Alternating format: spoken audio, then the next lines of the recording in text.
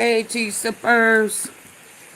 Hey, I'm going to jump right in. It is a lot going on. Some new files was unredacted and released that they was holding on. I don't know if it's this failed war and that he done pulled us in, or all these other skeletons that's falling out, Maga turning against him. The election he done lost in it, the midterms. I don't know, but things are happening, and I hope it continues. Don't stop. Get it, get it. But let's jump in so we can hear what Rokana has to say, and then we'll listen to what's going on in Congress. Let's go. Please hit the like button coming in. I'm joined now by Congressman Rokana. Congressman, thanks for joining me again. Thank you for having me, Brian. So we have some big news here in the sense that some of the documents that have been missing from the Epstein files that implicate Donald Trump have been returned back online. So can you speak a little bit about the documents that have been missing that now have been returned are now publicly viewable? The Department of Justice just admitted that they made a mistake. They said that the public scrutiny forced them to look at the files again, and suddenly they found out the documents that were duplicative actually were not duplicative, Hey, and Deanna. they needed to release them. And they also needed to release some of these prosecution memos that they haven't released before. Basically, this shows that public pressure works, that public calling them out forces them to get past their cover-up. But they have released 3 FBI interviews with a woman who made very shocking allegations against Donald Trump, that she was raped as a minor when she was 13. I mean, Get it is it out there. horrific allegations. I don't know the truth of them. I haven't read even the files yet. But what this shows is there was a cover-up, and it's only because people like you, Brian, spoke up. It's only because Nancy and me spoke up, and the public pressure that they're releasing these files. In terms of what this shows, I mean, you had mentioned it's not even necessarily about the accusations, as it usually isn't. It's usually the cover-up that gets these people. And so given the fact that it's so clear what the DOJ is doing, that it just so happens that the documents that are being suppressed are the ones that implicate Donald Trump directly, what are next steps now in terms of a broader accountability that needs to take place? Well, the point is we can't give up. We have to continue to be vigilant. There was excellent reporting by NPR, by Roger Stellenberg. Hope they make them all public. So we need to continue well, going yeah. through 3 million files, almost Let's like go. Jigsaw puzzle. Hey, Samantha. We're looking for what else is missing, and then I hope the public so. outcry to get them to respond. Let me say this. China, Russia, I think it's another one. Even Iran had documentation, a video of Trump with a minor, and they're threatening to release it. So hopefully they said, if you don't release it, I will. You had I played last night in one of those uploads. The guy just put it out there about Israel, Bibi Netanyahu, and Trump. They bombed those military bases in those foreign countries because of the human trafficking, child trafficking that was going on. They intentionally bombed those locations. I played it last night with the one I had with Candace, because Erica Kirk, Charlie Kirk's wife, I guess he thought she was a virgin. I mean, I don't know. He didn't know she had a Romanian Angels. At one point they had scrubbed the internet or anything. And when you ask Google, was it true? It'll say no. But it was on a military base in Romania. So listen, it was coming out. It was coming out. And they intentionally, let me say it again, they said it was because, we wanted to knock them out. They have put a name on it. They said minors especially girls, were being targeted, aped, aped, and ill at those military bases in those foreign locations. Devil's work. Let's finish listening. So we know that they are very sensitive to the for what else is missing, and then have the public outcry to get them to respond. We know that works. We know that they are very sensitive to these charges of a cover-up. We also need, frankly, the judge to appoint a special master. I mean, they've made enough mistakes that Judge Engelberger or Judge Berman should say, we need a special master to go through these documents and release that. Pam Bondi coincidentally did this after Nancy Mace and I succeeded in getting her subpoenaed in oversight. And she's seen Christine Opie fired, having lost senators on the Republican side. So she's saying, okay, what happens if I go to this oversight? And it's not just Thomas Massey and Ro Khanna and Robert Garcia grilling me. Now I'm going to have Nancy Mace and Tim Burchett and Republicans. Old girl on the that's why I plane, think she wants to do whatever leaving she her can to sex avoid toys with her that kind of side fate. piece, and it's Do you just think too that much we're going going to get on. adequate or satisfactory answers from Pam Bondi when she goes in front of the Oversight Committee? It all depends how much the Republicans question her. She can hurl insults at me and hurl insults at Robert Garcia and Jasmine Crockett. Maybe she can get away hurling insults at Thomas Massey and even Nancy Mace.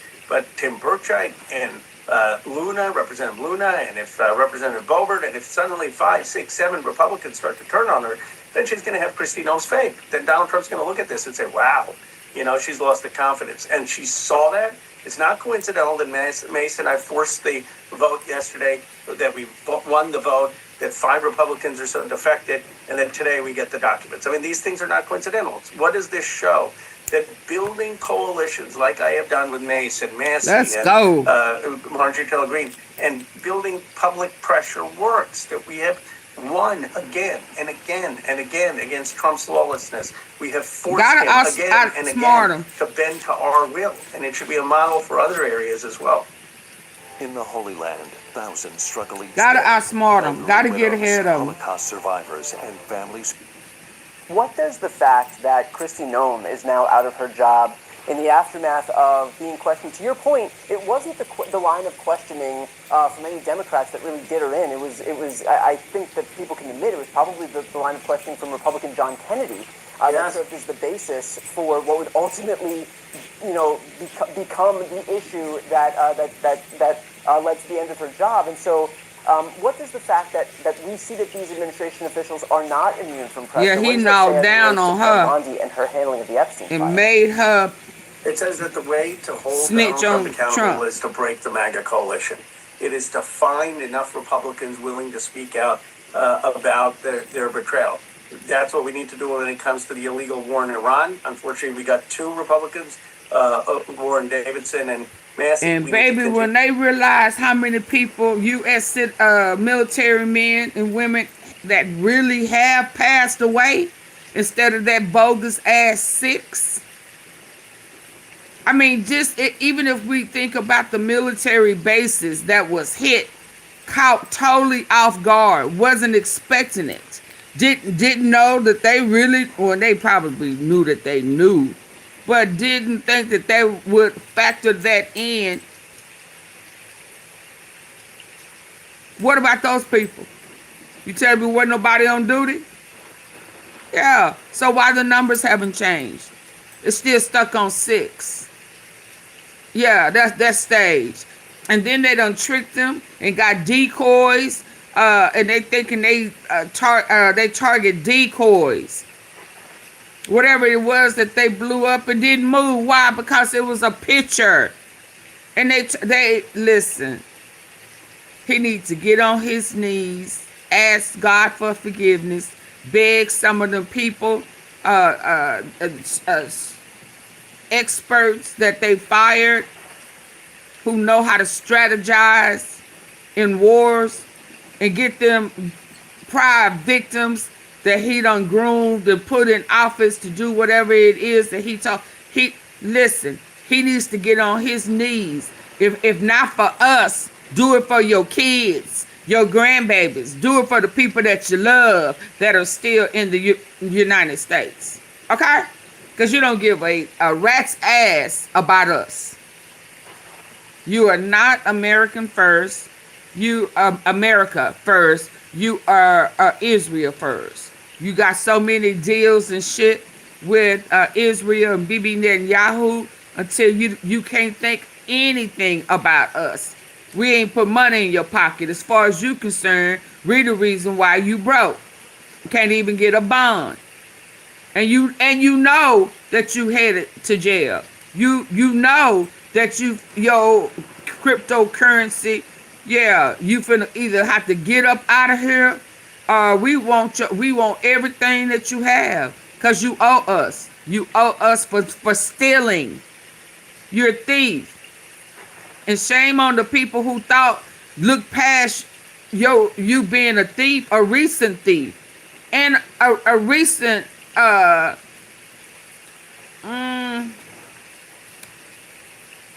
actual assaulter.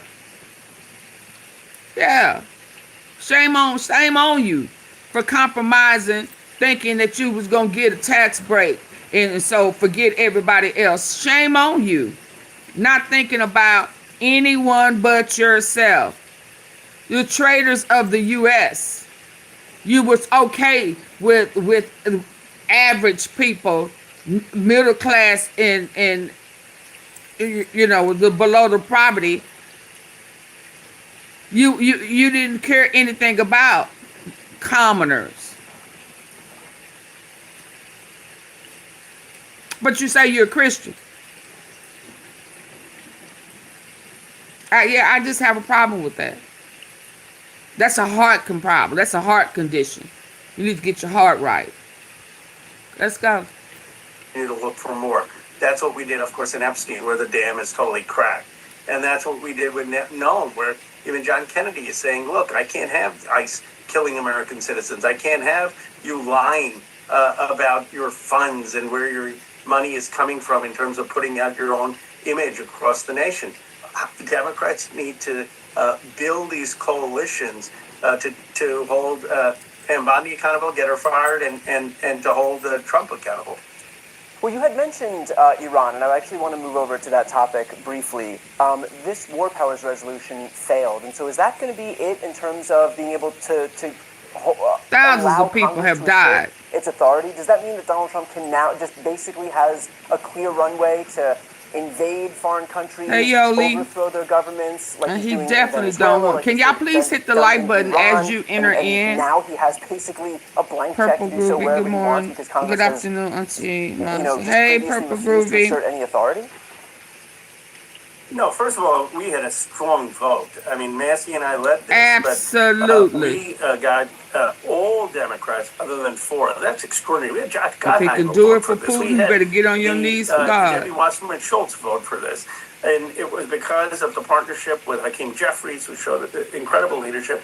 What does this mean? It means that Republicans own this illegal war with 6 service members dead, with $1 billion a day. Think about that, Brian. For 50 days of this war, we could have free public college for everyone in America and 1,000 trade schools. So I believe that we can get there in a future War Powers resolution. We're close. The important thing is we have a unified Democratic Party. We need about 4 or 5 more Republicans and flip a couple of Democrats. Second, we can stop the funding. That is the next fight. Stop the funding. Iran supplemental. Not a single dollar goes to this illegal war. And third, Israel. We have other War Powers resolutions in the future. So this is the beginning of the fight, but we already started in a pretty strong position. Thank you, Janet. You had brought up a really important point that we could have, all the things that we could fund with the amount of money that we're spending each individual day in these foreign military incursions. Is there no recognition from a Republican Party whose entire branding was America First, that in fact all of this, all of their own America First agenda items are being thrown by the wayside in deference to exactly the thing that they ran against, which is, foreign wars? There's no recognition from the political class, but there's a recognition from MAGA base voters. I mean, you look at some of the base voters and their leaders, and they're saying they covered up the Epstein files, even though they promised they would be released. And they're getting us into foreign wars, even though they promised they'd be investing in jobs at home. It's a total betrayal of what they voted for. Absolutely. And they're going to see this in 2026 and 2028. The Total Democrats betrayal. need to lead front and center with moral clarity. We're going to hold the Epstein class accountable.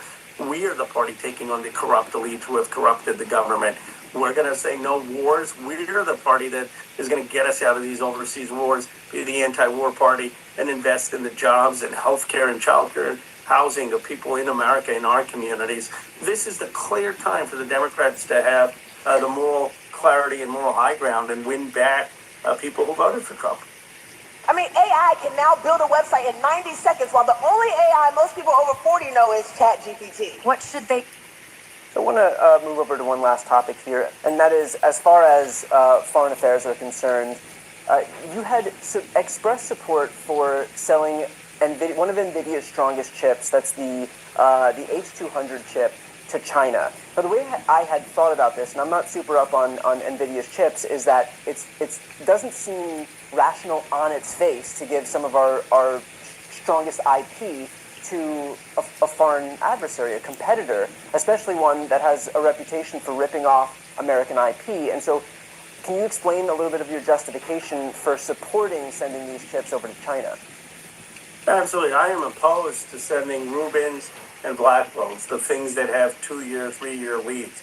In the case of H200s, I mean, I've spoken with Jensen Huang and some of the technology leaders and experts, and the reality is if we do not have some export of that, which is 2 to 3 years behind, you're going to have Huawei basically build out the Chinese compute power. And I don't think that that's in the interest of the United States, both our market share or our security. We want them to be dependent on our technology. So the way I look at it is we shouldn't sell them the latest things. We shouldn't give them an edge on compute power, but we should be open to giving them things that are generations behind that they're going to get anyway if it's a substitute for Huawei. Okay. All right. Well, that seems reasonable enough. Congressman, as always, we speak on Let's a hear weekly this. basis. Y'all, please hit the like button. Coming in.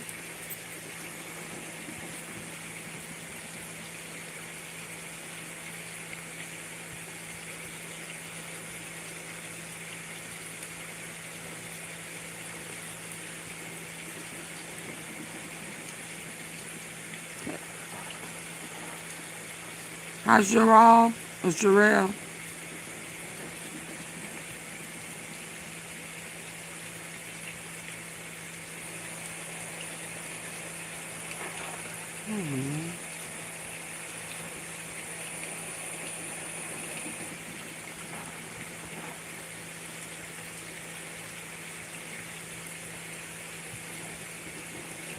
Introduced me to him, that is Trump.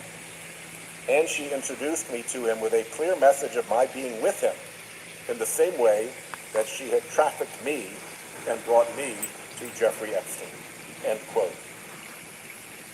She also said, I can only speak for myself, and this is in no way to negate any other experience that anyone else might have had with him, but at no time did President Trump behave with any impropriety with me.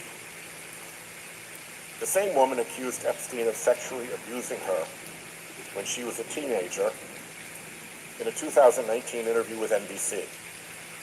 From NBC, I'm quoting, the abuse Thank you, spanned Janet. several years and locales. In addition to the estate on his private island, she said Epstein preyed on her at his homes in New York and Paris.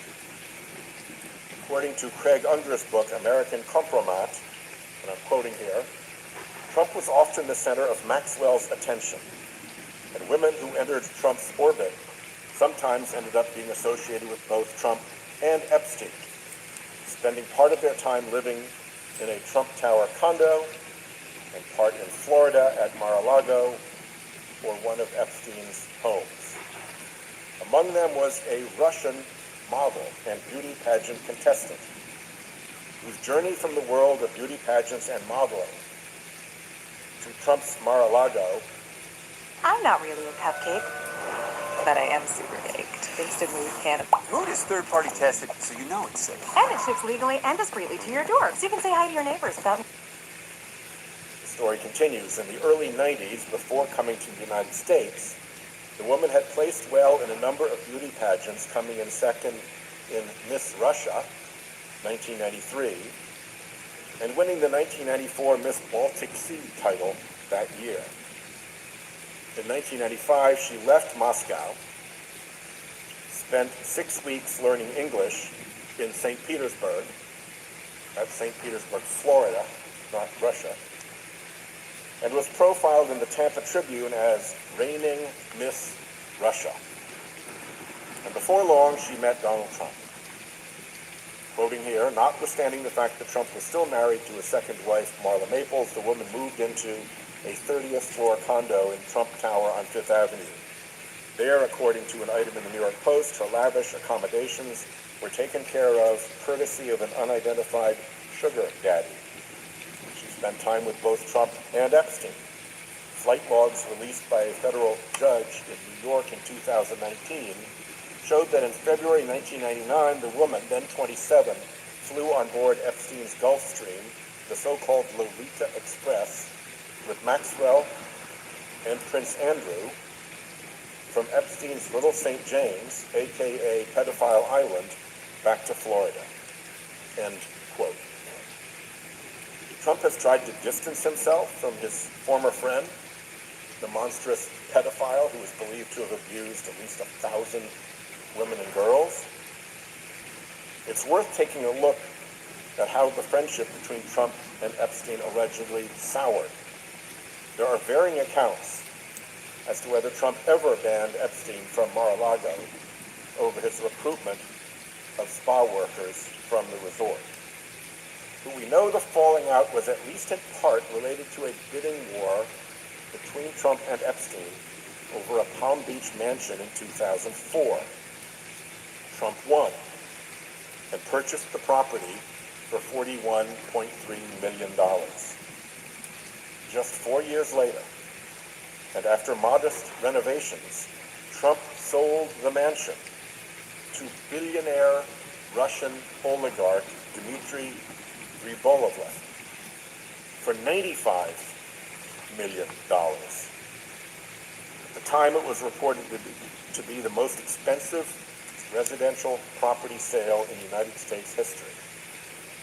Pretty stellar investment for Mr. Trump. The oligarch, for his part, after paying the $95 million, never even moved in. Which brings us back to Russia. Epstein claimed to have given at least some insight on Trump to the Russians. Epstein met on many occasions with Vitaly Churkin, Russia's representative to the United Nations from 2006 until Churkin's death in 2017. Epstein wrote in an email, "Churkin was great. He understood Trump after our conversations. It is not complex. He must be seen to get something. It's that simple." End quote. Epstein wrote in 2018 to Thorbjorn Jagland, a former Prime Minister of Norway, who was then head of the Council of Europe. I'm quoting here, "I think you might suggest to Putin that Lavrov can get insight on talking to me." That appears to be a reference to Sergei Lavrov, Russia's Minister of Foreign Affairs. The email was sent prior to the Helsinki summit between Trump and Putin. In another email to Jagland, Epstein wrote that he wanted to help Putin and Russia reinvent the financial system. A 2017 FBI report They was trying to based on a recreate the confidential Rothschilds. source claims that Epstein was President Vladimir Putin's wealth manager. End quote. Epstein tried several times to meet with Putin, often via Jagland, although it is unclear if any such meeting took place. But Putin is named almost 1,000 times So, in the latest tranche of So? Epstein file documents. And there are almost 10,000 references in the documents to Moscow. Epstein roped many Russian and East European girls and women into his trafficking operations. The New York Magazine profile of Epstein, published all the way back in 2002, reads, "Indeed, at a party at Maxwell's house, her friends say, one is just as apt to see Russian ladies of the night as one is to see Prince Andrew." End quote. In Ward's 2003 profile of Epstein, a guest described a, quote, cocktail party thrown by Maxwell that Prince Andrew attended, which was filled, she says, with young Russian models. In a 2010 email, Epstein suggested a young woman as a dinner companion to Andrew Mountbatten Windsor, the former prince, assuring him that she was, and I'm quoting here, Russian, beautiful, and trustworthy, end quote. The Daily Beast recently reported on an alleged classified U.S. intelligence document claiming that, and I'm quoting here, Andrew Mountbatten Windsor was drawn into Moscow's orbit thanks to his relationship with Jeffrey Epstein, which the Kremlin allegedly used as a route into the British establishment. In another 2010 email to a person whose name has been redacted, Epstein wrote, and I'm quoting here, "Tomorrow I'm organizing a dinner for some new Russian girls. See you at 10. Hi, Lauren. Received an email from a redacted sender in 2012 that read, "I have 2 Russian girls for you to meet. One 21, another 24. A message left for Epstein by one of his employees in 2005. Now, this is the first time they've read it aloud at Congress, right? Had found a, quote, teacher who could give Epstein, quote, free lessons. Oh, wow. Quote, "He has a teacher for you to teach how to speak Russian. She is 2 times 8 years old. 2 times 8. Not blonde." Oh, wow. End quote. 2 times 8 years old.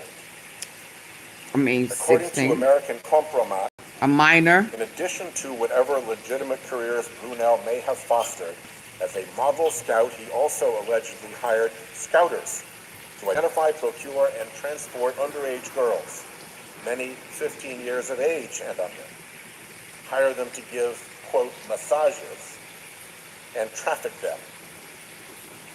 Brunel was found hanged in his French jail cell in 2022 after being arrested on rape and sex trafficking charges. That's what girls talk about Trump Here's- small. Said he had affairs with 2 Russian They women, say which it is Epstein super. later discovered. Ah! Somewhere along the way, Epstein struck up a relationship with Sergei Betrayal, Cause a well-endowed bro, Minister of Economic Development, man, don't have to do all this. a graduate of the FSB, Russia's intelligence academy. Epstein introduced him to contacts like Peter Thiel, the tech billionaire, who would go on to give $10 million to the super PAC that helped elect now Vice President J.D. Vance to the Senate in 2022. In Yep, 2015, 16. Epstein warned Belyakov that, I'm quoting here, a Russian girl from Moscow is attempting to blackmail a group of powerful businessmen in New York. End quote. It was, Epstein said, quoting again, bad for business for everyone involved. Belyakov responded back with information about the woman, who he said worked in the sex and escort business. Excuse The me. FSB Academy graduate said he would meet with someone who knows her. The following year, Belyakov told Epstein that he had a new position at the Russian Direct Investment Fund, the Russian Sovereign Wealth Fund headed by current Putin envoy, Kirill Putin. Dmitriev, the same guy who was caught in those friendly leaked phone calls with Steve Witkoff that I mentioned earlier. It won't let me go back. Masha Drakova, a former spokesperson for Nashi, the pro-Kremlin youth movement, was in regular touch with Epstein in the last couple of years before his death in prison. She was ostensibly helping Epstein with his public relations. According to the Washington Post, she was, quote, the subject of the 2011 documentary Putin's Kiss, whose title refers to a widely publicized awards ceremony in which she received a medal from Putin and spontaneously kissed him on the cheek. End quote. In a 2017 email, Putin ain't down with that. What's asked going on Epstein right now? to connect her with adequate Russian oligarchs. The Post reported in 2022 that her fundraising pitches highlighted her ties to wealthy Russians, although Drakova denied writing those emails and said she did not receive Russian funding. Epstein advised Drakova as she launched her Silicon Valley venture capital firm, and she introduced Epstein to the contacts she had made in the tech world. In one emailed interaction in 2017, Drakova, after claiming to meet... Not sure if you saw the news, but Fox News is claiming President Trump is declining in the polls. President Trump responded and says Fox News... to understand what she is not understanding about him, end quote. Epstein writes back that Bezos is, quote, smart, funny, and visionary. He's a very nice person, probably, mistyped, but obviously means probably, the best in the valley among the bees. The files also indicate that Epstein had dealings with Oleg Deripaska, a Russian billionaire who the Treasury Department has identified as a money launderer for Vladimir Putin. Deripaska also cultivated a friendship with Peter Mandelson, a senior figure in Britain's Labour Party. It appears that Mandelson tried to use Deripaska's contacts to acquire a last-minute Russian visa for Epstein in 2010. Correspondence also shows Epstein's assistant trying to set up a meeting for Epstein and Deripaska in Moscow or Paris. There's also audio of Epstein advising then Israeli Prime Minister Ehud Barak to have dinner with Putin to line up work after he leaves government. There is at least one itinerary for a lengthy trip across Russia and photos of Epstein and Ghislaine in what is believed to be Russia, including with people who appear to be Russian soldiers. Umar Jabrailov, a former Russian senator who committed suicide in recent days, described Maxwell as a soulmate. Epstein had a series of Russian visas between 2011 and his death in 2019. Epstein's crimes left a long money trail, and that trail winds back to Russia. Ranking member of the Finance Committee has doggedly sought the truth about Epstein's transactions with Russian banks and Eastern European entities. One suspicious activity report, filed by J.P. Morgan Chase after Epstein's death, shows that between 2003 and 2019, Epstein conducted 4,725 wire transactions totaling over $1 billion. And that's just one bank. Epstein used multiple banks. According to J.P. Morgan Chase, the wire activity was flagged for the suspicious activity report for being, and I quote, consistent with alleged sex trafficking of minors and for involving, quote, the high-risk jurisdiction of the Russian Federation, end quote.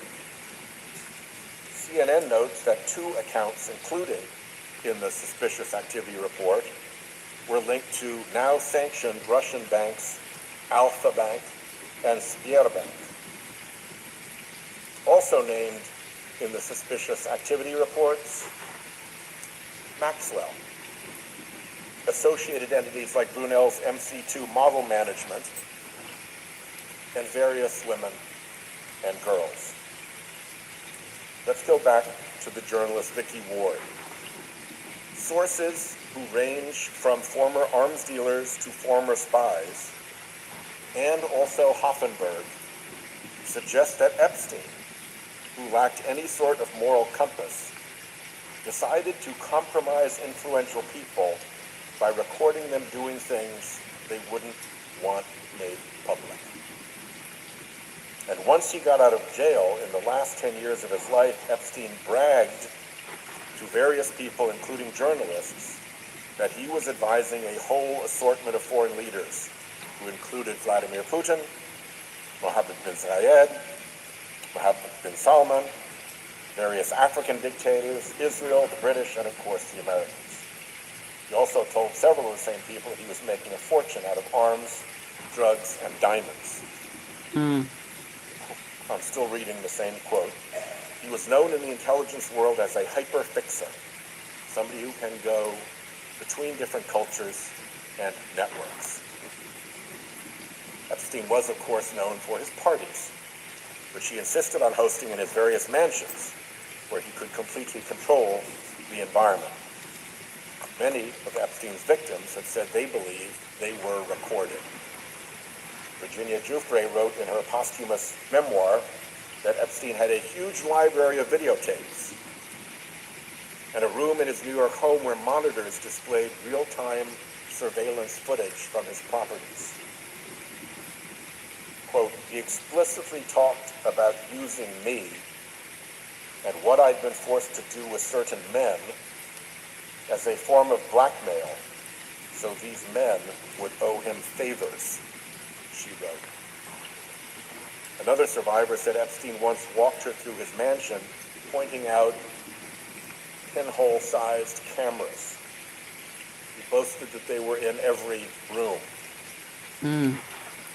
Did he say Epstein's pin in 2014, he directed size? a staffer to procure hidden cameras, which were installed in tissue boxes. The New York Times obtained photos of the interior of Epstein's New York mansion, which show a camera installed near the ceiling of the master bedroom, and another along the molding of an adjoining room. The Times also spotted cameras near a suite of bathrooms on the same floor as Epstein's bedroom. When police searched his Palm Beach home in 2005, they, quote, located two covert, hidden, close cameras, end quote. Both cameras were located inside clocks, one by a desk and the other in the garage. It's worth noting that Epstein often seemed to get tipped off in advance as to when the Palm Beach police would be dropping by. Epstein is said to have once told an ex-girlfriend, I collect people. I own people. I collect damage people. Oh, wow. The disgraced financier Hoffenberg allegedly claimed to the National Enquirer in a final account before his death that, quote, wherever Epstein was entertaining, he and Ghislaine were taping. That report was only released last summer, as Hoffenberg had asked the Enquirer not to publish his comments until 3 years after his death. According to the Daily Beast, the former U.S. Attorney for the Southern District of Florida, Alex Acosta, is once said to have claimed Epstein, quote, belonged to intelligence, and that the decision to let him off easy in 2008 was made above his pay grade. The Prime Minister of Poland, a country that has extensive experience with Russian intelligence operations, has opened an investigation into potential links between Epstein and Russian intelligence. Prime Minister Tusk said, more and more leads more and more information and more commentary in the global press all relate to the suspicion that this unprecedented pedophilia scandal was co-organized by Russian intelligence services. According to alleged anonymous intelligence sources published in the British tabloid The Daily Mail last month, some believe, and I'm quoting here, Jeffrey Epstein was running the world's largest honey trap operation on behalf of the KGB when he procured women for his network Hey, of Daria, associates, Alicia. end quote. I want to stress that we don't have answers here. Thank you. Epstein was an inveterate liar and a criminal who often sought to exaggerate his own power and influence. And the Epstein files need to be viewed through that lens. He could have been working with an intelligence agency or several intelligence agencies. He could have just been what the Russians call a useful idiot. We may never know. What we do know is that a significant number of powerful men, our current president, some of his cabinet secretaries, tech billionaires like Elon Musk, Bill Gates, and others, were very mixed up with Epstein at different times. And Epstein seems to have been very mixed up with Russia. We also know that there is a cover-up afoot at the Department of Justice. The MAGA Department of Justice is trying to shield Trump from something in the Epstein files. We know that documents in the files about President Trump that should be released have not been released. The missing files, first discovered by independent journalist Roger Sollenberger, are alleged to detail claims by an Epstein accuser who said she was also sexually assaulted by President Trump when she was a young teenager. Ooh, they're speaking it out One loud. of the forces that Washington runs on is normalcy bias. It's often in the interest of the bureaucratic establishment to look skeptically towards outlandish or extreme stories, because in most cases the truth is more ordinary than what may first appear. What I've done here today is lay out the facts as documented by the many brave survivors who have come forward at great personal risk, as well as by the many journalists who have tried and continue to try to get to the truth. As a lawyer, I know that you can prove cases with circumstantial evidence. You don't always need the smoking gun. Here, we have links with Russia, girls from Russia, money from Russia, people from Russia, deals and transactions with Russia, contacts with people with Russian intelligence, news reports.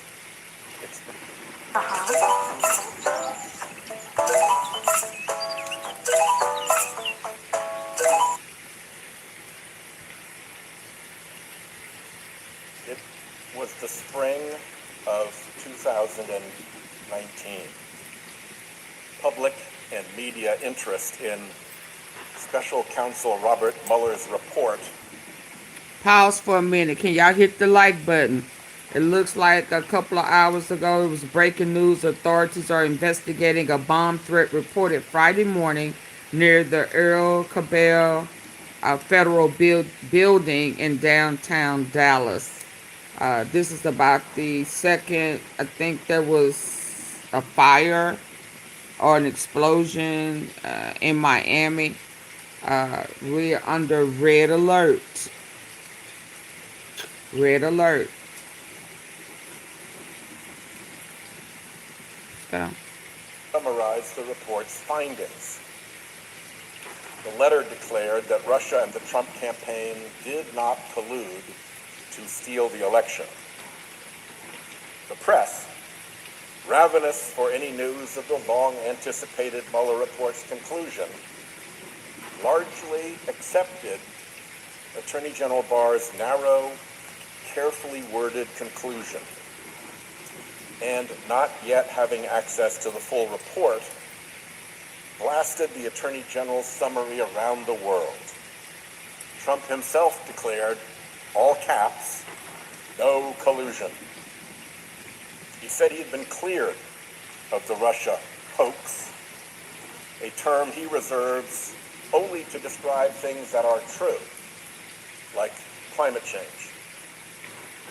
Frustrated, Mueller wrote to Barr that the Attorney General's letter did not fully capture the context, nature, and substance of the investigation. But by the time the dense, voluminous Mueller report was issued, the month after Barr's letter, its message had been obscured. The Mueller report actually concluded that the Trump campaign knew of and welcomed Russian interference and expected to benefit from it. That conclusion was later echoed and reinforced by an investigation led by then-Chairman Marco Rubio's Senate Intelligence Committee, a bipartisan report.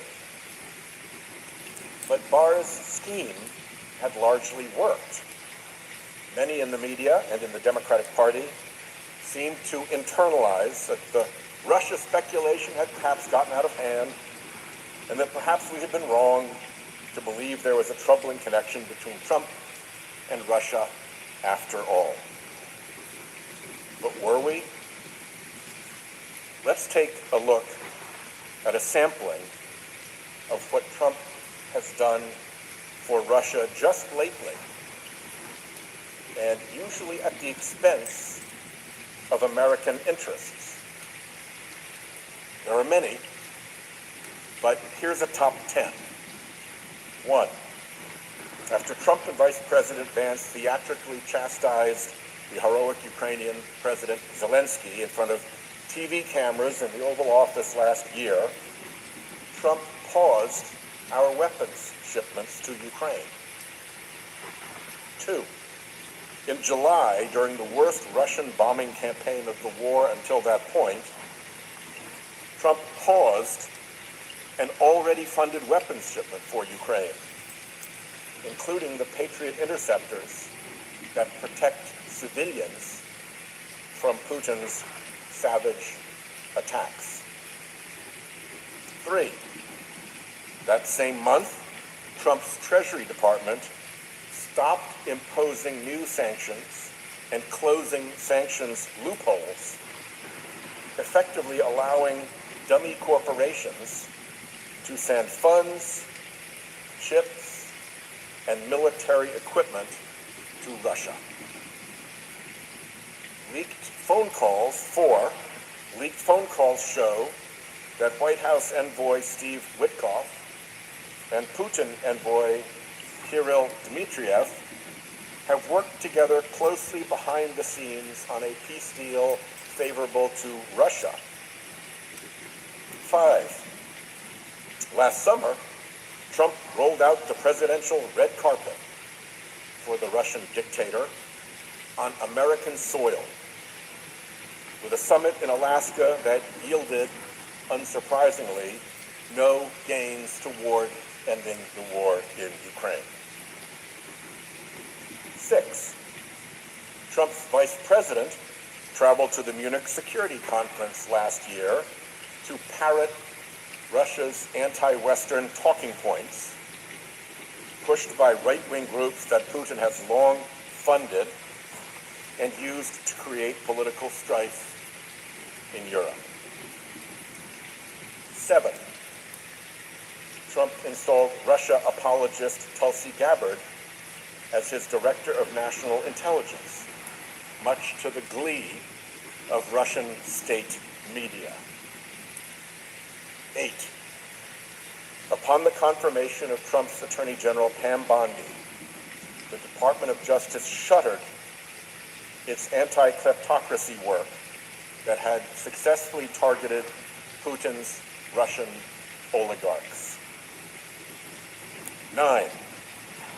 Late last year, Trump unveiled a new so-called national security strategy, which abandoned traditional alliances in Europe and favored a transactional foreign policy that the Kremlin praised as, quote, largely consistent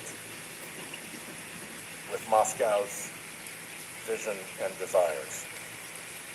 And 10, the Trump administration is even paving the way for Russia's return to global sports competition, ending its isolation in those arenas in the wake of the hostile Ukraine invasion and state-backed systemic doping programs in Russia.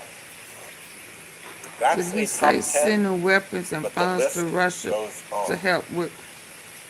If Trump were purposefully doing Russia's bidding, it is hard to see what he would be doing differently. The United States is the most powerful nation in the world. Russia is a weak, corrupt regime. My old friend Senator John McCain used to say that Russia is a gas station run by gangsters with an army. It doesn't make sense that the President of the United States, who insists on being dominant in essentially every relationship, is so submissive to one person. And that one person is Russia's dictator, Vladimir Putin. So what is it about Trump and Russia? And could it have any connection with Trump's close friendship with the deceased pedophile Jeffrey Epstein? Much about Epstein remains unknown.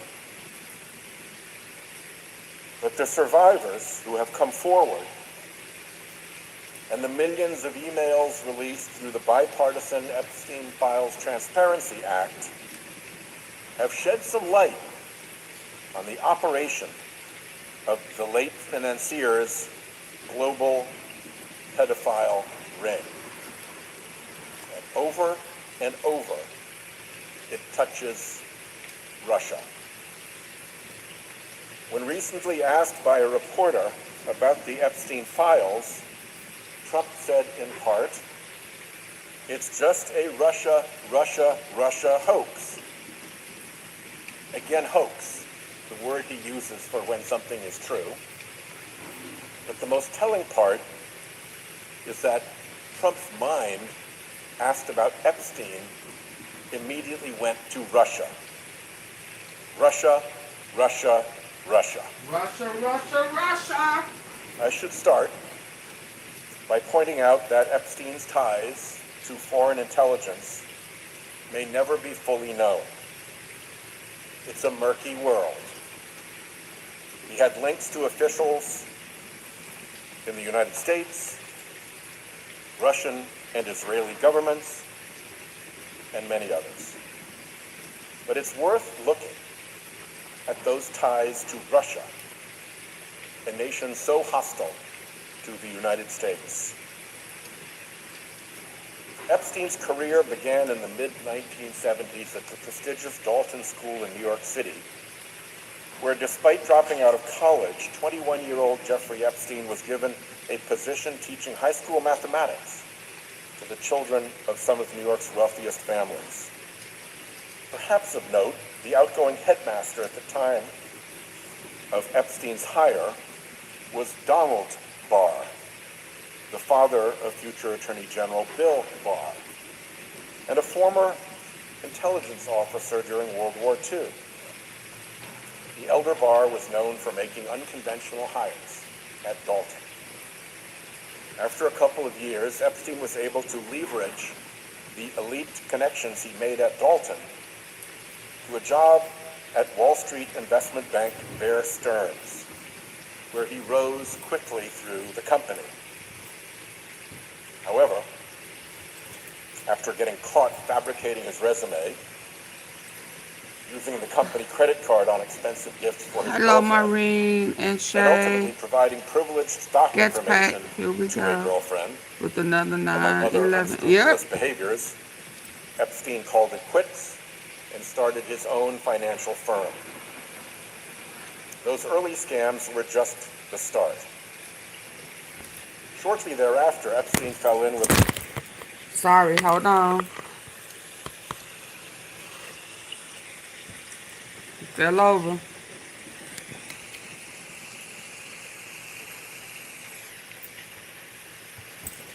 Let me double check.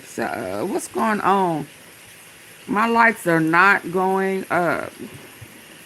Every time somebody come in, come on, y'all. Stop playing.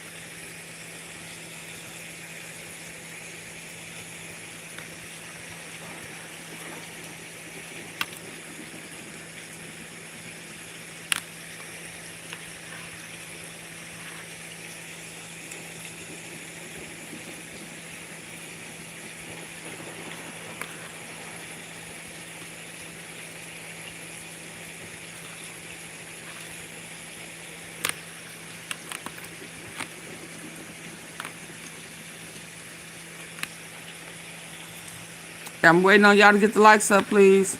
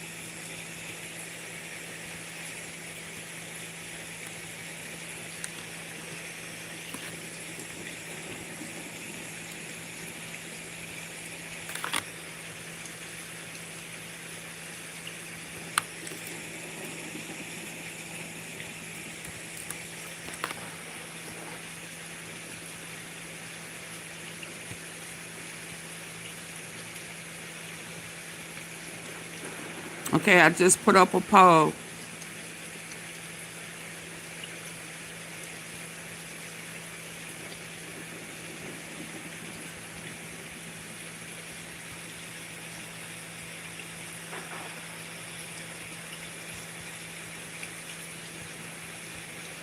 which he says involved blackmail, influence trading, trading information at a level that is very serious and dangerous. The story concluded, 4 separate sources told me on the record that Epstein's dealings in the arms world in the 1980s had led him to work for multiple governments, including the Israelis. Israelis. Epstein's strategies for making money and working intelligence contacts seem to have some similarities to Robert Maxwell.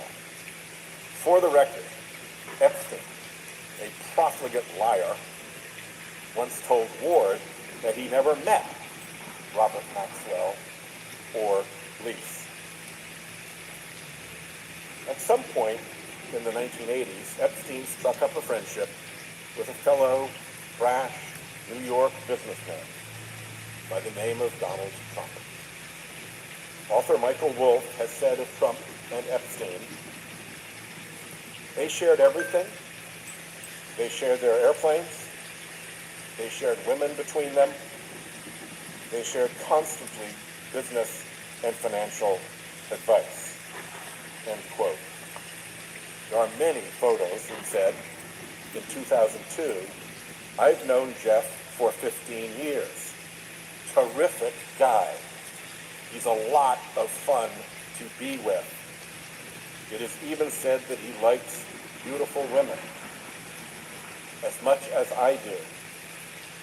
And many of them are on the younger side. Alan Dershowitz told the New York Times in 2019 that in those days, if you didn't know Trump and you didn't know Epstein, you were a nobody.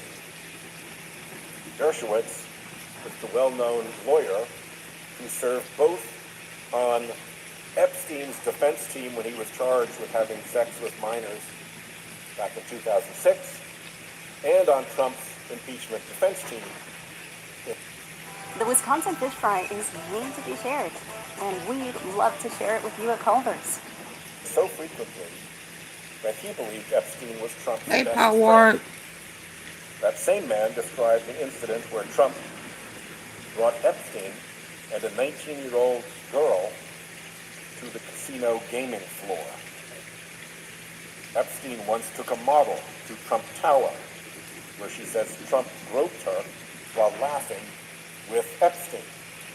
She remarked that it seemed like a twisted game between Maybe two men. now I can get some sleep before dawn. One survivor says Epstein summoned her to his offices late one night. Trump soon arrived, and according to the New York Times, she recalled feeling scared as Mr. Trump stared at her bare legs. Then Mr. Epstein entered the room, and she recalled him saying to Mr. Trump, "No, she's not here for you." After the men left the room, she said she overheard Trump commenting that he thought she was 16 years old. In 1992, Trump hosted a calendar girls competition at Mar-a-Lago for dozens of young women. The event organizer was appalled Thank you, to Ward. learn that Trump and Epstein would be the only men present. A private showing.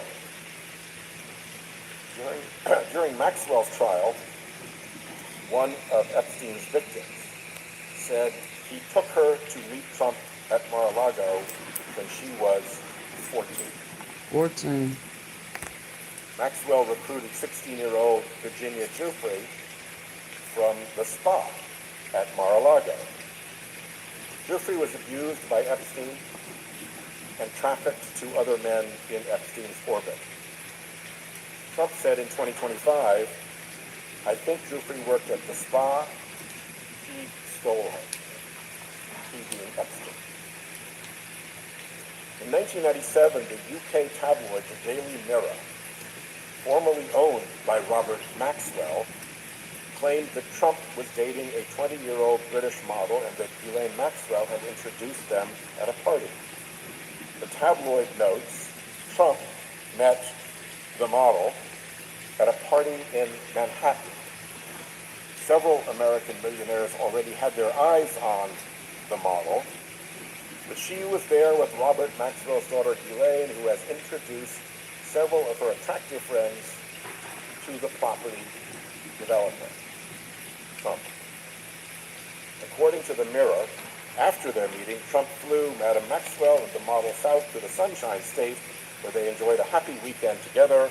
When they returned to New York, the model was installed in one of Donald's many apartments there. In an interview with BBC Newsnight, the model stated, "Ghislaine Maxwell If it isn't valid, then promise a tenfold refund." That is Trump. And she introduced me to him with a clear message of my being with him, in the same way that she had trafficked me and brought me to Jeffrey Epstein, end quote. She also said, I can only speak for myself, and this is in no way to negate any other experience that anyone else might have had with him, but at no time did President Trump behave with any impropriety with me. The same woman accused Epstein of sexually abusing her when she was a teenager in a 2019 interview with NBC. From NBC, I'm quoting, the abuse spanned several years and locales. In addition to the estate on his private island, she said Epstein preyed on her at his homes in New York and Paris. According to Craig Unger's book, American Compromat, and I'm quoting here, Trump was often the center of Maxwell's attention, and women who entered Trump's orbit sometimes ended up being associated with both Trump and Epstein, spending part of their time living in a Trump Tower condo and part in Florida at Mar-a-Lago or one of Epstein's homes. Among them was a Russian model and beauty pageant contestant whose journey from the world of beauty pageants and modeling to Trump's Mar-a-Lago and Epstein's island retreat is highly suggestive in terms of how Epstein and his associates began manipulating young women. The story continues. In the early 90s, before coming to the United States, the woman had placed well in a number of beauty pageants, coming in second in Miss Russia, 1993, and winning the 1994 Miss Baltic Sea title that year. In 1995, she left Moscow, spent 6 weeks learning English in St. Petersburg, that's St. Petersburg, Florida, not Russia. Is he repeating? Have we heard this before? The Tribune as reigning Miss Russia. And before long, she met Donald Trump. Quoting here, notwithstanding the fact that Trump was still married to his second wife, Marla Maples, the woman moved into a 30th floor condo in Trump Tower on Fifth Avenue.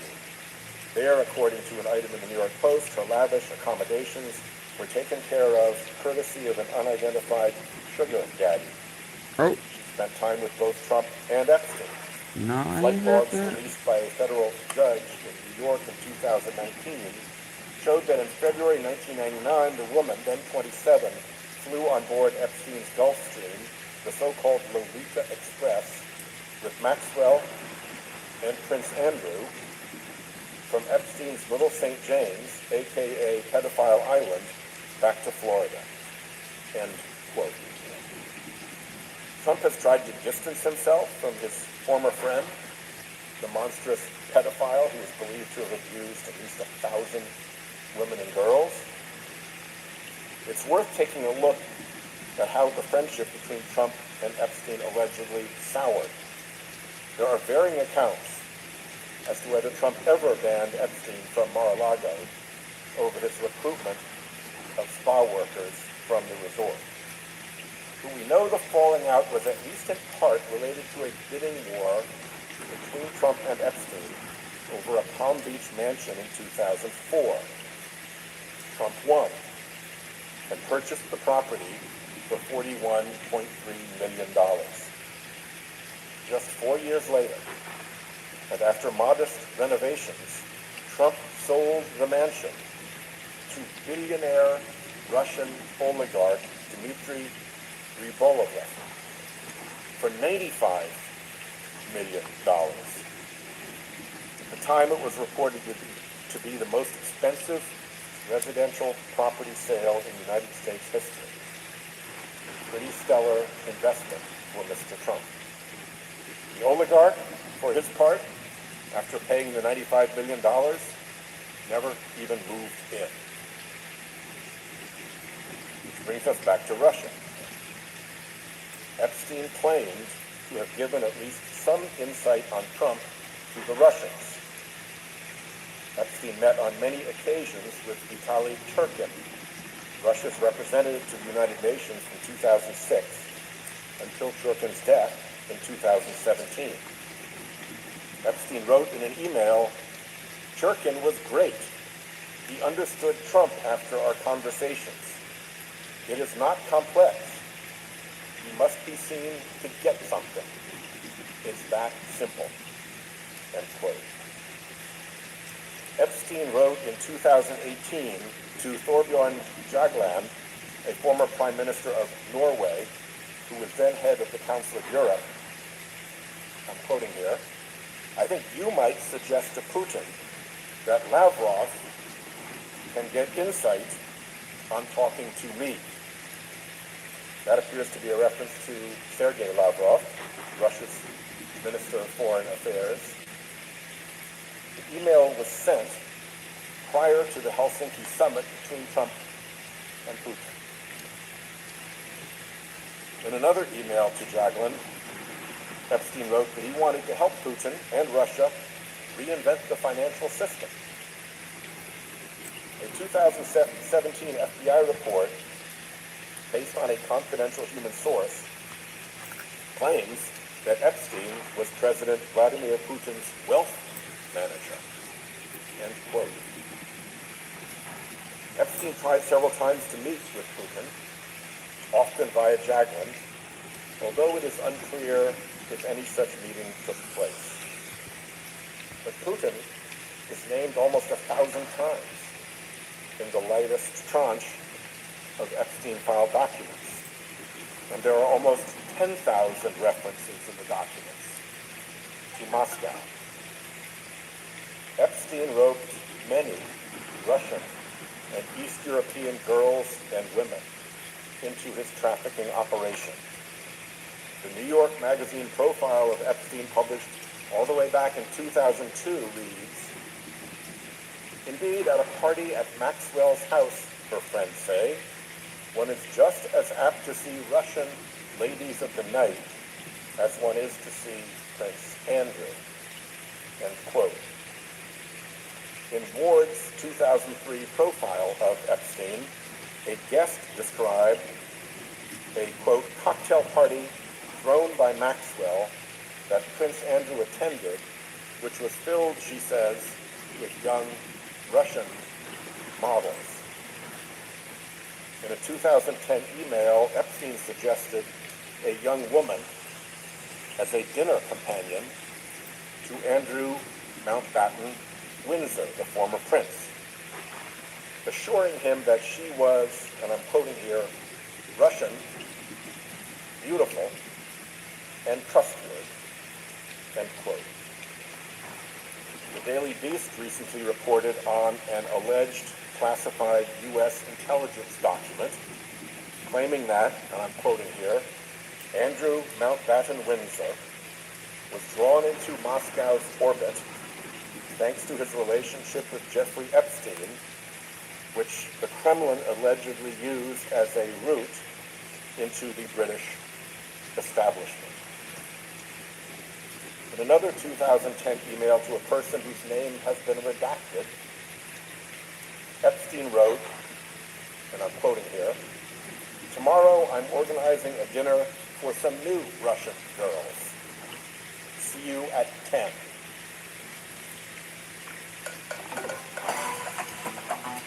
Can y'all please hit the like button? I'm going to pause for a little bit so we can get the likes up. Double tap the face of your screen and get the likes up, please.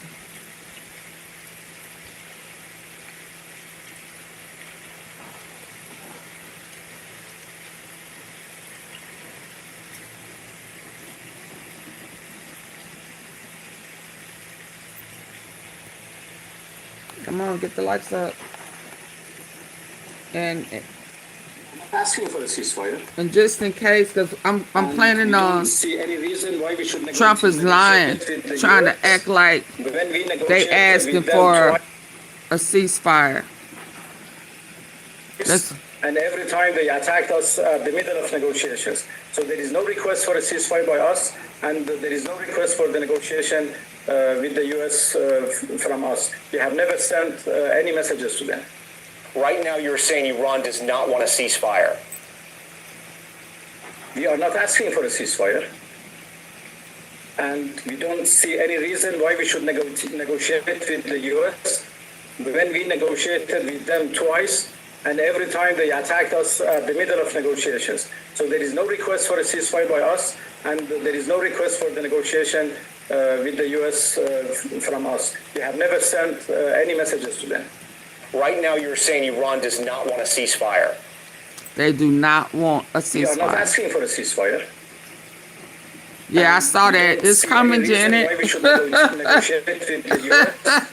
I know. With them twice, I saw and that. every time It's they coming. attacked us at the middle of negotiations. So there is no request I need to for get a the likes ceasefire by up, us, though. and there is no request for the negotiation with the U.S. From us. We have never sent any messages to them. Right. Huge news, everyone. On a bipartisan basis, the Oversight Committee just voted to subpoena Attorney General Pam Bondi. This means that she will have to come before the Oversight Committee and answer questions about her egregious cover-up of the Epstein files. Huge news, everyone. On a bipartisan basis, the Oversight Committee just voted I need for them to get their likes up. The likes up. This means that she will have to come before the Oversight Right Committee now, and you're saying answer. Iran does not want a ceasefire. Nope. So Trump is lying. I'm not asking for a ceasefire. He said we ain't asked for one. It sound like they are in control. Get the likes up, y'all. Come on, Right so I now, can you're finish saying this. Iran does not want a ceasefire. I have two I'm not Russian asking for a girls for ceasefire. you to meet. 121. The FSB And Academy China graduate done joined in too. said he would meet with someone who knows her. The following year, Beryakov told Epstein he'd a new position at the Russian Direct Investment Fund, the Russian Sovereign Wealth Fund, headed by current Putin envoy Yep. Kirill Dmitriev, the same guy who was caught in those friendly leaked phone calls with Steve Witkoff that I mentioned earlier. Masha Drakova, the former spokesperson for Nashi, the pro-Kremlin youth My likes are movement, not up. Yeah. was in regular touch with Epstein in the last couple of years before his death in prison. She was ostensibly helping Epstein with his public relations. According to the Washington Post, she was, quote, the In subject of the 2015, 2011 documentary After Putin's accidentally Kiss. shooting himself, and The then title later refers he to a widely publicized awards ceremony in which she received a medal from Putin and spontaneously kissed him on the cheek. he chose to put himself there. Verified In a fact 2017 email, Senator Drakova Sheehy has asked received Epstein $641,000 from Russian AIPAC. oligarchs. The Post reported I think that's what the fundraising pitches the highlight real the ties to reason wealthy Russians. Although Drakova Jasmine denied writing those emails, lost said because she did not had received request money from funding. APEC. Epstein advised Drakova as she launched the Silicon Valley Venture Capital Fund, and she introduced Epstein to the contacts she had made in the tech world. Put In your one hands email together for the interaction three in presidents. 2017, Drakova, after claiming to meet billionaire Jeff Bezos, tells Epstein she is, quote, trying to understand what she is not understanding about him, end quote.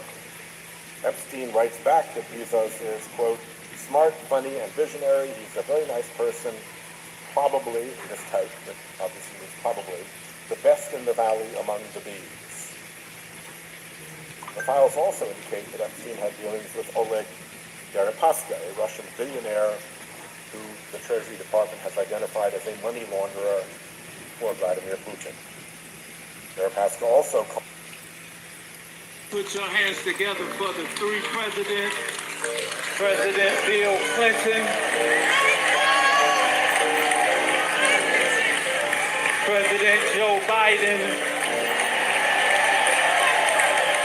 and the Southside's own President Barack Obama. They went to at Jesse Jackson's funeral. I guess we know who the home team is.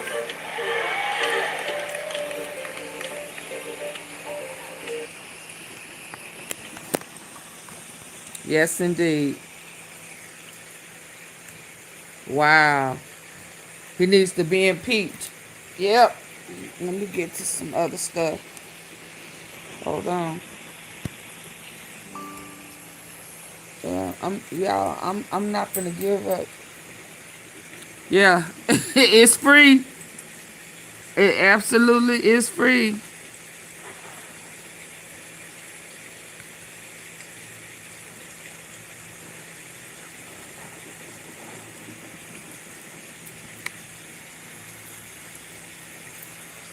Hold on.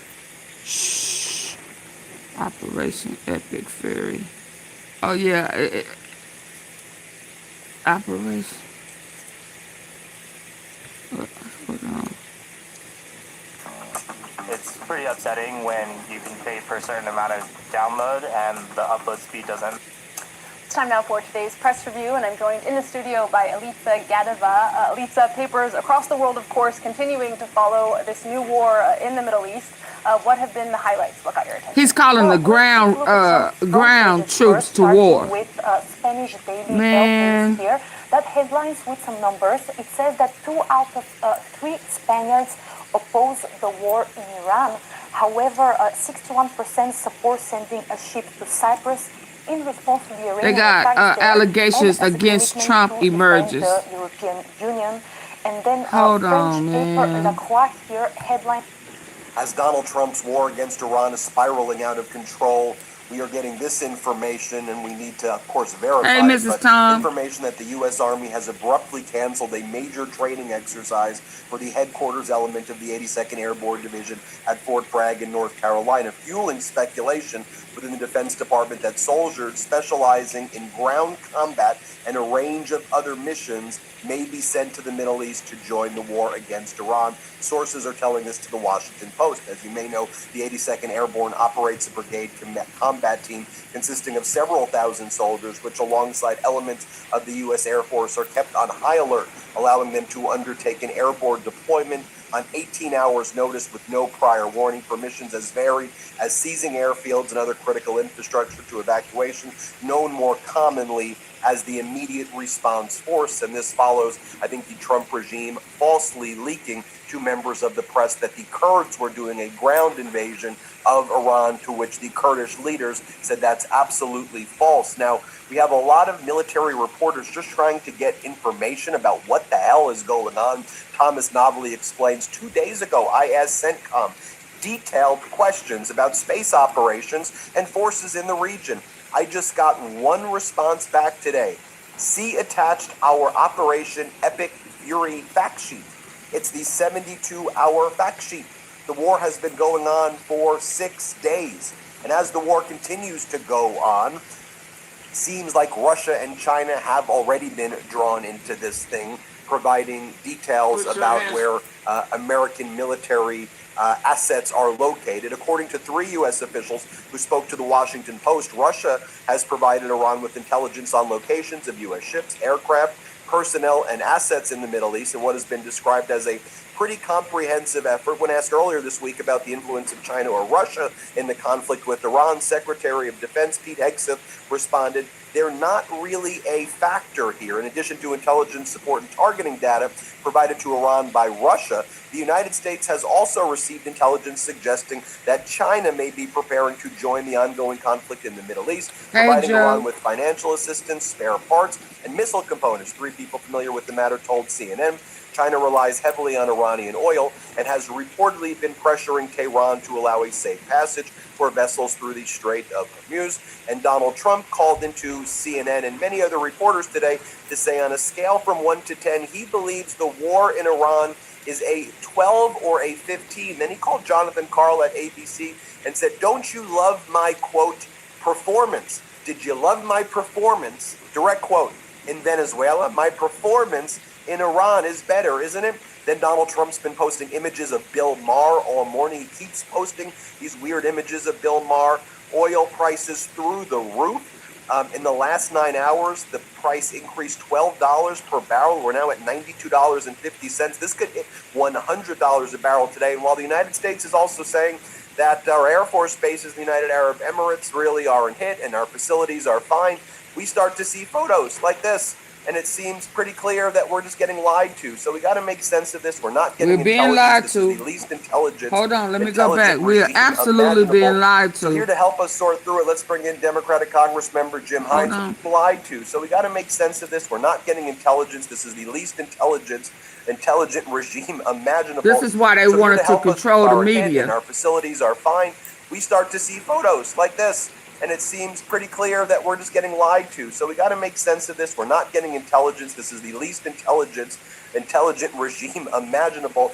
So here to help us sort through it, let's bring in Democratic Congress member Jim Hines, the ranking member of the House Intelligence Committee. Congressmember Hines, it's great to see you. This war already seems like it's spiraling out of control. It is spiraling out of control, but also we don't even know what the hell is going on at any level, and it's lie Totally after lie. lie What after can you lie. tell us, Congressman? Yeah, and as the ranking member of the Intelligence Committee, maybe I know slightly better than most what's going on because I get to see the intelligence, not something I can talk about. But Ben, let's back this up a little bit. You're right. We don't really know what's going on. None of what we're seeing is good. Hey, Ernest. You were talking about the price of a barrel of oil. You know what that's translated into? 33 cents on a gallon of gas for the American people just in the last week or so. So what's the one thing you need to know when you decide, foolishly almost always, to go to war in the Middle East? The one thing you need to know is how you get out. How does this end? Now, the one thing I know for sure, we've had, a whole bunch of different explanations from the president of how this ends. None of them have made any sense, but he settled on this. You could put up his Truth Social. His answer to that question is it's the total and unconditional surrender of the Iranian regime. And they're not going to do that. The one thing we know for sure is that it's not going to end that way. It is absolutely not going to end that way. This is not Venezuela. This is not snatching Maduro. This is a vicious, evil, heavily armed, extremely capable regime that have been in the business. And Saudi, the UAE, Kuwait, and Qatar are ending contracts with the United States.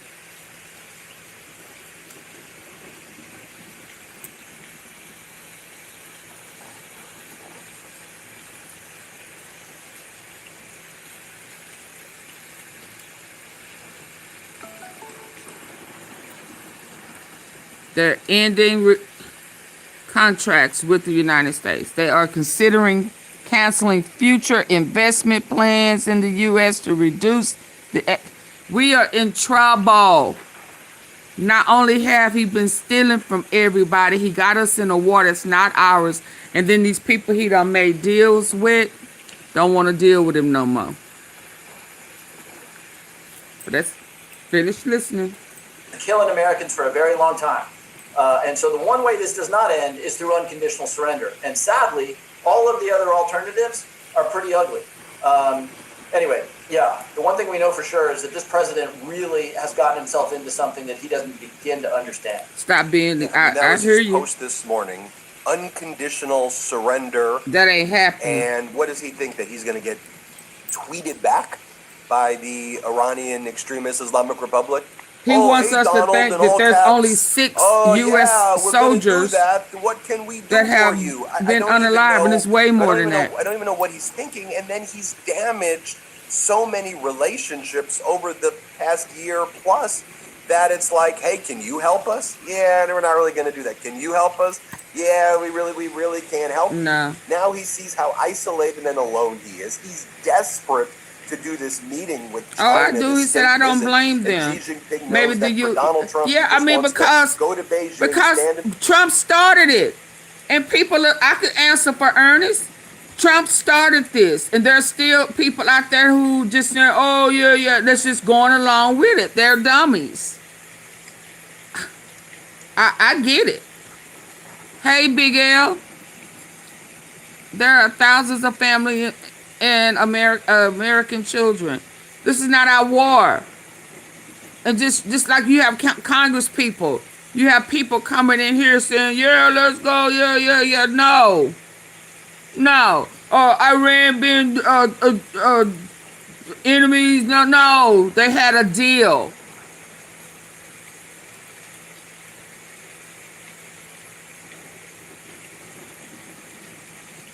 we do have any alive. I don't know what they're saying. Yeah, I got it right off the bat. I knew exactly what you were saying. This is not our war. And for us to just keep backing Trump gives him fuel to keep going on. If he was real, why is he even lying about how many casualties we have? It's not our war. And let's be, they don't even, oh, where did I see that at? They don't even want us to know what Israel look like right now. Are you right? Now this could. Let me send this to myself and listen to it. Yeah, they don't even want us to know what Israel looks like right now. They don't. People crying, please, please. They don't want us to know. They want people to think that they are winning, that they are dropping this and dropping that, and hitting something, all to find out that they are hitting booby trap, not booby traps, dummies, pictures that have been drawn on the ground. And they thinking they hitting targets hit. I wouldn't be so, well, yeah, I don't know, man, I don't know. People, they say is unalive, maybe in them bunkers, who knows, I don't know. But where's this one? They push where they don't want you to see what Israel really looking like. Look at this that went off.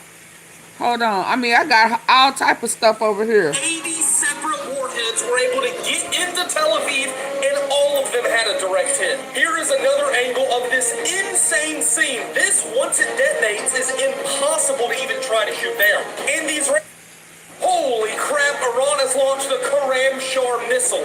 80 separate warheads were able to get into Tel Aviv, and all of them had a direct hit. Here is another angle of this insane scene. This, once it detonates, is impossible to even try to shoot down. And the Israelis don't really know how many of these the Iranians have. Could be 1, could be 1,000.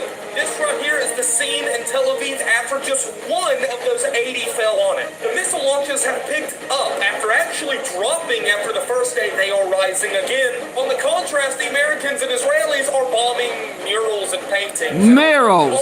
Netanyahu's son sits in Miami murals. with $10 million.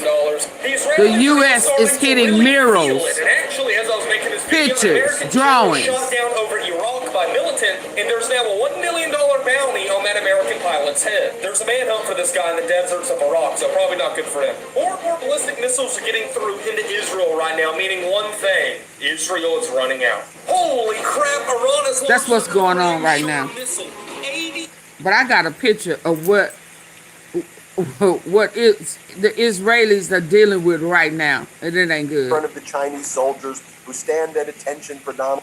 No, I don't even know what he's thinking, and then he's damaged so many relationships. Yes, we are running out of ammo. We've been running out of ammo for 2 days. Can you help us? Yeah, we're not really going to do that. Can you help us?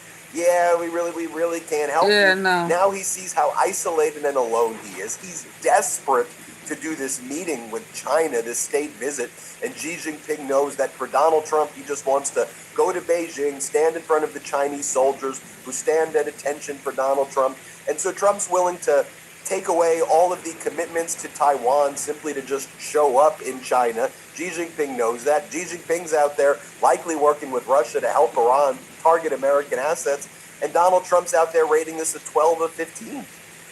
Ben, you know what we've done to our European allies over the course of the last year by threatening to invade Greenland and all the other crazy stuff that has happened. Here's all the nurses have left already. They have left Israel. Yeah, you better get out of there. JD Vance hey, Beverly. And the President of the United States have spent a year literally beating up on President Zelensky of Ukraine. The one man on the planet who is making an unequivocal and extremely expensive defense of all that we hold dear against a mass murderer in Russia. And of course, our president has... And they saying they coming to the U.S. ...in the United Nations, that mass murderer humiliated Zelensky. Vice President J.D. Vance saying, you should say thank you. President saying you have no cards to play. And what happened this week? Hat in hand, they go to Zelensky and say, we don't know how to defend against the Iranian drones, and you know a little something about that. Can you please help us? Again, a screenwriter in Hollywood would not dream of that script. That is how low this president has reduced our country to that sort of depravity. Yeah, but Congressman, as we are now begging Zelensky, help us. Yeah, miss me with an impeachment. We need treason. Hey, hot chocolate. We need a treat, and they need to pick him up on treason. Caroline Levitt holds a press conference where he again calls Zelensky P.T. Barnum, and what's says that BB? Putin's the one who wants Who to you make talking the about? deal, and Zelensky's the person who's holding this up. I mean, as even 24 hours ago, while we need Ukraine's assistance, while we ask for it, Donald Trump's still out there yesterday saying positive things about Putin and Xi Jinping. It's crazy. And, two interesting things. He right? is this crazy. Is what happens Y'all please hit the like button. Treason, 100, yes. Misimpeachment is treason. People whose sole objective, morning, noon, and night, is to praise the dear leader. This is what happens. Nobody says, Mr. President, a war in the Middle East is going to lead to an increase in oil prices, which is very rapidly going to lead to an increase in gasoline prices. Mr. President, you ran a race saying you would bring costs down and not get involved in wars. And you're about to get involved in a war that will dramatically raise costs. No one can say that to him. And I see that in the Congress of the United States. Just 24 hours ago, Ben, the House Republican majority said no to the House of Representatives considering this war. Not because we want to, but because the Constitution demands it. It is the Constitution that we swear allegiance to that demands that the representatives of the people actually debate and authorize this stuff. And look, forget about the words of the Constitution. The reason the Constitution says that is we're doing the most serious thing that the United States can do. We've already lost 6 precious lives of our servicemen. Gasoline prices are spiraling. The economy is headed downhill. And there is a reason why the framers said, when you take that decision, it's not one dyspeptic person in an Oval Office. It's not a king. It is the representatives of the people. And half of the representatives of the people said, no thank you yesterday. Yeah, so you have Donald Trump betraying the Kurds in Syria, betraying the Kurds, I think, during his first term as well. You have Donald Trump betraying the pro-democracy protesters in Iran last month or 2 months ago when they were out protesting. And Trump said, get out there. I got your back. If one of you gets killed, we will protect you. By some estimates, it's more than 30,000 Iranian protesters who were massacred. So somebody got to get killed. And now Donald Trump's like, all right, do it again. Okay, do it again while Marco Rubio and Donald Trump are saying, we wanted regime change, now we don't want regime change. And so literally, Axios over the wire while we've been doing this interview, Rubio tells Arab foreign ministers that Washington's goal is not regime change, and that it just wants some different people to run the country, a different crew. So yeah, before it was, Ayatollah Khomeini, now his son Mojaba, who's more extreme than I want to be a part of choosing. Like I did in Venezuela. Than I get to hear. I wish I got to hear the stuff that you got to hear. Not I war. What the Iranian foreign minister is saying, what their national security council, head is saying. We got to be wise enough and smart enough to say we need to pull out. This is not our war. He's kind of cornered and scared now. And yes, we are. And if anything I'm saying wrong, check me on it. But there's no need for us to lose any of we're hitting it. our servicemen and women. By the way, we're also hitting targets that we need to really reflect upon as a nation, because it does seem we also hit a elementary school for little girls.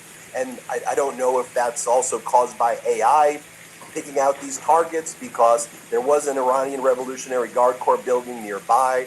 But, this by all accounts, this elementary school was hit.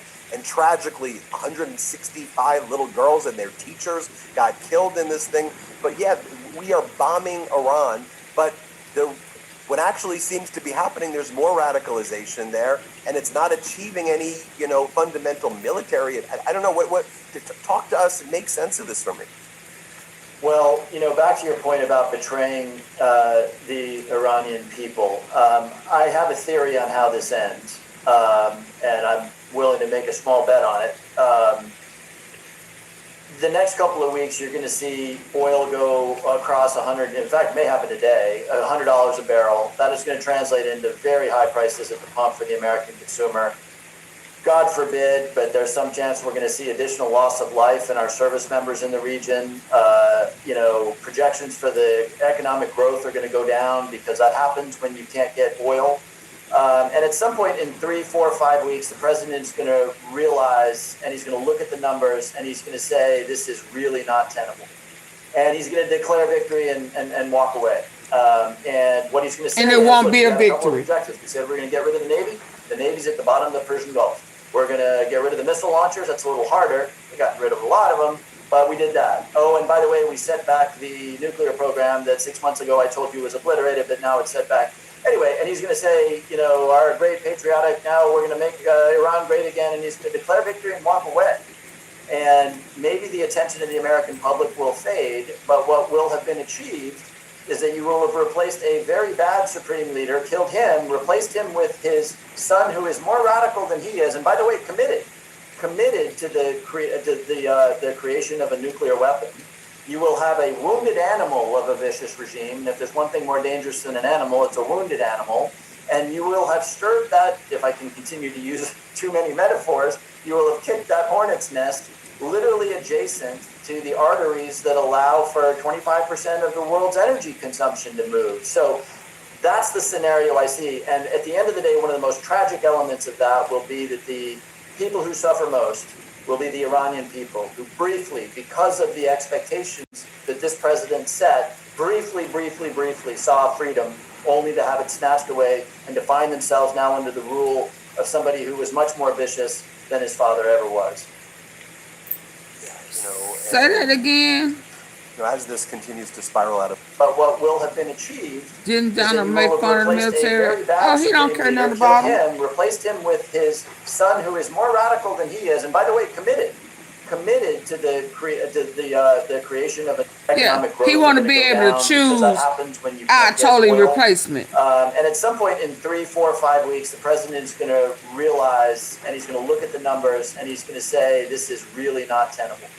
And he's going to declare victory and walk away. And what he's going to say is, look, we had a couple of objectives. We said we're going to get rid of the Navy. The Navy's at the bottom of the Persian Gulf. We're going to get rid of the missile launchers. That's a little harder. We got rid of a lot of them, but we did that. Oh, and by the way, we set back the nuclear program that 6 months ago I told you was obliterated, but now it's set back. Anyway, and he's going to say, our great patriotic, now we're going to make Iran great again, and he's going to declare victory and walk away. And maybe the attention of the American public will fade, but what will have been achieved... Hey, Miss Tom, we gonna make Iran great again. Oh my God, get his ass up out of here. And by the way, committed to the creation of a nuclear weapon. You will have a wounded animal of a vicious regime. And if there's one thing more dangerous than an animal, it's a wounded animal. And you will have stirred that, if I can continue to use too many metaphors, you will have kicked that hornet's nest literally adjacent to the arteries that allow for 25% of the world's energy consumption to move. So that's the scenario I see. And at the end of the day, one of the most tragic elements of that will be that the people who suffer most will be the Iranian people, who briefly, because of the expectations that this president set, briefly saw freedom, only to have it snatched away and to find themselves now under the rule of somebody who was much more vicious than his father ever was. As this continues to spiral out of control, we gotta have you back. We gotta chat more about everything that's that's going on here. So we appreciate your time. And I was also going to say, though, if you look at the region too, it's also if you're Doha, Qatar, if you're Abu Dhabi, if you're Dubai, and you built this, you tried to build this facade of safety and business and tourism. Done. And then when Come Trump see our beaches. Everybody knows that at any point in time now, Iran has the capability to do that. And that region in a second can be like that. And that creates systemic issues, right? Within the country. we don't have time to make the list. You know, we haven't talked about Bahrain, where the American 5th Naval Fleet is based, right? Bahrain, the Sunni king of Bahrain may get overthrown by the Shiites who are now acting on behalf of Iran. I mean, again, you just don't have enough time to go through the entire list of horribles, which at this point in time are more likely than not. Well, let me just quickly ask you there, because I can't leave the people hanging about Bahrain being toppled by the Shiites. I gotta just quickly drill down before. What do you think the status of that is? Because we've seen Bahrain be attacked. We know about the sectarian issues. What's the big concern there? But it's a big concern not just in Bahrain, though, right? In Iraq and all these areas with these sectarian issues that have been. This is why other presidents, when pressured by Netanyahu, didn't do this. But we're seeing some of these sectarian issues, Bahrain, elsewhere. Just before we go, if you can. Yeah. So, I mean, in the particular case of Bahrain, Bahrain is governed by a Sunni king, the Khalifa family, who, let's just not say, they're not exactly Jeffersonian in their liberalism, and they have been pretty brutal to the Shiite majority in that country. And well before this, there's always been riots and that sort of thing. And now, of course, the Shiite majority, egged on by Iran, are rioting, and that could go south quickly. And again, maybe you don't care a ton about Bahrain, but the United States Fifth Fleet is based there. And you made a good point. Whatever you think of Mohammed, of the rulers of the UAE and Qatar and Saudi Arabia, all of those rulers were trying to bring their region into the 21st century, build luxury apartments, build luxury hotels, come buy a condo on our beach, establish an outpost of Georgetown University in Qatar. All of that has at least temporarily been utterly wiped off the map by what has now created a war zone in these areas that these leaders, whatever you think of them, were hoping to sort of liberalize and modernize and turn into a place where people would want to do business and vacation. Congressman Himes, appreciate you. We could probably do this for hours, but I want. Hold on. Yeah, y'all could do it for hours.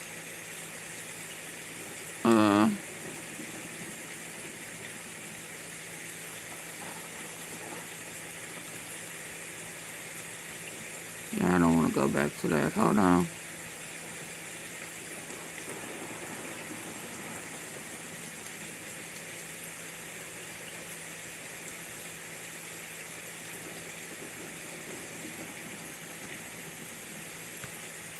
Loses control and demand surrender.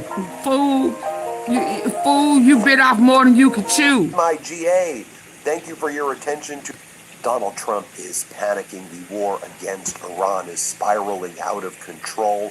Crude oil prices are surging above $90 a barrel. The economy is collapsing. Markets are crashing here in the United States. The Strait of Hormuz is essentially still it's going to affect closed. us. A ship in the region there seems to have been struck and on fire, and the U.S. economy unexpectedly lost 92,000 jobs in February, below the expectations. 92,000 jobs. 58,000 and he want to cut off assistance. Still would not have been good. Oh my God. 90 just in February. And he wants to cut off he cut off assistance to the U.S. citizens. But he's talking about rebuilding foreign countries? What? In the region there seems to have please come in hitting the like button or I'm going to shut it down. Unexpectedly lost 92,000 jobs in February, below the expectations where there was supposed to be a 58,000 job gain, which still would not have been good. The unemployment rate was 4.4%, above expectations of 4.3%, and this marks just the second monthly job loss since the 2020 pandemic. The U.S. labor market is clearly weakening. The Kobayashi letter explains. Now, what did Donald Trump do with all of this going on? Well, he posted the following message on his social media platform. There will be no deal with Iran except unconditional surrender. After that and the selection of a great and acceptable leaders, we and many of our wonderful and very brave allies and partners will work tirelessly to bring Iran back from the brink of destruction, making it economically bigger, better, and stronger than ever before. Iran will have a great future. Make Iran great again. Make Iran great again. MIGA. Thank you for your attention to this matter. Then Donald Trump began posting photo after photo after photo of Bill Maher back from February, and then Donald Trump started attacking Bill Maher. 8 posts in a row attacking Bill Maher while the United States is at war. Very bizarre and deranged behavior. Then Donald Trump calls up CNN, who he attacks all the time, but he calls up Dana Bash from CNN, and here's what she writes. I just got off the phone with Donald Trump where he rated the war with Iran Janet. at a 12 or a 15 out of 10. Oh, sorry. He told me we're doing very well militarily, better than anybody could have ever even dreamed, he says. On Cuba, Donald Trump said Cuba's going to fall pretty soon. He said he's going to put Marco over there, referring to Secretary of State Marco Rubio. And we've got plenty of time, but Cuba's ready. On rising gas prices, Donald Trump said, that's all right. It'll be short term. It'll go way down very quickly. And when I asked... Do he even have to pay for gas? Do he even have to pay for gas? On Microsoft Hold on. We have major developments this afternoon regarding Iran and the United States' war in Iran. Russia is involved. China may soon be next in what is turning into a much larger conflict than I think any American envisioned just a few weeks ago. Shout out to Aaron. At the same time, oil prices are surging to some of their highest points we've seen to date. And well, we may soon have He just said I ran too after he realized he done lost. Military exercises in the United States for elite units have been canceled, fueling speculation that American troops may be deployed on the ground in the Middle East on the in ground. the future. A major development right now that everyone needs to know about. Make sure to like, comment, share, and subscribe. The more you like, the more people see, even if you don't like the news itself. And subscribe to my Substack with the link below to support my work. We're building something to rival and beat Fox News, and I could only do that with your support. Let's jump right into it. The United States of America has now received intelligence that, well, China may be preparing to provide Iran with financial assistance, spare parts, and military components. Beijing thus far has stayed out of the war until now. Why would China do this? Well, China is an ally of Iran's. China relies heavily on Iranian oil. China has been pressuring Tehran to allow safe passage for vessels through the Strait of Hormuz. That is where 20% of the world's oil passes through. And well, now China says we want our oil. And the United States bombing campaign of Iran prevents China from getting its oil. So what will China do? China will be may soon provide missile components, spare parts, and other equipment to Iran to help it defend against American attacks. Now, does that mean Chinese missiles will be in Iran or Chinese boots will be on the ground? No, we're not there yet. We could very well get there at some point, but we're not there yet. But this is the beginning of what will be the first kind of foray for China into the war. And it comes after we have confirmation that Russia's involved already. Washington Post this morning reported that Russia was providing intelligence to the Iranians, showing where American battleships are, where American troops are located, telling Iranians where to strike. You have America, the biggest adversary right now, Russia, involved in the war already. You may soon have China involved in the war. And well, it's a war that is growing quickly, much faster than a lot of Americans envisioned. And when asked about Russia's involvement in the war today, Caroline Leavitt kind of just brushed it off. I wanted to start you off this afternoon because we have confirmed reports from U.S. officials that Russia is providing intelligence to Iran to help it target U.S. assets in the region. Immediate. I'm sure this is something that does not please the president whatsoever. Has he spoken to Putin about it? Well, look, I'll leave that to the president to answer himself. But what I will tell you, John, we don't comment on intelligence reports that are leaked to the press. Whether or not this happened, frankly, it does not really matter. Evaluate because President Trump and the United States military are absolutely decimating the rogue Iranian terrorist regime. Whether or not it happened, it doesn't matter. I would argue that it does matter. I would argue that it does matter whether or not America's adversaries are providing intelligence support to the Iranians. Remember, Russia and Trump are supposed to get along, according to the president. If that's the case, why is Vladimir Putin's intelligence providing support to America's opponent in a war? And that support is potentially putting American troops in danger, because it's the Russian government, the Russian military, essentially telling the Iranians, hey, America's ship is located here, or America's makeshift base that you may want to strike in Kuwait is located here. That is a major development. Now, a lot of you have asked, how am I protecting myself when reporting on topics like war, Epstein, and more? And I'm using Delete Me, so I want to pause and I want you to learn more about this program that I'm using. All right, folks, I've got some news for you. I don't partner with many people, but a lot of you have reached out to me recently and protected, especially at a time right now, especially as threats increase. And it's important when we're reporting on war, when we're reporting on these hot-button issues, to protect yourself. Ron Widens. The 82nd Airborne Division at Fort Bragg in North Carolina includes a brigade combat team, about 4,000 to 5,000 soldiers ready to deploy on 18 hours notice for missions as varied as seizing airfields and other critical infrastructure, reinforcing U.S. embassies, and enabling emergency evacuations. Its headquarters element is responsible for coordinating how those operations are planned. No deployment orders have been issued just yet, but they noted that the Army is expected to announce soon a previously scheduled Middle East deployment for a helicopter unit, but that now won't happen until later in the spring.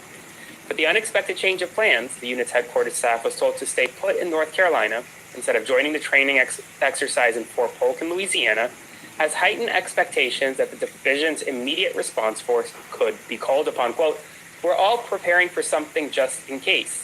Army officials referred questions to the Pentagon, and the Pentagon said, due to operation security, we do not discuss future or hypothetical movements. But this means that American boots may soon be on the ground either in Iran or to support operations near Iran. People ask, well, how is this affecting me? Affecting you because the gas prices are going to go up very quickly. Qatar now expects all Gulf energy producers to shut down exports within weeks and to drive oil to $150 a barrel, according to the energy minister, who told the Financial Times. Everybody that has not called for force majeure, we expect will do so in the next few days. That essentially means can't produce oil due to the war. We can't do it. We're not going to do it. He expects all exporters in the Gulf region to have to call force majeure. But the pain Americans will expect to feel, according to this Republican congressman. I think we all know that when you have a kinetic conflict like this, whether you want to call it a war or not, we are putting energy, resources, money into this. It is going to take a little bit of sacrifice on the part of Americans. There is a political component to this. We have the midterms coming up. The Democrats have tried to make it about affordability. That will certainly play into that. But I think the average American in my district understands the need that we decapitate this terrorist regime and make sure it never grows ahead again. And Congress, it's a pain you may have to feel as an American. As always, make sure to like, comment, share, and subscribe. Let me know what you think in the comment section below. Spread the word. Subscribe to my Substack. Click the link below Donald to Trump support said my work. Iran made a terrible mistake when they attacked them. And the countries in the Middle East, they're doing unbelievable, Donald Trump said. On the next leader of Iran, Donald Trump told Dana Bash of CNN, it's going to work like it did in Venezuela. And when I asked if he's okay with having another religious leader from the Islamic Republic, for example, Donald Trump said, I may be. Yeah. He added the next leader needs to treat the United States and Israel very well. And on the Texas GOP Senate race, Donald Trump said he will make a decision fairly shortly, but that he wants to have the full and complete Save America Act, which now includes trans issues. We have to have voter ID. We have to have proof of citizenship. We have to have no mail-in ballots except the military, illness, disability, and travel. We have to have no men in sports, no men in women's sports. I added 2 things, and we have to have no transgender operations for the youth in the SAVE Act. I added that, Donald Trump said. So with that taking place, when the stock market opened, it tanked right away. Crude prices surged right away, surging above $90 a barrel. In Qatar, they're saying, you may see the price of oil surge to over $150 per barrel soon. Take a look at what the Strait of Hormuz looks like right here. Over the last 24 hours, it's effectively shut down. The United Kingdom Maritime Trade Operations Center has issued an advisory of an attack on the Strait of Hormuz right by Oman on a tug with unknown projectiles. We went through the economy data right there. Then Donald Trump posts, we are moving thousands of people out of various countries throughout the Middle East. It is being done quietly but seamlessly. Quietly, but well, you're posting it on social media to everybody. The State Department under Secretary Marco Rubio is doing a great job, Donald J. Trump. You know, the State Department had no evacuation plan because they didn't even know we were going to war. So we stranded many United States citizens in the Middle East as a result of Donald Trump's disastrous war. They can't get out. The State Department's posted messages, as you know, saying, evacuate now, find a commercial flight. And these commercial airports are under attack by Iran as a result of Donald Trump's disastrous war there. But Donald Trump had to send his sycophants on the various networks this morning. For example, he sent Hassett. Kevin Hassett is a national economic advisor to make the rounds. And with all of this really bad jobs numbers, Kevin Hassett says, it's actually great. This is what we expected. These numbers are amazing. Watch Kevin Hassett play this clip. Are there enough asterisks, in Jim's words, to make this number make more sense? Well, I think, Jim's right that there have been so many strong indicators this month that it's something of a surprise, but there's some weather, there are strikes on the West Coast, and I think that we also have this birth-death model, the change in the procedure at the BLS. And so I think what we need to start doing with these jobs numbers, at least on the payroll side, is take the average over a few months. And if you take the average over a few months, we had a surprisingly positive one last month and a surprisingly negative one. And they come with a warning from President Donald Trump. The president writing on social media, there will be no deal except unconditional surrender. He added, the U.S. and its brave allies and partners will work to bring Iran back from the brink of destruction. He's saying that after old boy said, I ain't asked for no deal. Now that message comes as Israel announces a new phase in the joint war. They're heavily bombing Tehran and Lebanon. That happened overnight. Iran answering those strikes with strikes of their own. They're firing missiles and drones clear across the Persian Gulf. This is also just into us. Sources tell CBS News Russia is providing intelligence to Iran on U.S. positions. The Washington Post was the first to report that. CBS News chief correspondent Matt Gutman reports from Tel Aviv as tens of thousands are either sheltering in place or trying to get out. We are now in the 7th day of this war, and it continues to broaden. Obviously, a very major assault by the Israeli Air Force on a bunker of the regime in Tehran that was apparently used by the Ayatollah. That was going to be his command post in case of war with Israel. He did not survive long enough to be able to use it, we're told. Unclear how damaged it was, but Israel said it used 50 warplanes and about 100 munitions, many of them we understand to be one-ton bomb, 2,000 pounds of high explosives, so that can cause some pretty cataclysmic damage. North of where we are on the Israeli-Lebanon border, there have been significant skirmishes. Israel has expanded its war to that second front in Beirut, attacking Hezbollah there. Troops are moving into southern Lebanon. We've had drones hit Kurdish area and about 100 munitions, many of them we understand to be one-ton bomb, 2,000 pounds of high explosives, so that can cause some pretty cataclysmic damage. North of where we are on the Israeli-Lebanon border, there have been significant skirmishes. Israel has expanded its war to that second front in Beirut, attacking Hezbollah there. Troops are moving into southern Lebanon. We've had drones hit Kurdish areas in Iran and also in Iraq. There's been a drone hitting Azerbaijan. Obviously, the a U.S. submarine downed a Iranian Navy warship off the coast of Sri Lanka in the Indian Ocean. So this continues to grow. We understand that Russia has been offering some sort of assistance. They've been talking to Iran. Unclear exactly what that is, but this continues to expand. We have also learned more about how integrated these air defense systems are in the region. The U.S. and Israel have this sort of interlocking system. There are radars that are operated by the U.S. and Israel. They sort of have this net. They have American missiles, Israeli missiles of different kinds. There's the Arrow, which is super high altitude. There's the David Sling, which is a little bit lower, and the Iron Dome, which is if a missile actually penetrates all of those safety. It is not. It's nobody's fault but Donald Trump. Very, very interesting. Donald Trump is the reason why this is going on right now, Melvin Mayo. Stop. But man, if you don't stop putting blame on other people for that dumbass man's reactions, because he all up in Bibi Netanyahu rear end. Stop lying. Stop lying. We don't lie over here. No, we don't lie over here. This didn't happen under under Biden's watch. It happened under the dumbass man's with the diaper panty liner on.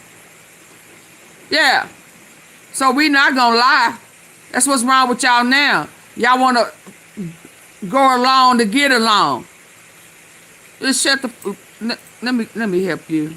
Yeah. Let me get you on up out of here. But y'all say bye to Melvin. Melvin, slow bunny.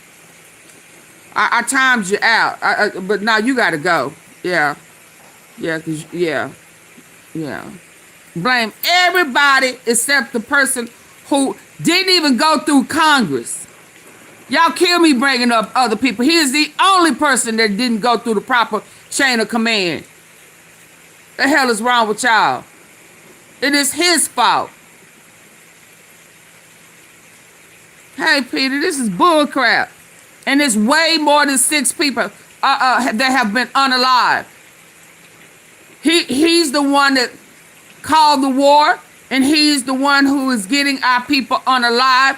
He's the one that's lying to everybody, lying in their face, talking about 6 people, talking about, we're winning, or we're hitting targets. You hitting mirrors. You hitting nothing. And now they on their way to the U.S. Now China's saying, no, we want you. We want you, boo-boo. We want you. Now, yeah, if y'all weapons are that great, then you need to get your target. We ain't done nothing. I'm serious. I'm laughing, but I'm serious as a heart attack. Y'all are intelligent. Y'all know that we ain't had nothing to do with this. This is him and Bibi Netanyahu. He is the enemy of the United States, and we need to get some treason charges like ASAP. We don't have time to waste.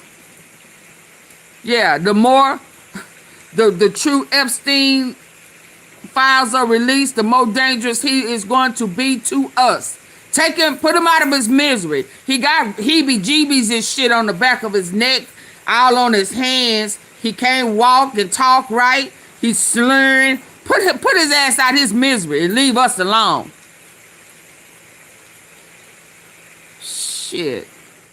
Don't come in here lying. That's because it has decimated that'll get your treatment of missiles, but also its launchers.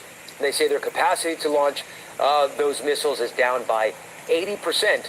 At this point, unclear what the cause is. Is Iran husbanding its arsenal? Is it waiting? And y'all better get him when y'all see him. Understand would favor it. Is it trying to focus those missiles and drones, particularly on the Gulf, putting pressure on the Gulf states, which are suffering economically very, very significantly, and we understand are also putting more pressure on President Trump to wrap up this war as quickly as possible because they are not able to move oil through the Persian Gulf, through the Straits of Hormuz, and that is going to cause oil prices across the world to spike. So there's a lot moving right now. Unclear how much longer this war is going to last. Secretary Hegseth has called for 8 weeks, or said it might be 8 weeks, but we understand that the original plan for this combined assault called for about a 2-week campaign. Back to you. Matt Gutman, thank you. Wow. So as we watch President Trump's push for regime change in Iran, it's worth looking back on 5 decades of CBS News coverage. No, as we Iran don't need to see that. from a monarchy. Let's go. Let's finish this one. But on average, it's about what we expect to be seeing because immigration has gone down by so much. that break-even employment is probably in the sort of 30 or 40,000 jobs a month range. And so, yeah, I think it's consistent with everything else we're saying, which is that the economy is really strong. And then on state regime media, which calls itself Fox, they do what state regime media does. And you have Maria Bartiromo and all the Fox guests looking at the horrible economic data that I just shared with you, with the job losses, with unemployment ticking up to 4.4%, 95,000, jobs lost. We were supposed to have a 58,000 job gain. By the way, that's before the war. That's before all those were February's numbers, okay? Wait till you see March's numbers. But then Fox are like, this is actually pretty good. And the reason this happened is because of the weather. There was bad weather in February. That's what they're going with. Here, play this clip. Charles, you've got to also counter in the fact that we had a horrible winter. Okay? The February storms caused a lot of issues. People did not want to leave. Maybe look at that for the retail sales. But even in January, it was messy, as you heard from Jerry. It's always messy. It's the month after the holidays, people returning stuff, et cetera, et cetera. What else do you look at this morning, Cheryl, that's informing? Well, the retail sales number that we got crossing along with the jobs report, I thought was very informative. Look, 3.2% annual retail sales year over year, not adjusted inflation, but that is a strong number. The unemployment rate, it's a little bit higher than it was over the last year, but historically the unemployment rate in this country is at a very low level. And also, to your point about the weather, that was a factor in this report along with the strike in healthcare. And that was at the top of the government's list this morning when they released the report. It was the third line in that report. They highlight this because they want to make sure that matters. And by the way, state regime media was nervous. Trump was nervous this morning. So they were trying to put everybody out there. They have Lori Chavez-DeRemer, who's under investigation right now for her own personal misconduct, allegations that she's been having an affair, drinking on the job, going around using our taxpayer dollars to party in Vegas and all of these places. Her husband was apparently banned from the labor building based on sexual harassment allegations, and he couldn't even go into the building anymore against sexually harassing other people at the labor department. Those were the allegations, at least. She goes on state regime media. Here's what she says. Play this clip. The midterms are about roughly 9 months away. How soon can we expect the jobs picture to pick up sharply? More jobs coming into the economy. When are we going to see that? Well, I think we have seen that tick up a little bit. Again, this number in its raw numbers is not something we wanted to see, but overall we're still better than what we inherited from the Biden administration. So again, in the last 2 months, Stuart, 60,000 jobs have been created, and we need to remind ourselves that I'm working with our community colleges and our tech schools and our private industries so that we recognize what the market demands are and get in that trained workforce as soon as possible. And more from Chavez DeRemer right there. Play this clip. Madam Secretary, 92,000 jobs out in February. Fewer jobs in healthcare, fewer jobs for information services because of AI. The weather hurt things, government employment down. If you add it all up, it doesn't look good for the Trump economy. Google Fiber is my internet provider for the past 5 years. And do you like it? No.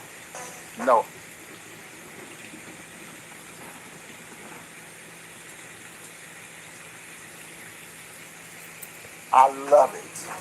I absolutely. Yeah, I couldn't agree with you. I think we have to address the fact that this is not a good report in its raw numbers, but we have to also talk about why this possibly has happened, this snapshot in time. It was mentioned, the weather.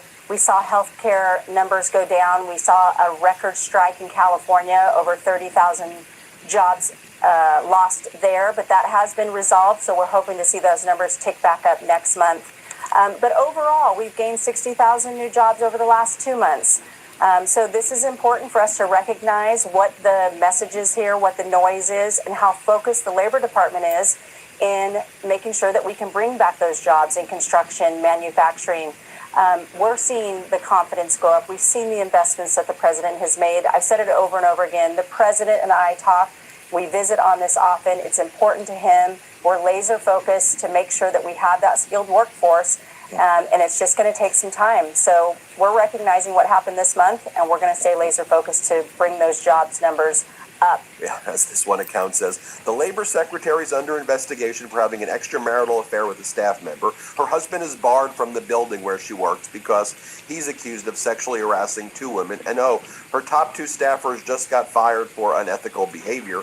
Then they bring on Chris Wright, energy secretary, and he's like, I wouldn't really worry about the gas prices. They're going down. They'll just be this way just for a few months. Everything's going to be okay. Here, play this clip. These are all temporary. We're not going to. This is not change in policy. To that point, when will there be some relief for folks at the pump? Do we expect this to last weeks, or do you think, with the mitigation that the administration is putting in place right now, that we should see the gas prices start to come back down? Yeah, I think it's of order weeks. I would say in the worst case, but it's weeks, not months. And look, Iran has been an escalator of energy prices 47 years, the whole history of their regime. We've got a little bit of an interruption right now to finally put an end to their ability to wreak havoc, to kill Americans, and to terrorize their neighbors. Let's zoom in on some of the February job numbers. Heather Long, economist, says, here's our key takeaways from the dismal February jobs report. U.S. firms aren't hiring with all this uncertainty. The U.S. has lost a lot of jobs since May 2025. We're back to 4.4% unemployment, one of the highest rates since 2021. Healthcare had been the only bright spot, but even that was negative 28,000 in February due to strikes. Young workers and workers of color are struggling the most. And she says, important point, February was a dismal jobs report, but look closer at who was suffering the most in this frozen job market. Young people, African Americans, Hispanic Americans, Asian Americans. These are the groups that have had the biggest uptick in unemployment rates thus far. Few other points to note just how what a mess this Trump regime is. So the U.S. Development Finance Corporation is $200 billion short of the capacity needed to underwrite insurance policies now for ships going through the Strait of Hormuz, per Financial Times. So the U.S. the U.S. Development Finance Corporation was ordered by Donald Trump on March 3rd to give insurance to vessels in the Strait of Hormuz in order to give them assurances that they can leave and get out of there. But the DFC reportedly has only $154 billion of the $352 billion needed to underwrite insurance policies. Raising the total liability cap for the U.S. DFC would require an act of Congress. Traffic in the Strait of Hormuz is now down by over 90%. So Trump said, we're giving you insurance, but the insuring entity did not have the money. Doesn't that define Trump right there? As our editor-in-chief, Ron Filipkowski, says, showing a chart of jobs being created in 2022, 2023, 2024. There were You're no coming jobs in, lost but you're not hitting the entire like time of button. the Like Biden and subscribe. administration. There was never a month of job losses. Never one. Like and Under subscribe. The Trump regime, multiple Trump months needs of jobs to be lost. impeached, Wow, did something happen even to by the Republicans. U.S. He in needs to January be charged 2025? and convicted By of the way, treason. the war in Iran is That's life in spiraling prison out of control. or the death We're penalty. learning that Russia is providing We are intelligence beyond and weapons to impeachment. Iran, although that shouldn't It's be a treason. shocker. And also, we believe China is providing resources to Iran as well. Reports are coming out. According to 3 U.S. officials who spoke to the Washington Post, Russia is providing Iran with intelligence on locations of U.S. ships, aircrafts, personnel, and assets in the Middle East, in what has been described as a pretty comprehensive effort. When asked earlier this week about the influence of China or Russia in the conflict with Iran, Secretary of State and Secretary of Defense Pete Hegseth responded, they're not really a factor here. And this is what Qatar was saying. Qatar says that the Iran war could bring down the economies of the world. Congress. He didn't follow the guidelines. Treason. He had a personal ulterior motive. Qatar predicts that all Gulf energy exporters will shut down production within days. Even if the war ended immediately, it would take Qatar weeks to months to return to normal. Qatar predicts that natural gas prices will rise 400%. Qatar says global GDP will be hit if the war continues, even for a few weeks. Qatar says the war will delay all expansion plans for the country's energy industry. U.S. oil prices are now, as you see, surging ahead. And as I explained to you, we're learning about China's assistance while Donald Trump is out there. No authorization and running out of For a ammo. state visit to China. No. U.S. intelligence He did suggests that that on China purpose. may be preparing to provide Iran with financial assistance, spare parts, and missile components, according to multiple sources. And the Epstein that have files told that still to coming CNN. out. There you have it, everybody. Hit subscribe. Let's get to... The Epstein files are still coming out. All eyes are on Sha'Carri Richardson.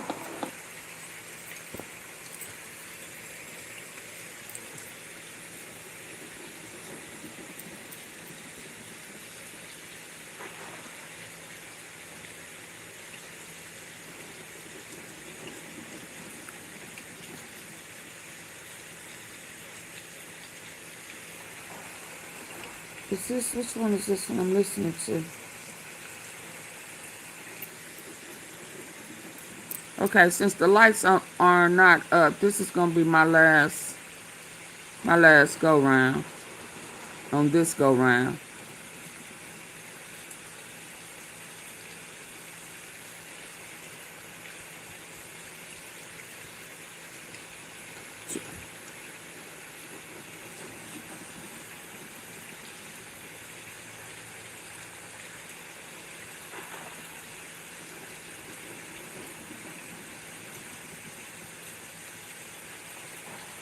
Hold on. This one and then the next one. This just popped up. Let's hear this. Not sure if you saw the news, but Fox News is claiming President Trump is declining in the polls. President Trump Oh, yeah, he responded declining. to Occupy Democrats, and Donald Trump is a lot of things, but honestly, hey there, welcome back into Occupy Democrats, and Donald Trump is a lot of things, but honestly, at the core, he's two things. He's someone who thinks he's tough, and he isn't. No. And he also U.S. played gas the biggest prices con are on surging. America Okay, with yeah. the art of the deal. I'm going to show Trump you why decided that comes to into buy play right now Iran. for America in the face of what Trump is doing in just a moment. But let's be clear.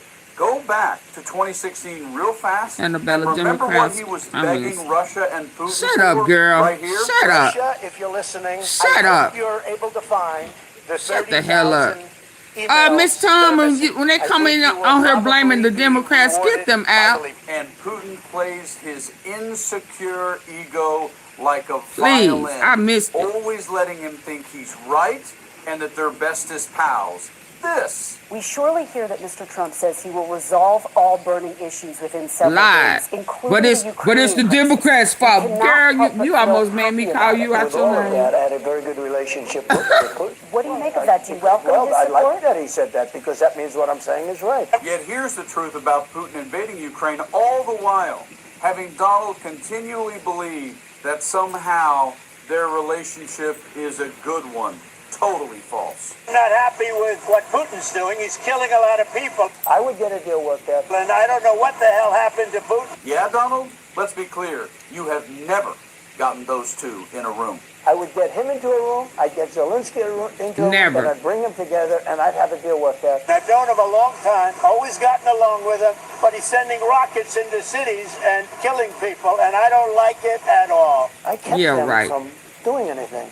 You haven't kept Putin from anything, you Lying. moron. We're in the middle of talking, and he's shooting rockets into Kiev and other cities. I don't like it at all. Yet And what you somehow gonna do about Donald it? still Start a believes war. that Putin in some way fears him? Laughable. Putin actually said to me, if you're my friend, I'd hate to see you as my enemy. He said that very strongly. But in this breaking story, really? A deal? You're gonna make a deal with him, Donald? You sure? I would get a deal worked out. A deal. And that's why in this breaking story, Iran's immediate ability to somehow manage to bomb U.S. bases and knowing where they are, I wonder where that intel came from. Oh yeah, Donald, it might be from your bestest pal, Vladimir Putin, who just stabbed you in the back and didn't even call himself Brutus, and you are not Caesar.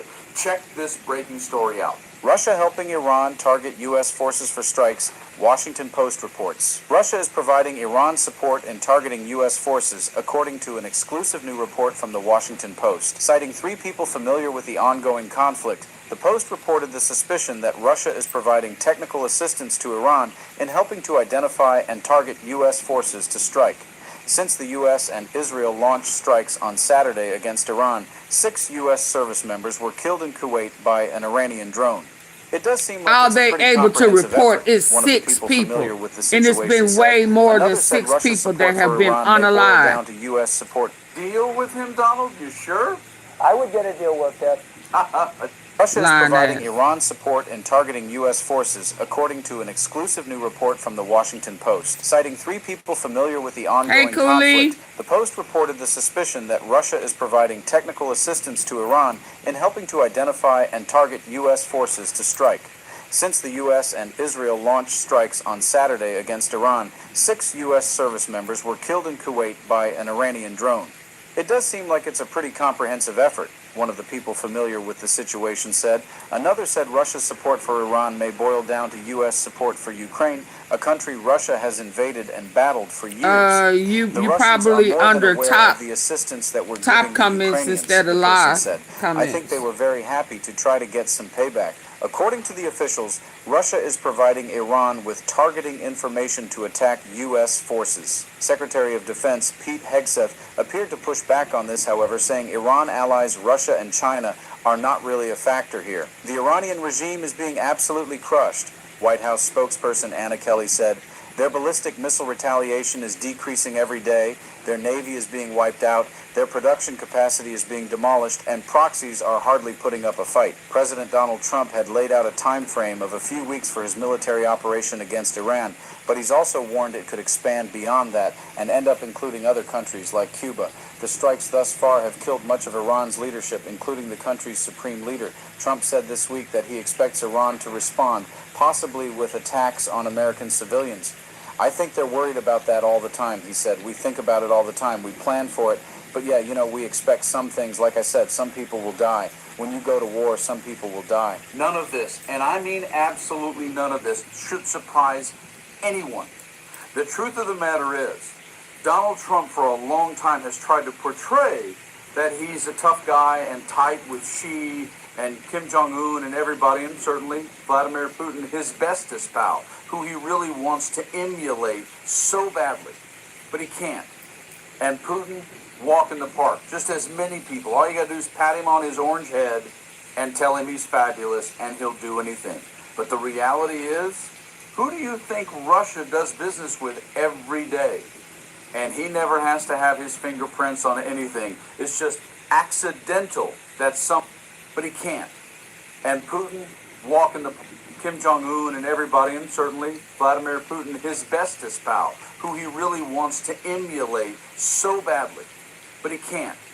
And Putin, walk in the park, just as many people. All you got to do is pat him on his orange head and tell him he's fabulous, and he'll do anything. But the reality is, who do you think Russia does business with every day? And he never has to have his fingerprints on anything. It's just accidental that somehow Iran managed to hit a couple of our bases. No, it's not an accident at all. Hey, Donald, that's your bestest buddy, Putin. It is that absolutely Putin, because Putin said that they had the mess going on those military bases. Yes, Putin said it. Putin said it. And he know that's going to hurt Trump's business. Yeah. And Epstein. And Ghislaine Maxwell. Yeah. He damn sure did say it. Did you go out and come back in, Janet? Okay, so this one is going to be it, y'all. Since y'all can't get I don't have time. I need to go eat me something. And, yeah, no. I ain't going to keep asking y'all to do what y'all know y'all should have done when you first came in. Y'all kill me, you know. And it's going to reach the algorithm one way or another. Yeah. Well, which one was I wanting to hear?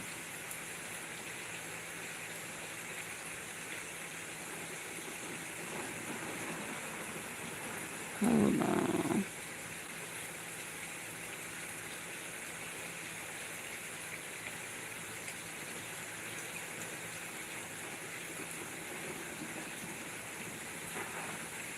What is the red alert? I want to hear y'all, but I need to hear this. This is what would happen to your body if you ate moose We are seed under gummies red every alert. day. Day 1, you take your first gummy at bedtime. Well, shipping space is even narrower, just 2 lanes, each about 2 miles wide. The outbreak of war by the United States and Israel against Iran has sent tremors through the global economy, exposing just how fragile the world's energy architecture remains. What began as a geopolitical confrontation has rapidly morphed into a full-scale economic shockwave, radiating outward from the Persian Gulf to Europe, Asia, and beyond. At the center of this storm lies a narrow stretch of water whose closure represents one of the gravest nightmares in global trade, the Strait of Hormuz. Roughly 1/5 of the world's oil supply typically flows through this 21-mile-wide passage between Iran and Oman. In practice, usable shipping space is even narrower, just 2 lanes, each about 2 miles wide, through which between 70 and 80 tankers pass daily under normal conditions. It's often described as the motorway of global energy trade, the indispensable artery connecting Gulf producers to global markets. In the current conflict, however, that artery has effectively been severed, with insurers designating the zone a war risk area and shippers unwilling to expose vessels to missile or drone strikes. Tanker traffic has ground to a halt. Even without a formal legal blockade, the effect is the same. Energy exports are frozen. Despite the United States' offer to escort vessels through the strait, the implications are immediate. Oil prices You are have exactly surged what I past was looking for. $85 a barrel, with markets... Hold on. I was looking for this, and it popped up. Look at God. I'll be back, sir. Hold on. This is exactly what I was looking for. Israel is... Hold on. Y'all hit the like button. I am not finna play with y'all. I am not.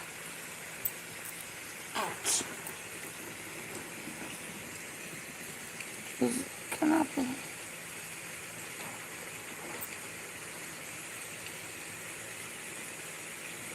Let's go.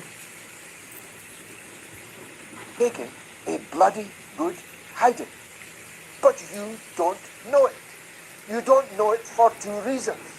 First of all, anybody releasing a picture or video of the damage in Tel Aviv is immediately sentenced to 5 years in prison. Did y'all hear that? And secondly, because the mass media, CNN, BBC, Sky News, have accepted Israeli censorship and are therefore not broadcasting the footage that they have taken over a Tel Aviv that now looks like Gaza. How do I It know looked that? like Gaza. Because I've got friends in Tel Aviv. Shankin Street, Tel Aviv. Near Dizengoff Square, Tel Aviv.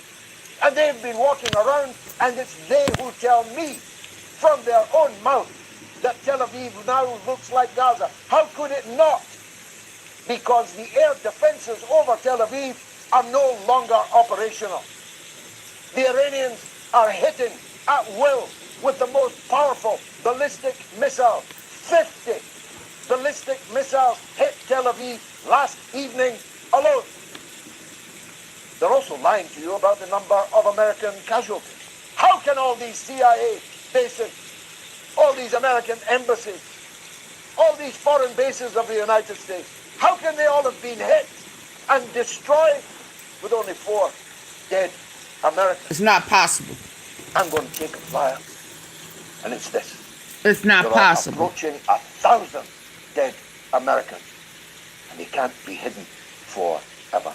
Israel is taking a bloody good hiding, but you don't know it. You don't know it for 2 reasons. First of all, anybody releasing a picture or video of the damage in Tel Aviv is immediately sentenced to 5 years in prison. And secondly, because the mass media, CNN, BBC, Sky News, have accepted Israeli censorship and are therefore not broadcasting the footage that they have taken over a Tel Aviv that now looks like Gaza. How do I know that? Because I've got friends in Tel Aviv. Shankin Street, Tel Aviv. near Dizengoff Square, Tel Aviv. And they've been walking around, and it's they who tell me from their own mouth that Tel Aviv now looks like Gaza. How could it not? Because the air defenses over Tel Aviv are no longer operational. The Iranians are hitting at will with the most powerful ballistic missiles. 50 ballistic missiles hit Tel Aviv last evening alone. They're also lying to you about the number of American casualties. How can all these CIA bases, all these American embassies, all these foreign bases of the United States, how can they all have been hit and destroyed with only 4 dead Americans? It's not possible. I'm going to take a flyer, and it's this. There are approaching 1,000 dead Americans, and they can't be hidden forever. Israel is taking a bloody good hiding, but you don't know it. You don't know it. Israel is being tore up. It looked like Gaza. And then China and Russia, they stand on her. Who next? The U.S. And then Trump sitting over there saying it has to be a surrender, like he running something. Oh, I got another one. Oh, let me find this other one where old boy went totally out. The message, he said, the message is for you, Donald Trump. Oh my God. Oh my God. Oh my God. Oh my God. And he went in real proper like. Let me finish what he was saying. Yeah, y'all better hit the like button. Y'all better hit the like button. Support the platform. Get you a membership. Something.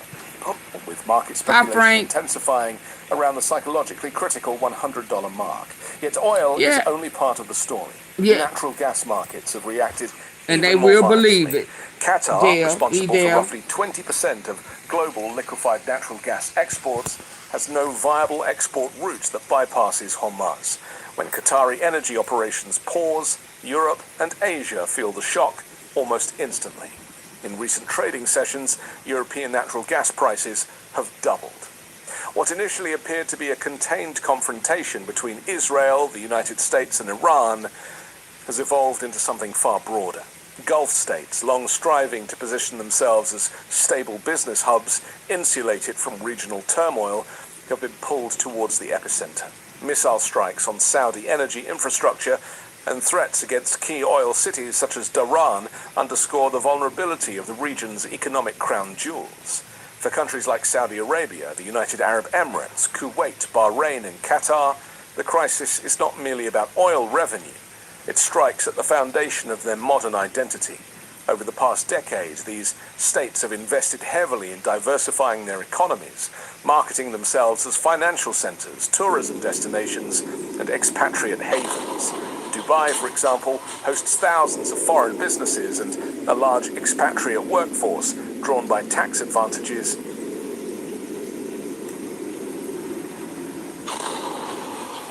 Iranian missile hits American base. And stability. Rising insurance costs, covering everything from shipping to skyscrapers, threaten to undermine that business model. If the Gulf ceases to be perceived as safe, capital could retreat swiftly. At the same time, the conflict exposes asymmetric vulnerabilities across the global economy. The United States, now the world's largest oil producer, occupies a comparatively strong position. Higher oil prices may hurt consumers at the pump, but American producers benefit from elevated crude prices. Record levels of U.S. LNG contracts suggest that American energy firms could profit from disrupted Gulf exports. Yet even the United States is not immune. Refining capacity constraints mean that higher crude prices can still translate into domestic cost pressures. Meanwhile, Europe and Asia are far more exposed. Countries such as Japan and India remain heavily dependent on Middle Eastern imports. Europe, having already endured an energy shock following Russia's invasion of Ukraine, now faces renewed inflationary risks. Energy markets are globally priced, Even if a country maintains physical support.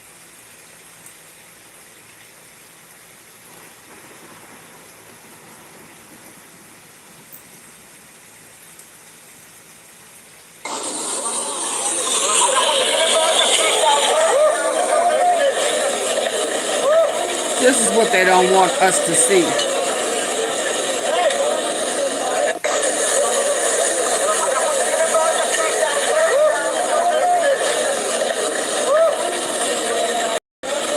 Israel, Tel Aviv. Tel Aviv, I know. But I'm just saying, say la vie, baby. This is what it's looking like right now.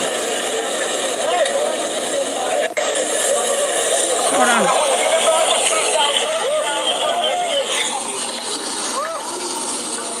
I'm trying to get to the one that I heard old boy called out Donald Trump name, and then I'm gonna be done. Hold on.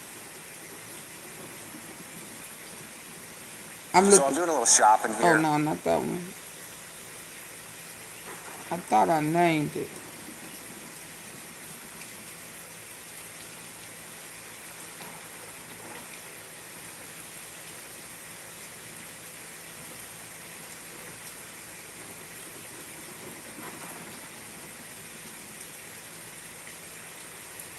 Oh, here you go. Listen up, Trump. I'm speaking directly to you. You are not a world leader, and you have no right to interfere in the sovereign matters of other nations. You have overstepped. Did he say his name? Listen up, Trump. I'm speaking directly to you. You are not a world leader, and you have no right to interfere in the sovereign matters of other nations. You have overstepped. Listen up, Trump. I'm speaking directly to you. You are not a world leader, and you have no right to interfere in the sovereign matters of other nations. You have overstepped before, and now you're threatening to impose a 25% tariff on any country doing business with Iran. This is not just an attack on trade. This is a direct violation of international law, and I will not let you get away with it. You've kidnapped Maduro. Hit the like button. Tried to seize Greenland, and now you're thinking of striking Iran. You believe you can rewrite the rules and push the world into chaos. But let me make this crystal clear. I will not allow this. You may think you can bully your way to control, but the world will fight back. If you continue down this path, you will get the war you're asking for. And that war will not be just another conflict. It will escalate beyond your control. So listen closely. Listen up. Trump, I'm speaking directly to you. You are not a world leader, and you have no right to interfere in the sovereign matters of other nations. You have overstepped before, and now you're threatening to impose a 25% tariff on any country doing business with Iran. This is not just an attack on trade. This is a direct violation of international law, and I will not let you get away with it. You've kidnapped Maduro in Venezuela, tried to seize Greenland, and now you're thinking of striking Iran. You believe you can rewrite the rules and push the world into chaos. But let me make this crystal clear. I will not allow this. You may think you can bully your way to control, but the world will fight back. If you continue down this path, you will get the war you're asking for. And that war will inflict, it will escalate beyond your control. So listen closely. Listen up, Trump. I'm speaking directly to you. You are not a world leader, and you have no right to interfere in the sovereign matters of other nations. You have overstepped before, and now you're threatening to impose a 25% tariff on any country doing business with Iran. This is not just an attack on trade. This is a direct violation of international law, and I will not let you get away with it. You've kidnapped Maduro in Venezuela, tried to seize Greenland, and now you're thinking of striking Iran. You believe you can rewrite the rules and push the world into chaos. But let me make this crystal clear. I will not allow this. You may think you can bully. Dang it. I know I said this was going to be it, but this man is a former CIA. And they say he's been telling the truth. Hold on.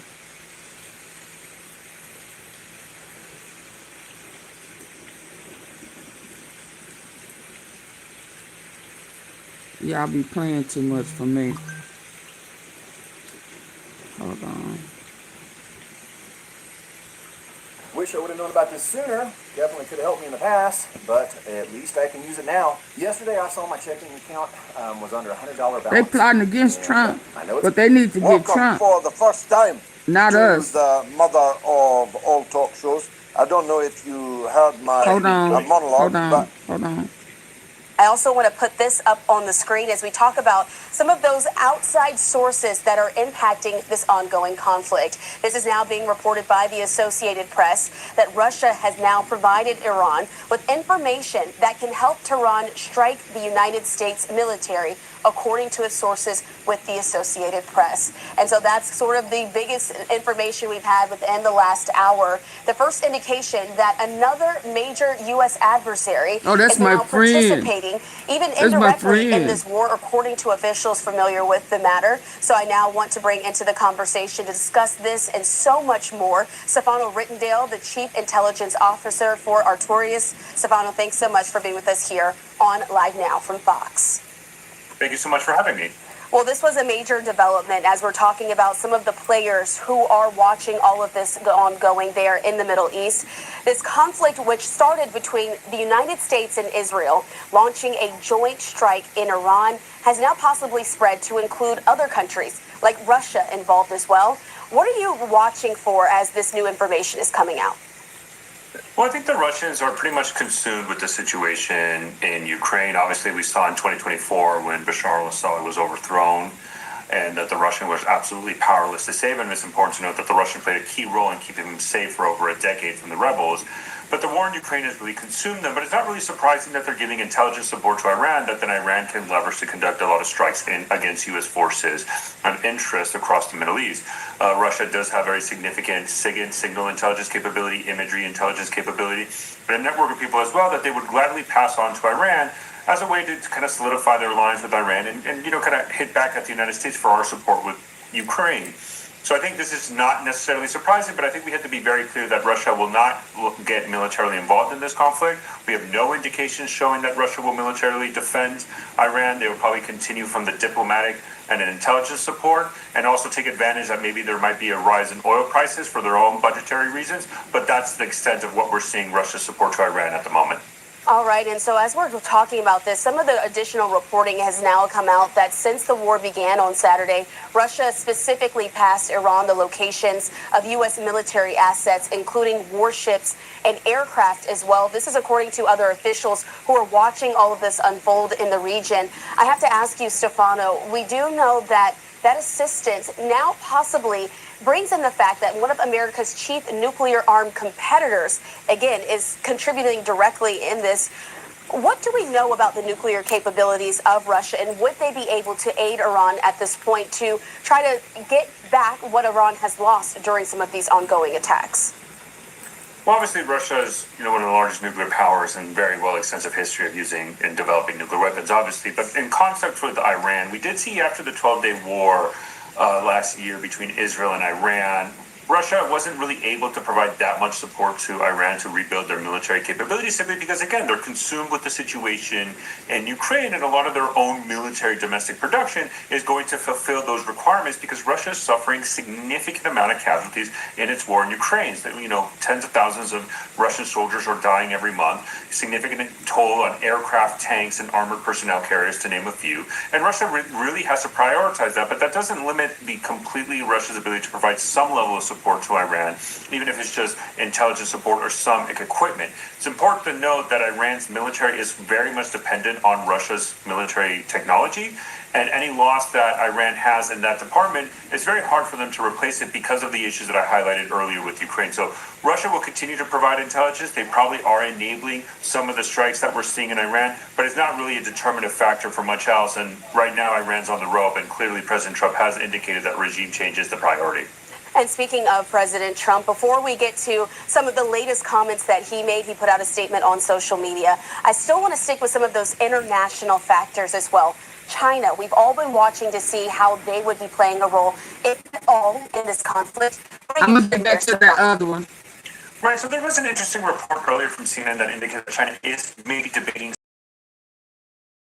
support to Iran. It's important, specifically the fuel and the rocket components that Iran uses to build their ballistic missiles actually come from China. And they're an integral part in kind of the Iran's overall supply chain for the ballistic missile program. So we did get some reports that China is considering increasing that level of support and even the financial aspect, but they're very concerned about U.S. retaliation as well as U.S. sanctions. And obviously we do know that President Trump and President Xi are set to meet soon in China. And I don't think China really wants to have that much that might rock the situation with this visit. We've actually seen an interesting drop in Chinese, even just air operations near Taiwan, and clearly it's tied to this visit. So it's very likely that at least in the next couple of weeks, China might take a step back to see where the situation is going. But regardless, China historically has played a very minimal role in supporting their allies and partners around the world. We've seen with Pakistan and India, the war that happened there, China provided minimal support to Pakistan, even though they refer to Pakistan as, quote, their all-weather ally. So any support that China really gives to Iran is probably going to be minimal and too little too late for the Iranian regime to really turn things around.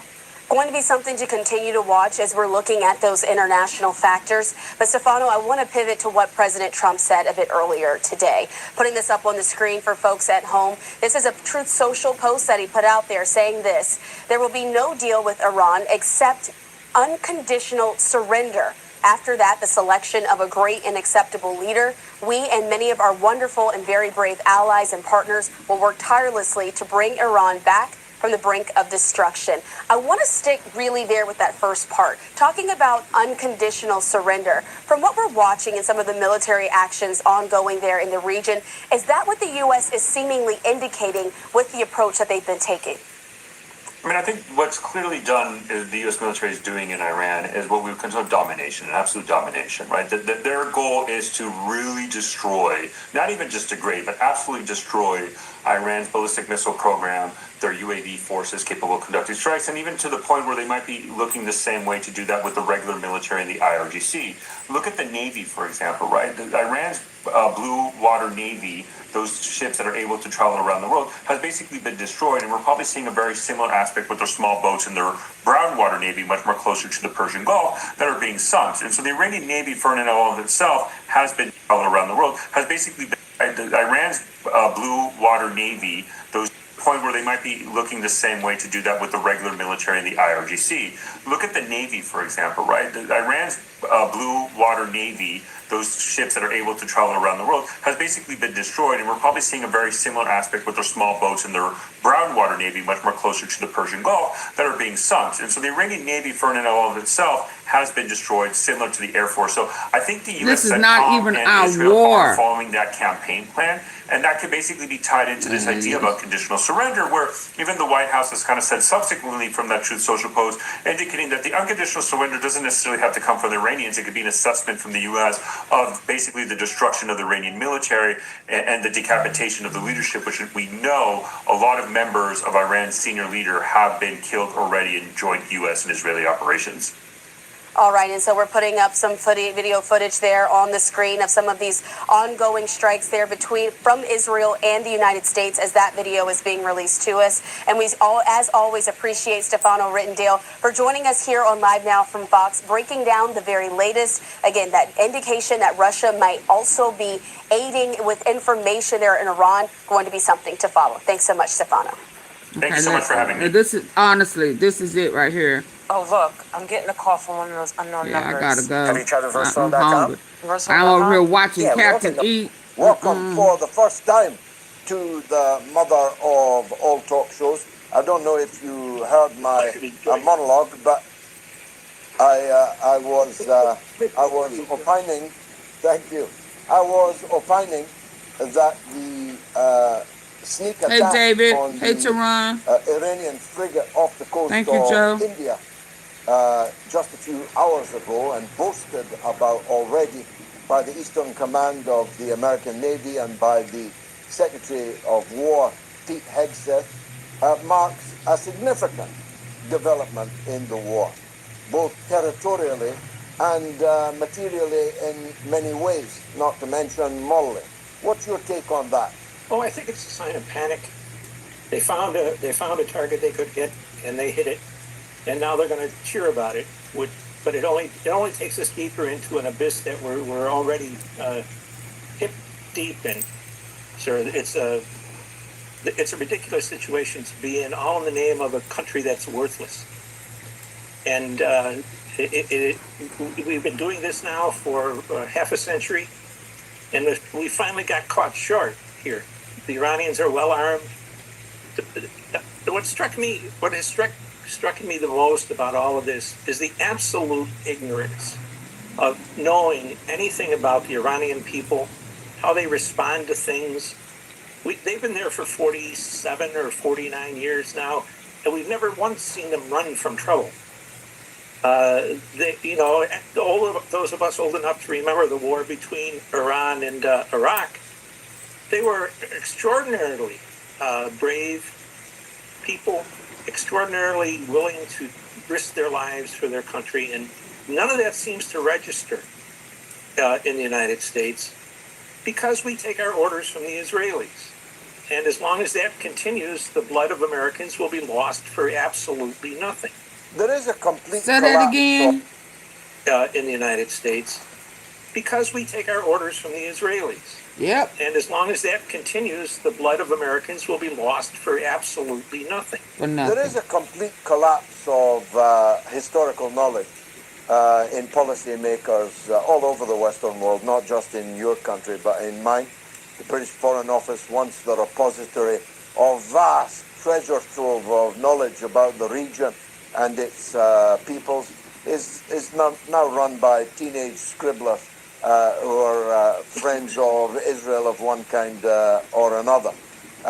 And it shows, doesn't it? It shows when American military commander can actually lecture their forces before going into battle that this was a war to bring about Armageddon and the return of Jesus to the world, and that Jesus had anointed Donald Trump to spark that process. And at least a dozen commanders did that. There's been at least 200 complaints from the soldiers. But the American administration is doubling down on it. Mike Johnson just described the religion of Islam as a mistaken religion, as a religion. Now, whether you think it is or it isn't, there's quite a lot of them. There's 2 billion of them. It doesn't really make sense to maximize the number of people ready to harm you, does it? No, it doesn't. And I think people should understand that we are governed by people who know nothing about the world and nothing about their own country. Trump for example, had no power, no constitutional power to declare war on anybody. And then the fellow you just spoke of in the Congress said, oh, no, it was fine. The president can declare war. No, it's not fine. The Constitution forbids anybody but the two houses of Congress by majority declaring war. And this is the kind of war we fought since 1945. None of our wars have been constitutional since 1945. And I think it's not unlikely that related to that, we haven't won a war since 1945. Going into a war with a country that is so clearly technically advanced compared to what we believe it is, and has friends who are very powerful, is just a piece of idiocy. It's a self-imposed wound. Going into this and expecting to win it is madness. Unless they're going to put 150, 200,000 troops on the ground, I don't think so. And if they did, they're going to be lucky if they get half of them back alive. Well, wow. As in your time in the CIA, and it was a significant amount of time, and at the very highest level on the most important missions, you got to know your colleagues very well. Do you think anybody in the intelligence community has conveyed what you've just said to their political masters and been ignored, or has the same Please get the likes up. Degradation of caliber, quality, taken place in the CIA? Oh, I think it's been forced on the CIA, George. It was forced on the CIA by John Brennan. The CIA is now the workshop or the Broadway show Hey, of Helen. DEI. and which Love you makes too. it a less Thank you. effective organization, a less smart organization, and a less patriotic organization. It's a shame to say that because it was once a very powerful instrument for American security. But now, if you speak up on something like this, you're going to be you're not going to be fired, you will be exiled to some really uninteresting work or place. And so I wouldn't expect any strong opposition from within the agency. Even knowing the fact that the Iranians were more than a match for whatever we can put forward. And I think you have to remember, too, that American children, and I'm really not sure if it still continues, but when I was a boy, when I was in the 7th or 8th grade, 6th or 7th or 8th grade, every year we would have to go into an auditorium and watch films about the Holocaust. And we got drilled into that, what a terrible thing it was. And it was a terrible thing. But it was also a two-fisted punch. You get punched with the sight of the dead people, but you'd also say we can never let this happen again. Well, what we found out is that never again means never again only pertinent to Israel. It's okay if the Israelis wipe out Palestinians. It's okay if they wipe out Iranians. It's okay. It's only a one-way track. And Americans, unfortunately, believe in that. And we have 20 million, something like that, evangelicals who think that their future happiness in the land beyond belongs to saving the Israelis. Saving them for what? To kill more Iranians, to kill more Palestinians? It's a madness. And I don't know how to stop it. Well, it's a peculiar, it certainly wasn't in my Bible. And it's certainly not my understanding It ain't in my Bible either. of Jesus. But we're told that Jesus has anointed Donald Trump. That's a lie. There's supposed to be a separation between church and state in the United States. It isn't half being blurred now, is it? Manipulated. It is being blurred.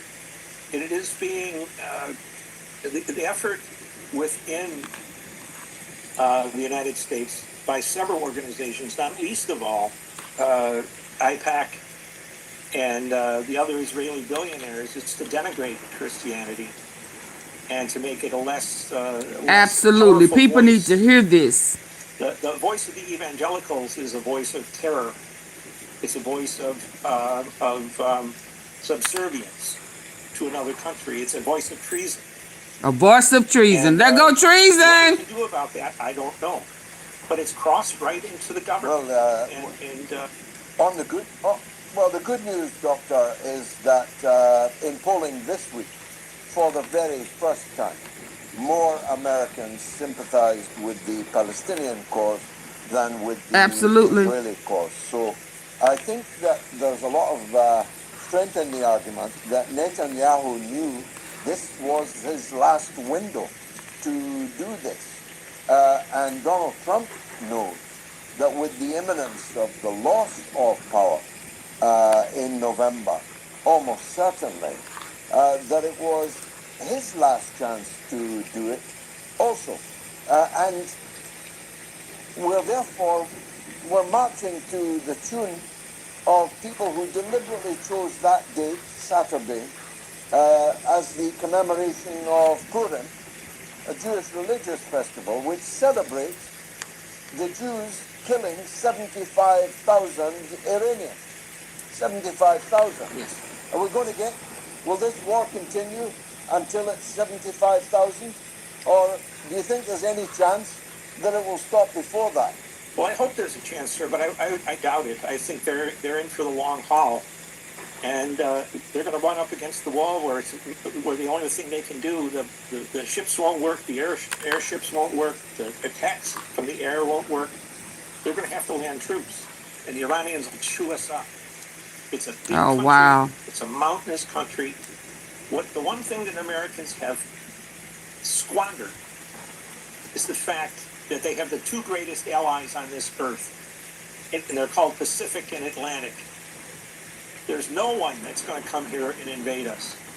If we stay home, we stay home, and we should stay home. And we've lost the idea of leaving well enough alone, leaving people to make up their own decisions on how to live. Let them fight each other if they want. It's no skin off of our nose. The Israelis clearly can't defend themselves without us. And we have clearly no interest in their surviving if it engages us in wars that we always lose. We certainly don't have any interest in engaging the Israelis if they're billionaires in this country fund the Congress. It's kind of the only Congress, I think, in the world of 525 people, every one of whom except one are on the payroll of the Israelis, and they're proud to talk about it. There's such a vast cleanup needed in the United States, not only in the way of thinking, but in terms of perceiving what the United States is about. We've lost that entirely. And until that comes back about, we're going to be the warmongeringest of people in the world. It's a very, very difficult situation. His plan, he said in 1996 to leave the U.S. as a third world country. Never too stable regime in the area, the Gulf Arab states, are suffering enormous economic losses. Enormous, truly enormous. I mean, the UAE alone is reportedly losing $1 million per minute that the Dubai airport is closed. The Bahrain regime, probably the most unstable regime in the region, the most unpopular, held in bondage, must be in danger of being swept away. The economies of the Western countries are going to be wrecked. If there's no oil, no gas, no Red Sea, no Suez Canal, no Straits of Hormuz, how do you sustain that for the long haul? Well, of course you can't, George. You're exactly right. You can't sustain that. You have to stop and you have to see if you can rebuild it. I think it's a long way from rebuilding. And I think the other problem we have is wouldn't it be a great achievement if the United States was the force that united, at least in terms of fighting together, Sunnis and Shias? Because this is just a war. Continue until it's 75,000, or do you think there's any chance that it will stop before that? Well, I hope there's a chance, sir, but I doubt it. I think they're in for the long haul, and they're going to run up against the wall where the only thing they can do, the ships won't work, the airships won't work, the attacks from the air won't work. They're going to have to land troops, and the Iranians will chew us up. It's a big country. It's a mountainous country. The one thing that Americans have squandered is the fact that they have the two greatest allies on this earth, and they're called Pacific and Atlantic. There's no one that's going to come here. If we stay home, we stay home, and we should stay home. And we've lost the idea of leaving well enough alone, leaving people to make up their own decisions on how to live. Let them fight each other if they want. It's no skin off of our nose. The Israelis clearly can't defend themselves without us. And we have clearly no interest in their surviving. Engages us in wars that we always lose. We certainly don't have any interest in engaging the Israelis if they're billionaires in this country fund the Congress. It's kind of the only Congress, I think, in the world of 525 people, every one of whom except one are on the payroll of the Israelis, and they're proud to talk about it. There's such a vast cleanup needed in the United States, not only in the way of thinking, but in terms of perceiving what the United States is about. We've lost that entirely. And until that comes back about, we're going to be the warmongeringest of people in the world. It's a very, very difficult situation for Americans, and I think. What does the long haul look like, Doctor? I mean, the never too stable regimes in the area, the Gulf Arab states, are suffering enormous economic losses. Enormous, truly enormous. I mean, the UAE alone is reportedly losing $1 million per minute that the Dubai airport is closed. The Bahrain regime, probably the most unstable regime in the region, the most unpopular, held in bondage, must be in danger of being swept away. The economies of the Western countries, they are going to be wrecked. If there's no oil, no gas, no Red Sea, no Suez Canal, no Straits of Hormuz, how do you sustain that for the long haul? Well, of course you can't, George. You're exactly right. You can't sustain that. You have to stop and you have to see if you can Dang, rebuild what it. should I I think it's a eat? long way from rebuilding. And I think the other problem we have is wouldn't it be a great achievement if the United States was the force that united, at least in terms of fighting together, Sunnis and Shias? Because this is just a war to kill Muslims. The Israelis really don't care what kind of Muslim you kill him, and as long as he's dead. And I think the United States, sadly, is getting to be in a position where they could be accused of that.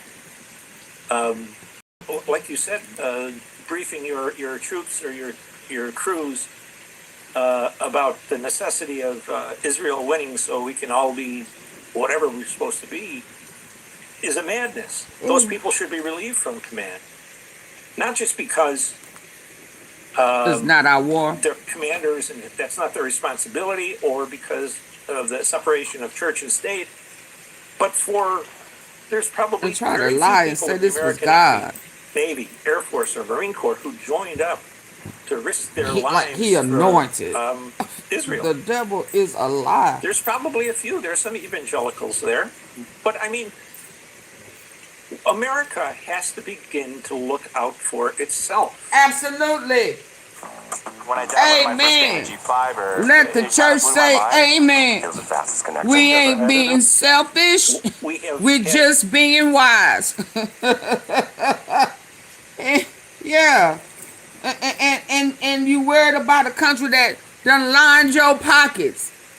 But you're going to use us for our services. You ain't paying us. No, the devil is showing up a lot. Talking about God anointed him. God ain't never told him to steal from the people. 30 wars since And 1945. raping We've lost kids every and stuff. one, No. and still we strut around like it was 1945. And I think really England, much of Europe, and the United States are all choking to death on the cult of World War II. We still think we just got to run up our carriers to somewhere in the Pacific. Oh, I got 699 votes. And I wish I would get y'all to hit the like button. Please hit the like button after you vote, please. Terrible war. Thumbs up. But now we seem to think that it's just a matter of showing up and everybody will surrender. Well, that's not the case. Can you hit the three dots at the top of your corner end of your phone or your computer? Please hit those three dots and hit the thumbs up.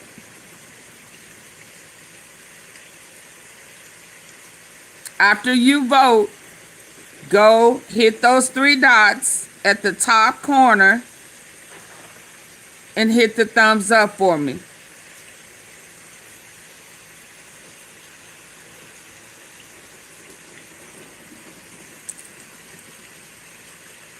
Let's go. Case. Look at how we've just been.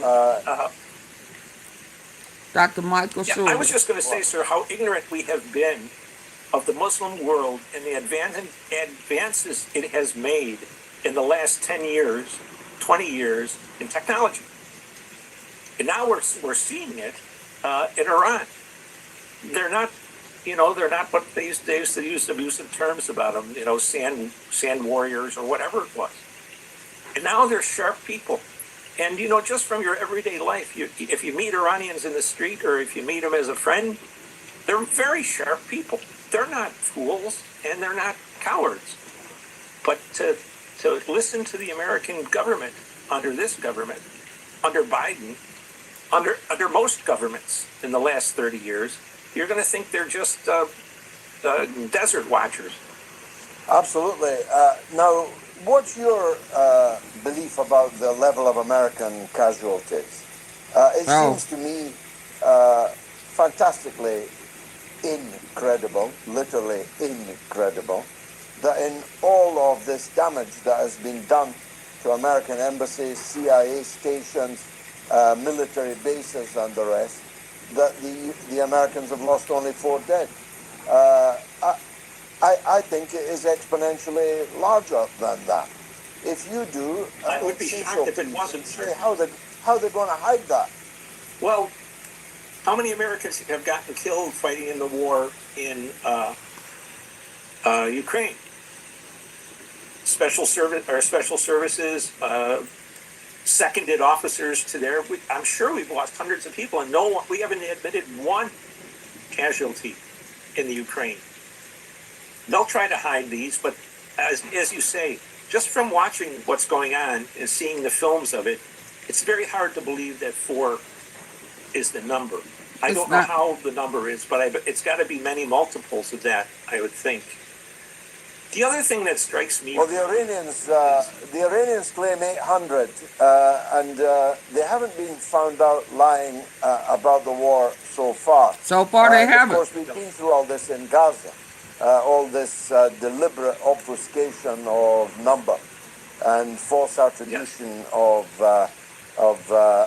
lying about the scale of the killing and so on. And on the subject of film, the mass media and now social media, anyone watching social media today will find virtually no fresh footage of the pounding by 50 ballistic missiles that Tel Aviv and Haifa took just yesterday. My friends in Israel tell me. So you saying they support parts of Tel Aviv the Iranian people? Like Gaza. Oh yeah, and they should they know. always do because they think that they have It's to. likely that They don't the realize scale of that loss he's in evil Israel because they're not is living in also this country. exponentially higher. They don't know no better. Admitted. I think they don't know he's trying to be a dictator, just like they and dictated that just got unalive. It also strikes me when they first said there was 3 or 6 Americans dead. His son, what a terrible thing. His son ain't supporting him. Anybody who goes to war and then whines about 4 casualties is not a person. You still got people here war. believing his in lies. The sense that people get killed. And if you don't expect to see them get killed, then you should not be responsible for sending them. If casualties are an essential part, sadly, of any war. And for some reason, we think we're going to fight without casualties, or with very few. It's not our war. We shouldn't have to give up casualties. I would agree with you that with what I've seen on audio or on the video and listened to, if there's only 4 or 6 dead Americans, it would be an extraordinary thing after the kinds of fighting we've seen. Indeed. Now, because I've got you on, it's a bit left field this, forgive me if it's in any way improper, but as you were involved in hunting bin Laden, this is the day on which Candace Owens explicitly stated that Israel brought down the Twin Towers, which doesn't mean that bin Laden wasn't involved, because bin Laden might have been working for Israel. Now, I would not, once upon a time, and not that long ago, I would never have uttered that sentence. I spent years on radio and TV ridiculing people who thought that way. But the way things have developed in the world, do you think it was bin Laden, the man you were looking for? Well, the man we have found, sir, and that's... Anyway, improper.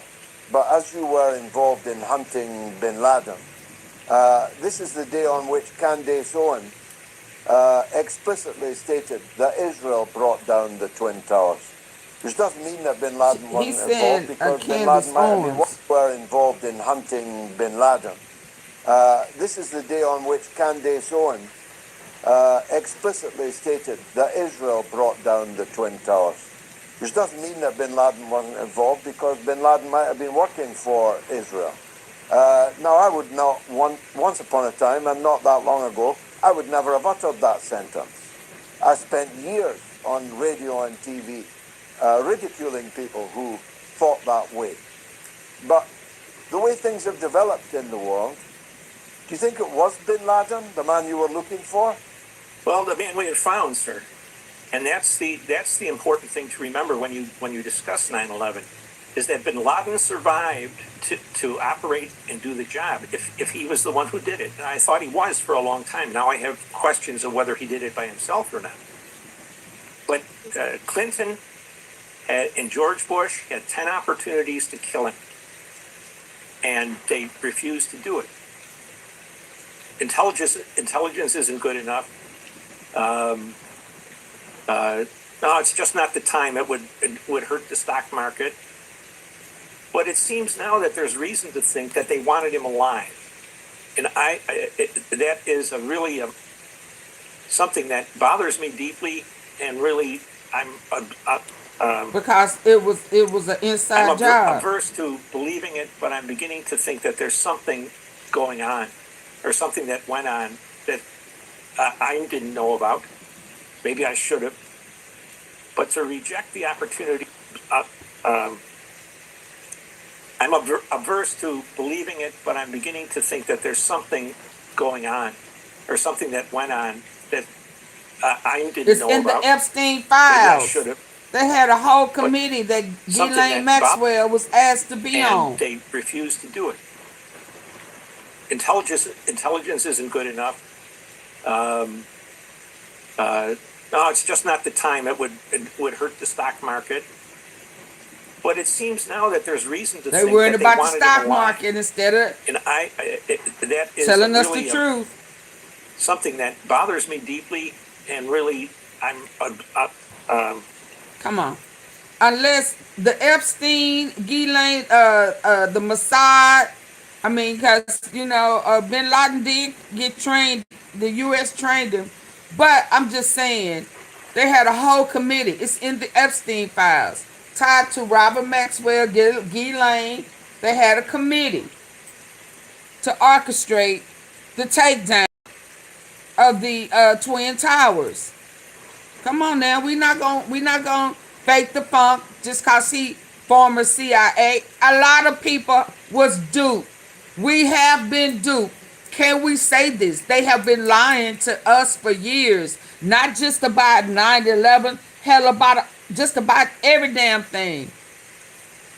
Yeah, it sounds to me, it has a texture or feel to me that they were trying to duplicate the Rothschilds in every which way they could. The more I listen with my good ear, the more I'm seeing where they was going with this. It was going to be the Messiah. Yeah, they took out Robert Maxwell. And, come on, man. It don't take rocket science when you start hearing the truth. We have been duped. We have been lied to. We got military people feeling like that Trump wouldn't put them in a war unless it was necessary. Bullshit. Bull to the SHIT with his shitty diaper ass. We got to stop that. I don't want none of our men and women to be unalive unnecessarily for oil or for trafficking minors and eating and drinking their blood and all that, sacrificing them. Are you crazy? No. So although the Iranians are loving on Trump, we shouldn't be. We should not be. Because this is not our war. This is about Israel. The fake Israel. They're fake. Repeat after me. They are fake. They are fake.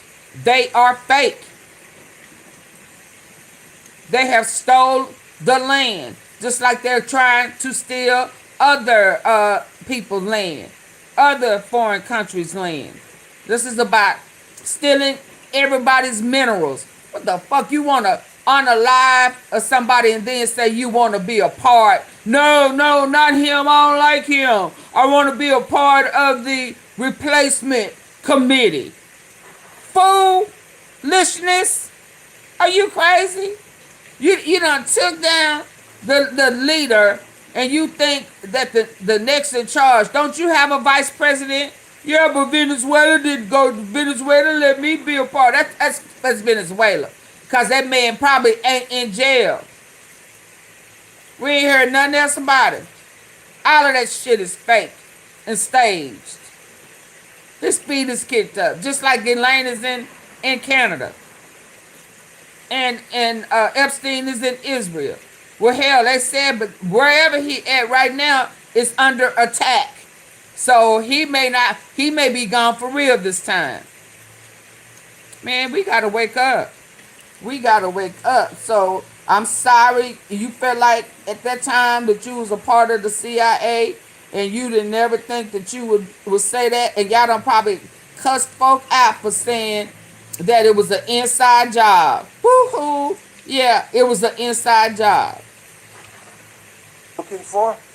Well, the man we have found, sir, and that's the important thing to remember when you discuss 9/11, is that Bin Laden survived to operate and do the job. If he was the one who did it, and I thought he was for a long time. Now I have questions of whether he did it by himself or not. You know he didn't do it. Clinton. You know it was Israel's call. It was a fake war. And they refused to do it. Hi, Sandra. Intelligence isn't good enough. No, it's just not the time. It would hurt the stock market. But it seems now that there's reason to think that they wanted him alive. And that is really something that bothers me deeply, and really and Bibi Netanyahu over there feeling betrayed. Let me find out that Trump has been talking to Iran and what's the other one? Ukraine without me. I gotta be involved. Let me find out. Now you got spies spying on the White House and Mar-a-Lago and shit. Cause now all of y'all nervous. They had to pull your ass out the rubble and shit. Now you thinking he may go against you. Yeah, because you heard Russia was coming. Now you don't know. Because you know he is flip-flopping. You know he out of his mind. You know stroking his ego got you this far. And hell, at this point, you know his money funny. So he will backdoor you. And so now you worried. Can you believe that? Bibi Netanyahu, can you believe that? You scared Trump is going to betray you. And you better be scared, because he will. You can't trust none of y'all. Both of y'all liars. I'm averse to believing it, but I'm beginning to think that there's something going on, or something that went on that I didn't know about. Treason. Maybe I should have. But to reject the opportunity to 10 different times to kill a man or capture him, and letting it go and then seeing 9/11 occur, it's almost like they were waiting for 9/11 to occur, isn't it? Almost like they were waiting for 9/11 to occur. Sir, you're an officer and a gentleman. It's the first time we've had the pleasure of seeing you. I hope it's not the last. Dr. Michael Shore, thank you very much for joining us on the Mother. Okay, y'all. It's time for me to go. I'm going on. I'm past 3 hours and I gotta go eat. I'll be back later. I will be back. I'm scared to look and see if something else done popped out. Because every minute it's something. It's something. And it's Friday too. And he know them Epstein files, the ones that was hidden is coming out. And folk is reading them and shit. Tell him what button he gonna push next. He better leave China alone. But he's saying, if I go down, everybody going down. And hell, That ain't just the people who was fooling with them babies and stuff. He mean everybody. Lights off for everybody in that man's mind. He don't care nothing about none of us. Do you understand? Okay, I don't see nothing that's grabbing me enough for me to stay on without eating, so.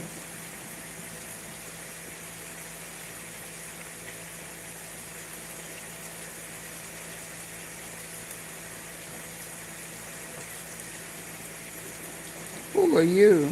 The secret behind.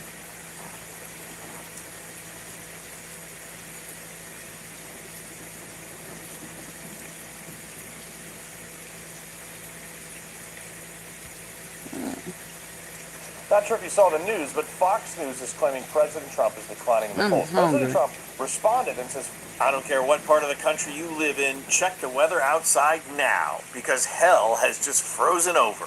Fox Business, yes, Fox, just got done torching Trump's labor secretary, Lori Chavez DeRemer. Now, here and there, we've seen Fox try and hold Trump's people accountable, but this segment is stunning because Fox totally set her up. They laid a trap, she walked into it, and Varney let her have it. I'm going to show videos of what happened, and believe me, you're going to want to see them all. And of course, it's no surprise. Now look, I want you to sit with me for a minute, just a minute, because what I'm about to walk you through isn't something you can scroll past. It isn't something you absorb in a headline and move on with your day. What happened this week, what President Trump posted on Truth Social on March 6, 2026, is one of those moments where you either pay attention or you wake up 5 years from now wondering how everything changed and nobody said a word. The President of the United States, in the middle of an active war, a war that has already killed thousands, closed the Strait of Hormuz, sent oil markets into chaos, thousands, and drawn in on March 6, 2026, is one of those moments where you either pay attention. What happened this week, what President Trump posted on Truth Social on March 6, 2026, is one of those moments where you either pay attention or you wake up 5 years from now wondering how everything changed and nobody said a word. The President of the United States, in the middle of an active war, a war that has already killed thousands, closed the Strait of Hormuz, sent oil markets into chaos, and drawn in half the Middle East, went on social media and demanded Iran's unconditional surrender. Not through diplomatic channels, not in a carefully considered address to the nation, not after consulting with congressional leaders, on social media. Tommy. And then he said he wants to help pick their next leader. And he signed it off with a slogan, "Make Iran Great Again, MEGA." Now, I've been in that chair. I know what it feels like when the weight of a nation's future is sitting on your desk at 2 in the morning. And let me tell you something. The words a president uses during war are not branding. They're not campaign slogans. Right. They are life and death. They echo in the halls of foreign governments, in the barracks where young Americans are serving, in the homes of families who don't know if their loved ones are coming back. Absolutely. Hey friends, Eric here. He talked about make I want to talk to you Iran about how you great can retire again. with just 300. And when I read those words, unconditional surrender, choosing their leaders, MEGA, I didn't see strategy. I saw something that should concern every American regardless of party. Because this isn't about left or right. Thank This you. is about whether we still believe that going... Can you say it again for the clowns that keep trying to make it be about left or right, blue or red, Dems or Republic? That is so ill-headed to me, to think it's about Democrat and Republican. Y'all are crazy. We are one nation under God. I mean, y'all want to fight about the wrong things. That's slow to me.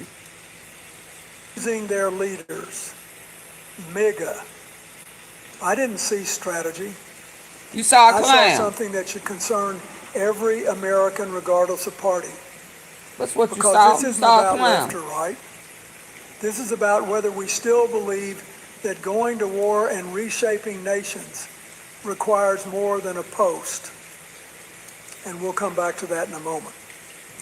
Because the details of how we got here matter even more than most people realize. Now, to understand what happened on February 28th, you've got to understand the road that led there. And most people don't.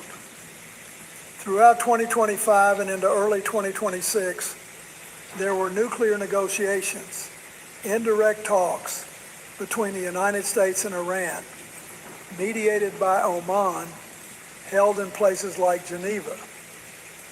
And here's what gets lost in all the noise. Those talks were making progress. On February 26, just 2 days before the strikes, Oman's foreign minister said talks ended with significant progress. Iran had agreed to never stockpile enriched uranium.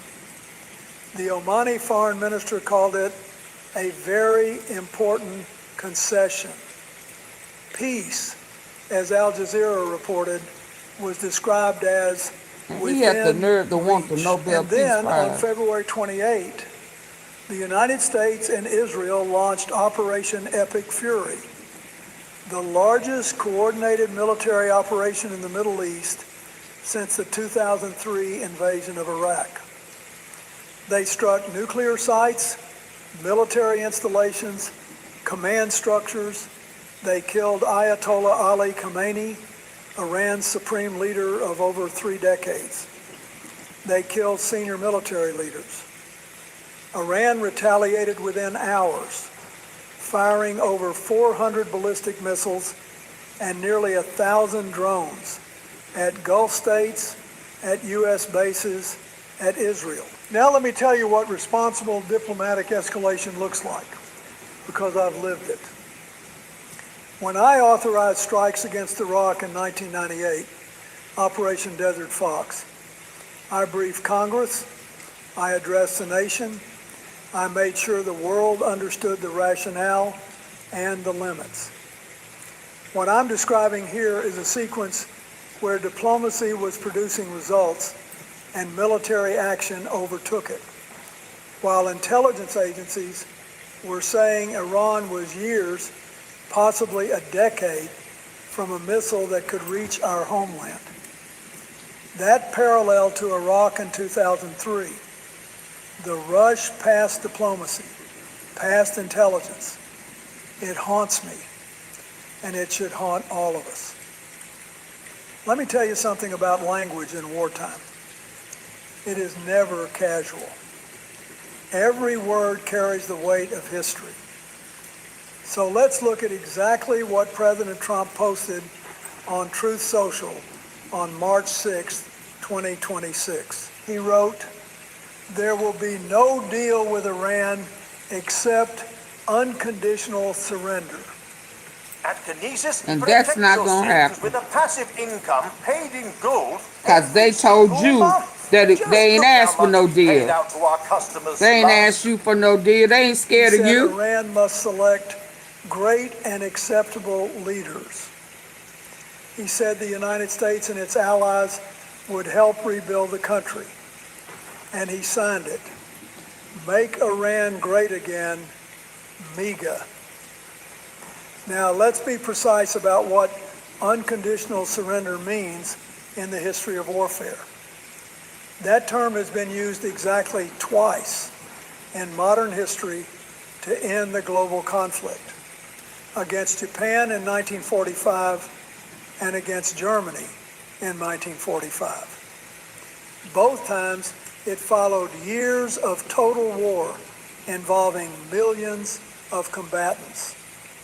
Both times it was directed at nations that had attacked American soil or declared war on the civilized world. And in both cases, there were detailed institutional plans, the Marshall Plan, the occupation framework for what came next. Here that phrase is being directed at a nation of 88 million people whose leader was just killed by our strikes 1 week ago. And the president is also saying he wants to be, in his words, involved in the appointment of Iran's next leader. That is not liberating a people. That is selecting their government for them. And here's the internal contradiction that ought to concern anyone who works in foreign policy. Secretary Rubio told Arab foreign ministers the goal is not regime change, while simultaneously making clear that Washington wants different people running the country. The White House press secretary offered a shifting definition of unconditional surrender. The president himself told Axios it could mean Iran simply can't fight any longer. We've got to remember, when a nation's war aims are this incoherent, soldiers pay the price for that confusion. And this is where things start to get complicated. When I sat in the Oval Office and made decisions about the use of American military force in the Balkans, in Iraq, and the delicate negotiations we conducted to prevent nuclear proliferation in North Korea, I understood something that I think has been forgotten. A president's words during wartime are instruments of policy. They are heard by allies, by adversaries, by the young men and women in uniform who need to know what they're fighting for. Announcing a demand for unconditional surrender on Truth Social, not from the Oval Office, not in an address to the nation, not after briefing congressional leadership, changes what presidential communication means during war. It transforms the most consequential act of government into something indistinguishable from a campaign rally post. And that matters. Because when adversaries can't distinguish between a negotiated Maria, you go out there and fight for the country. They prepare. Yeah, you join the military and you go and give compromise your livelihood. Yeah, you go out there and you go fight. We don't want to send our people. What's your last name? Yeah, we don't want to send our people. You're a guest. You're a guest here in the United States. Yeah, don't you ever forget it. Y'all say bye to Maria Guadalajara. Yeah. On the front line, whatever her last name is. Yeah, you're a guest. This is why I can't stand when these guests come and they start talking all that noise, like they are entitled. I'm not for putting them out and sending them to foreign countries, but when you're just delusional about it, I be like, whoa, you ain't got nothing to lose. You kind of jealous on the cool because this is how we live. And you mad because you feel like, oh, we spoil and we take it for granted. Well, I'm sorry your mama chose to have you in a foreign country.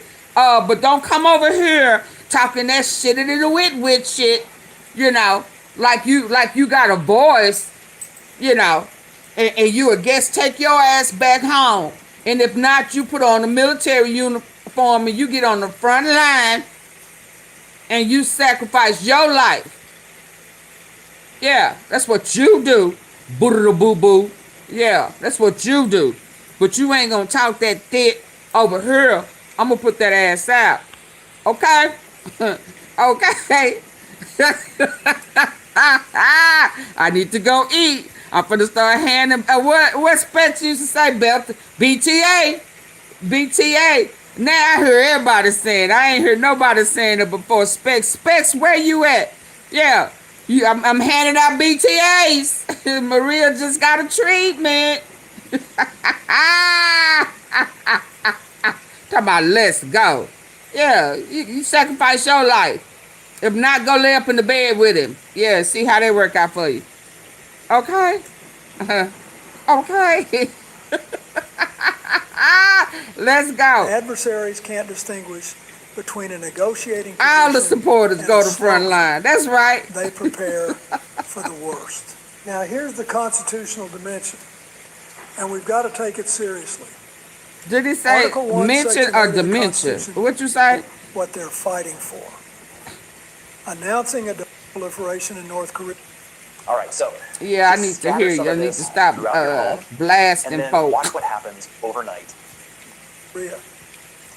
I understood something that I think has been forgotten. A president's words during wartime are instruments of policy. They are heard by allies, by adversaries, by the young men and women in uniform who need to know what they're fighting for. Absolutely. Announcing a demand for unconditional surrender on Truth Social, not from the Oval Office, not in an address to the nation, not after briefing congressional leadership, changes what presidential communication means during war. It transforms the most consequential act of government into something indistinguishable from a campaign rally post. And that matters. Because when adversaries can't distinguish between a negotiating position and a slogan, they prepare. Shit it on literally. Now here's the constitutional dimension, and we've got to take it seriously. Article 1, Section 8 of the Constitution gives Congress the power to declare war. The War Powers Resolution of 1973 was designed precisely for moments like this. Congress. To ensure that no president... A little girl, did y'all hear this? All you Trump lovers, there is a protocol. He does not have the right. And that's why they gonna hit his ass with treason if one of them missiles don't land at the White House. Let's go. They prepare allegedly for the worst. Now, here's the constitutional dimension, and we've got to take it seriously. Article 1, Section 8 of the Constitution gives Congress the power to declare war. The War Powers Resolution of 1973 was designed precisely for moments like this, to ensure that no president of either party could commit American forces to sustained combat without the people's representatives having a say.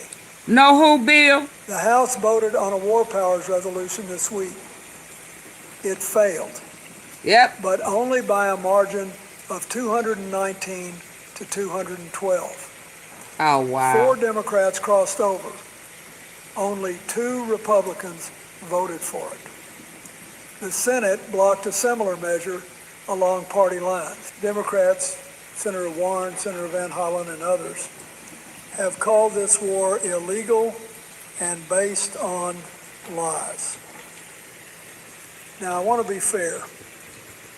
Reasonable people can disagree about whether the president's Article 2 authority justified the initial strikes.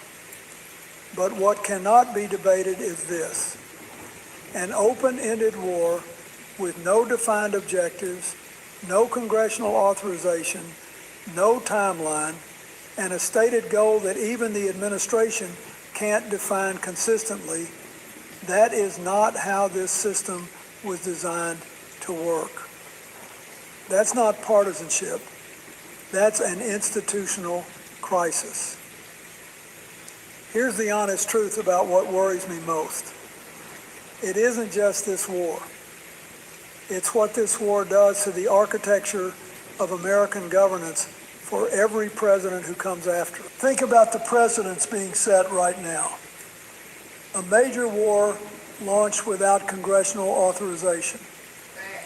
A demand for unconditional surrender announced on social media. The State Department, our nation's primary diplomatic institution, sidelined during active hostilities. Secretary Rubio confirmed there is currently no U.S. dialogue with the Iranian regime. The explicit American demand to select a foreign nation's leader to be, in the president's own words, involved in the appointment of who runs Iran. Every one of those precedents weakens something that took generations to build. Absolutely. The system of checks and balances that protects American soldiers from being sent into war without the people's consent. The norm that wartime communication comes through considered institutional channels, not a social media app. The principle of self-determination and sovereignty that undergirded the entire post-World War II international order.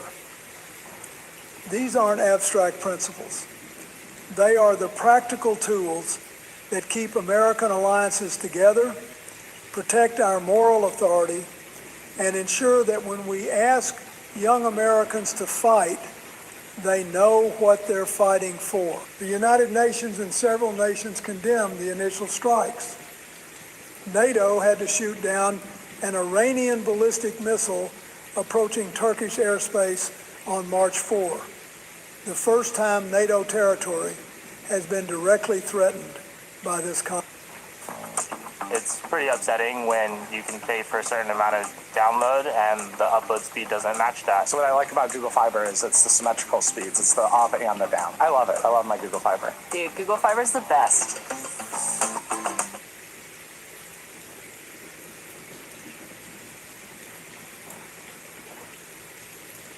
Conflict. The Strait of Hormuz is effectively closed, with over 150 tankers stranded and roughly 20% of the world's oil supply disrupted.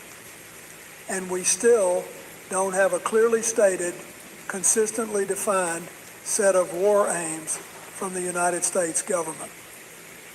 We've been here before. Iraq, 2003. We removed the government and we had no plan for what came next. And this is where things start to get really complicated, because the consequences of that lesson unlearned could be even more severe this time.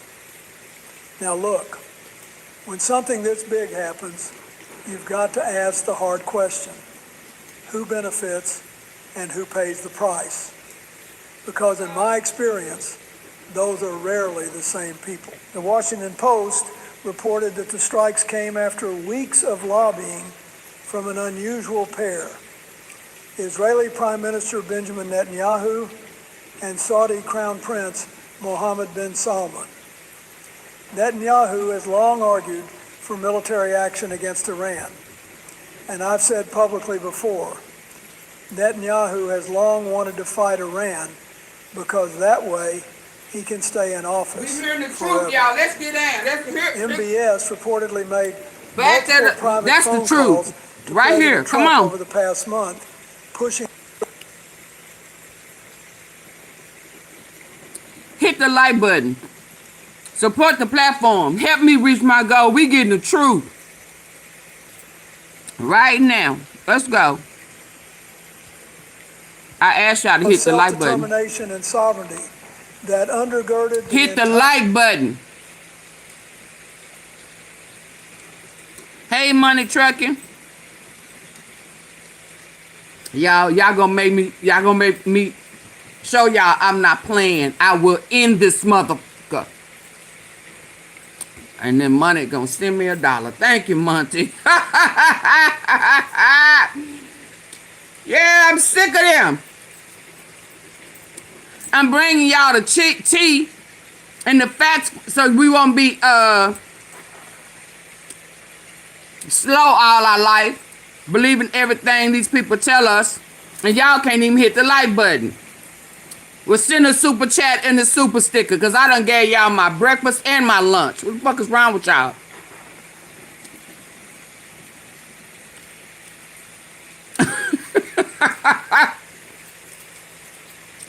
Get out.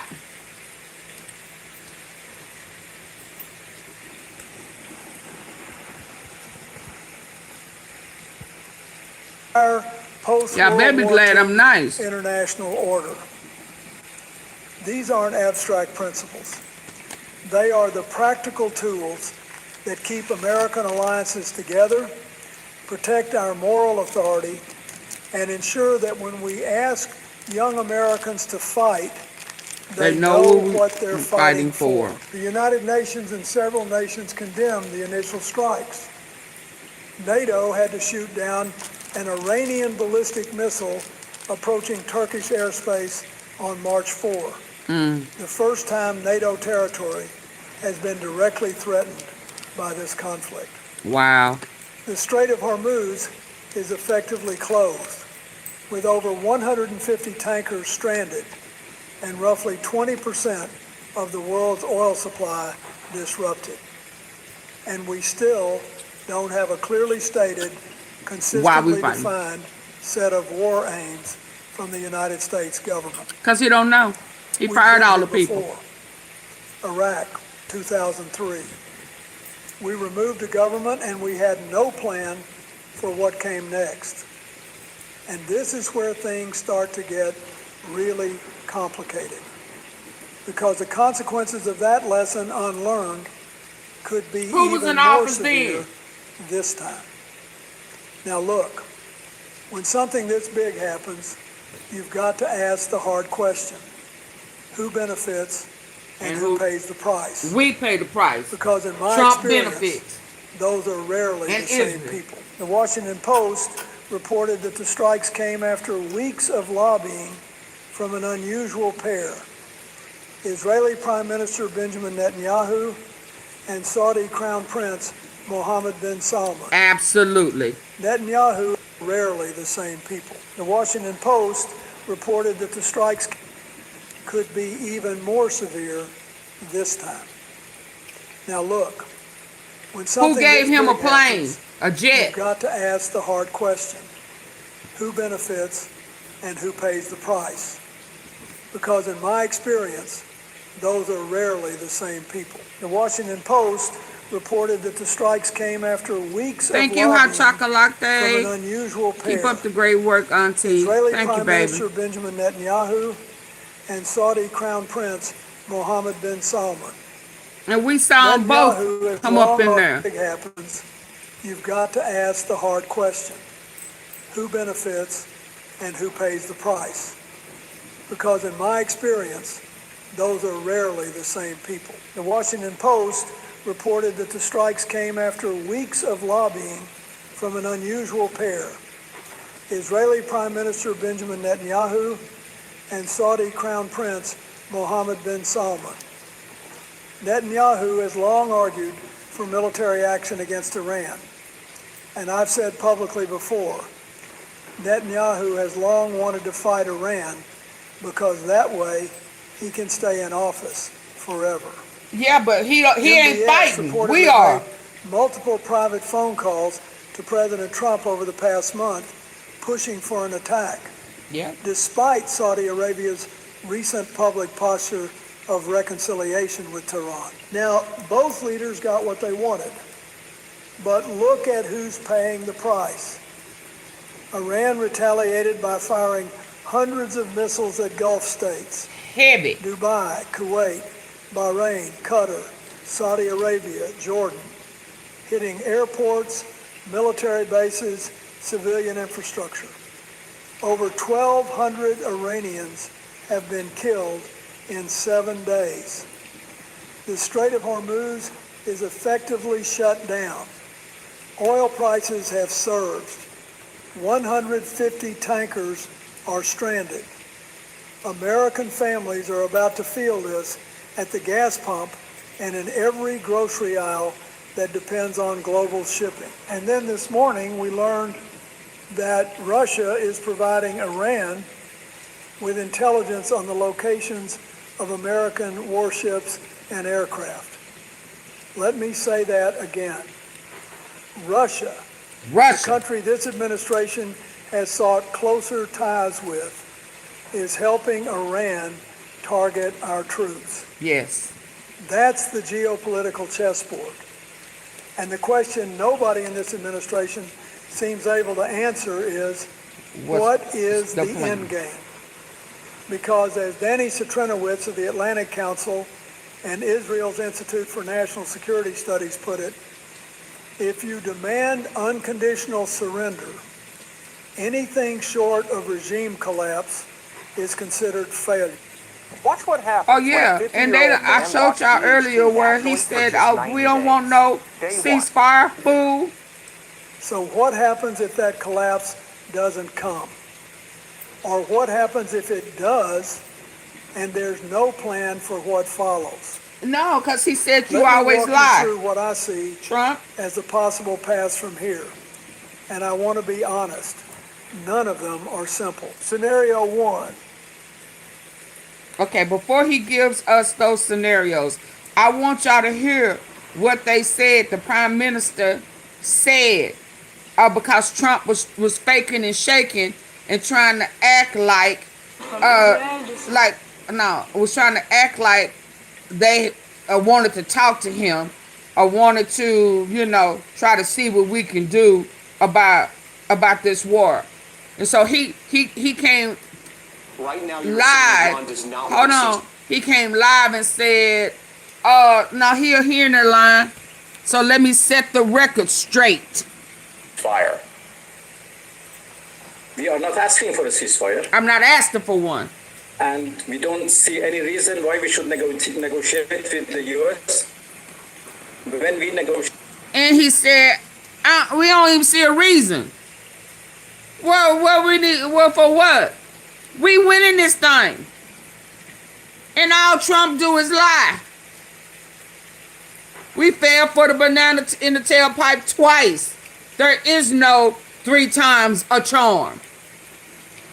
The hell you mean? I mean, he didn't say that, but and every time they attacked us at the middle of negotiations. So there is no request for a ceasefire by us.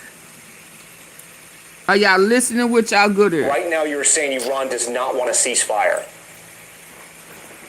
We are not asking for a ceasefire. And we don't see any reason why we should negotiate with the U.S. When we negotiated with them twice, and every time they attacked us at the middle of negotiations. So there is no request for a ceasefire by us, and there is no request for the negotiation with the U.S. From us. You have never sent any messages to them. Never. Right now you're saying Iran does not want so a ceasefire. He squashed all of that, right? We are not asking for a ceasefire. And we don't see any reason why we should negotiate with the U.S. When we negotiated with them twice, and every time they attacked us at the middle of negotiations. So there is no request for a ceasefire by us, and there is no request for the negotiation with the U.S. From us. We have never sent any messages to them. Okay. Right now you're saying Iran does not. So are we clear, T-Sippers, with our good ear? Are we clear with our good? We don't give a rat's behind what Trump trying to fake the funk and say.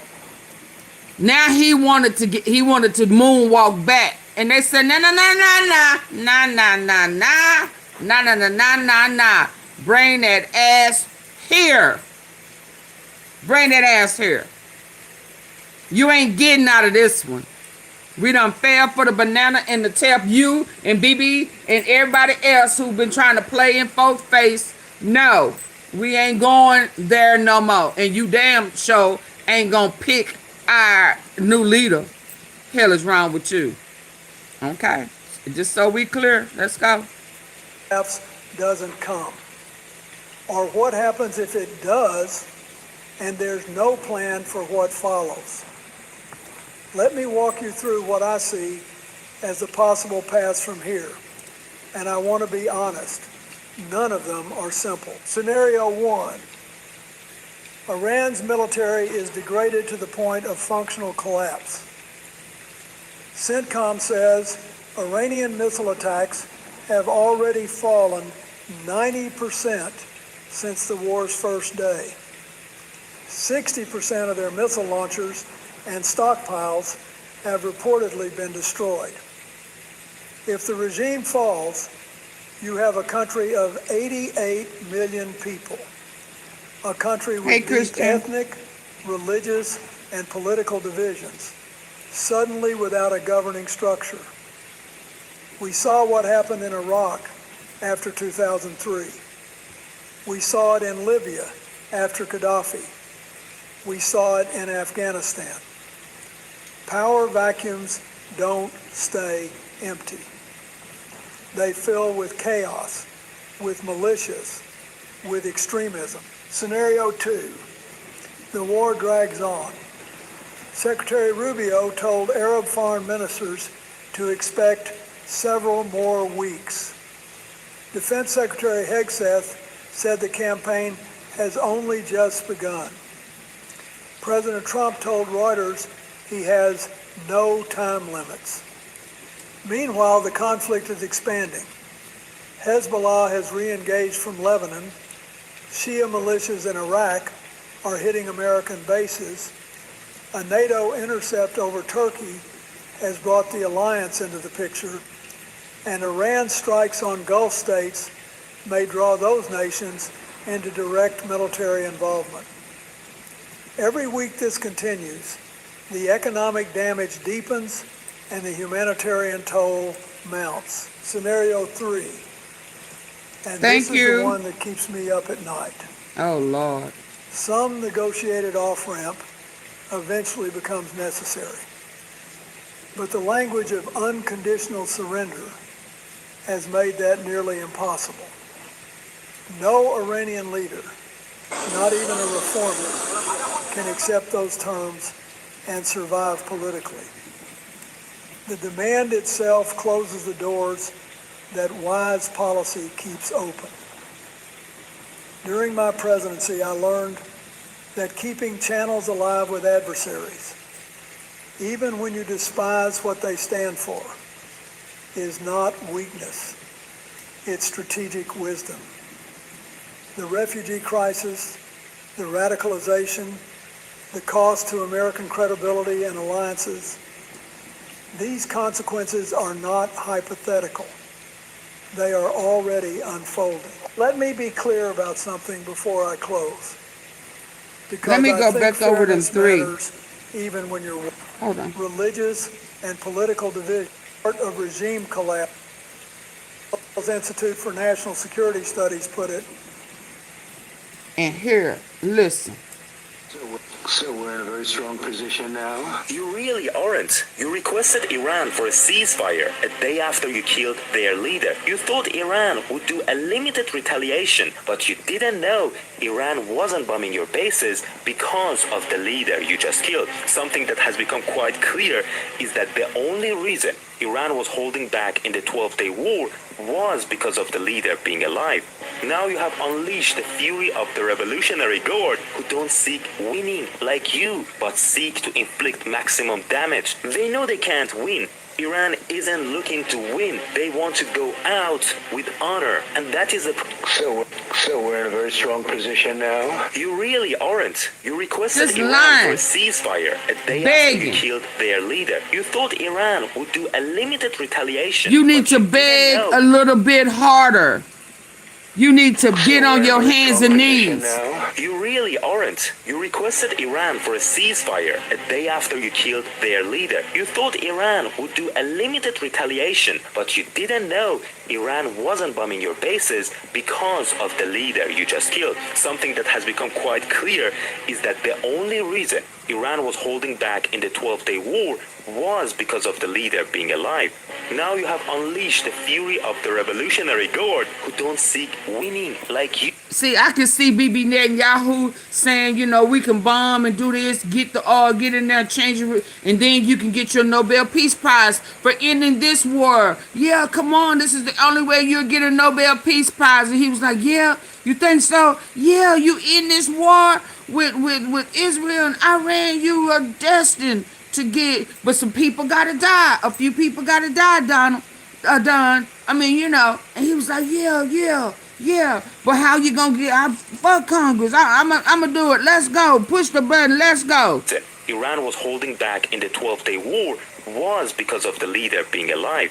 Now you have unleashed the fury of the Revolutionary Guard, who don't seek winning like you, but seek to inflict maximum damage. They know they can't win. Iran isn't looking to win. They want to go out with honor, and that is the So we're in a very strong Dumb position ass. now. You really aren't. You requested Iran for a ceasefire a day after you killed their leader. You thought Iran would do a limited retaliation, but you didn't know Iran wasn't bombing your bases because of the leader you just killed. Something that has become quite clear is that the only reason Iran was holding back in the 12-day war was because of the leader being alive.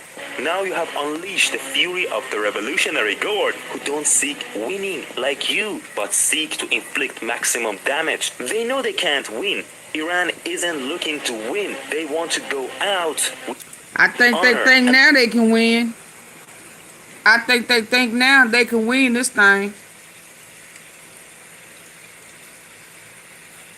If you demand unconditional surrender, anything short of regime collapse is considered failure. So what happens if that collapse doesn't come? Or what happens if it does and there's no plan for what follows? Let me walk you through what I see as the possible paths from here. And I want to be honest, none of them are simple. Scenario 1. Iran's military is degraded to the point of functional collapse. CENTCOM says Iranian missile attacks have already fallen 90% since the war's first day. 60% of their missile launchers and stockpiles have reportedly been destroyed. $40 million.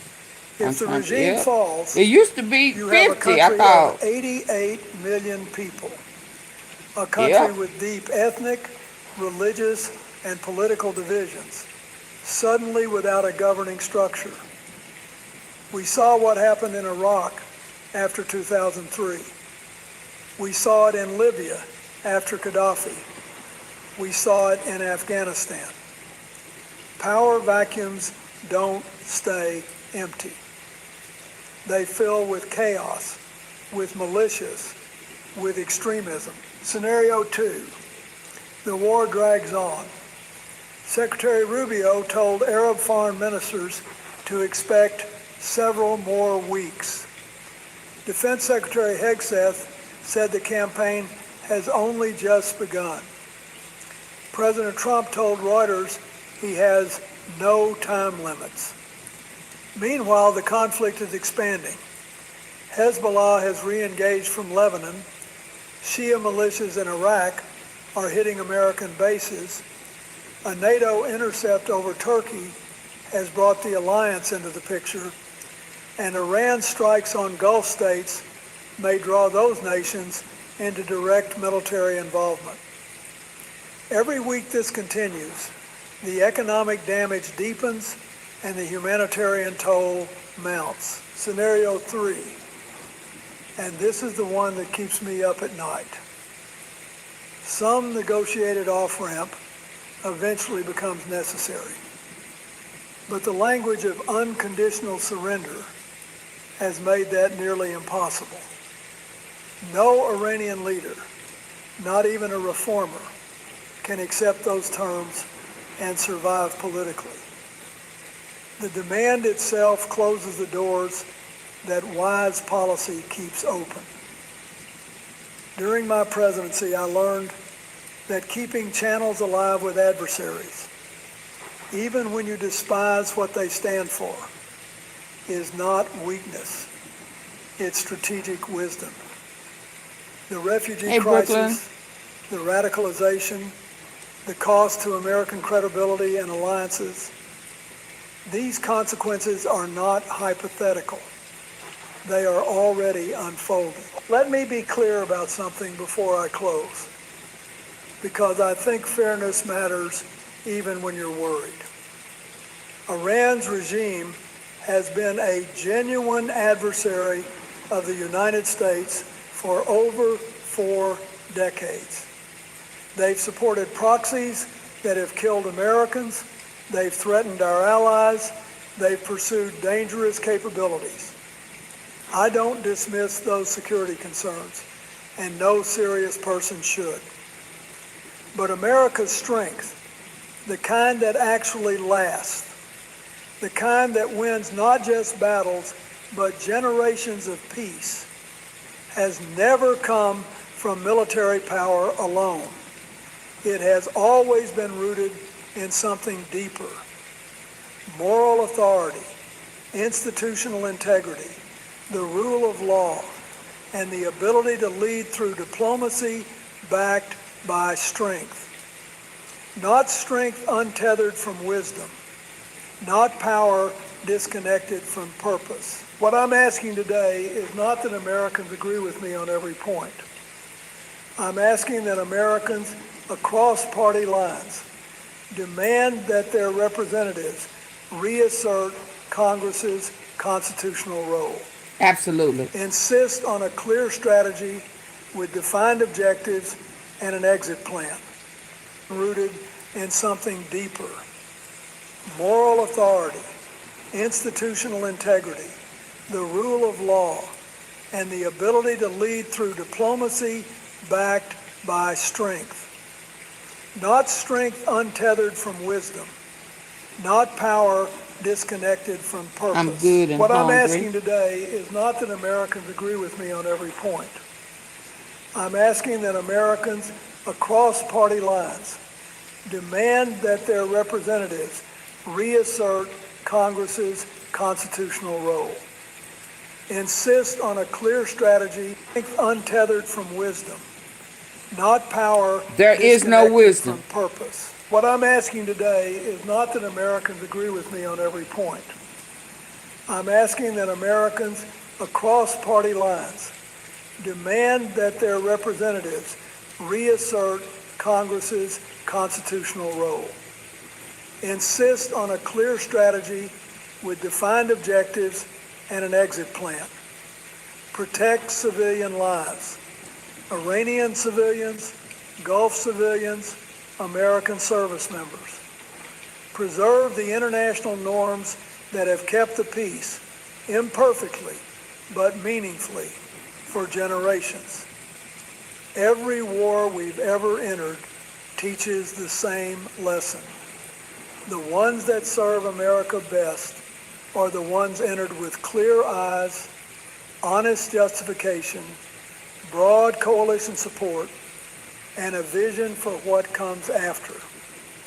The ones that haunt us are the ones where we let urgency replace wisdom, where slogans replace strategy, where we confuse being strong with being reckless. The American people, when they pay attention, when they demand accountability, when they hold their leaders to the standards of the Constitution, have always been capable of correcting course.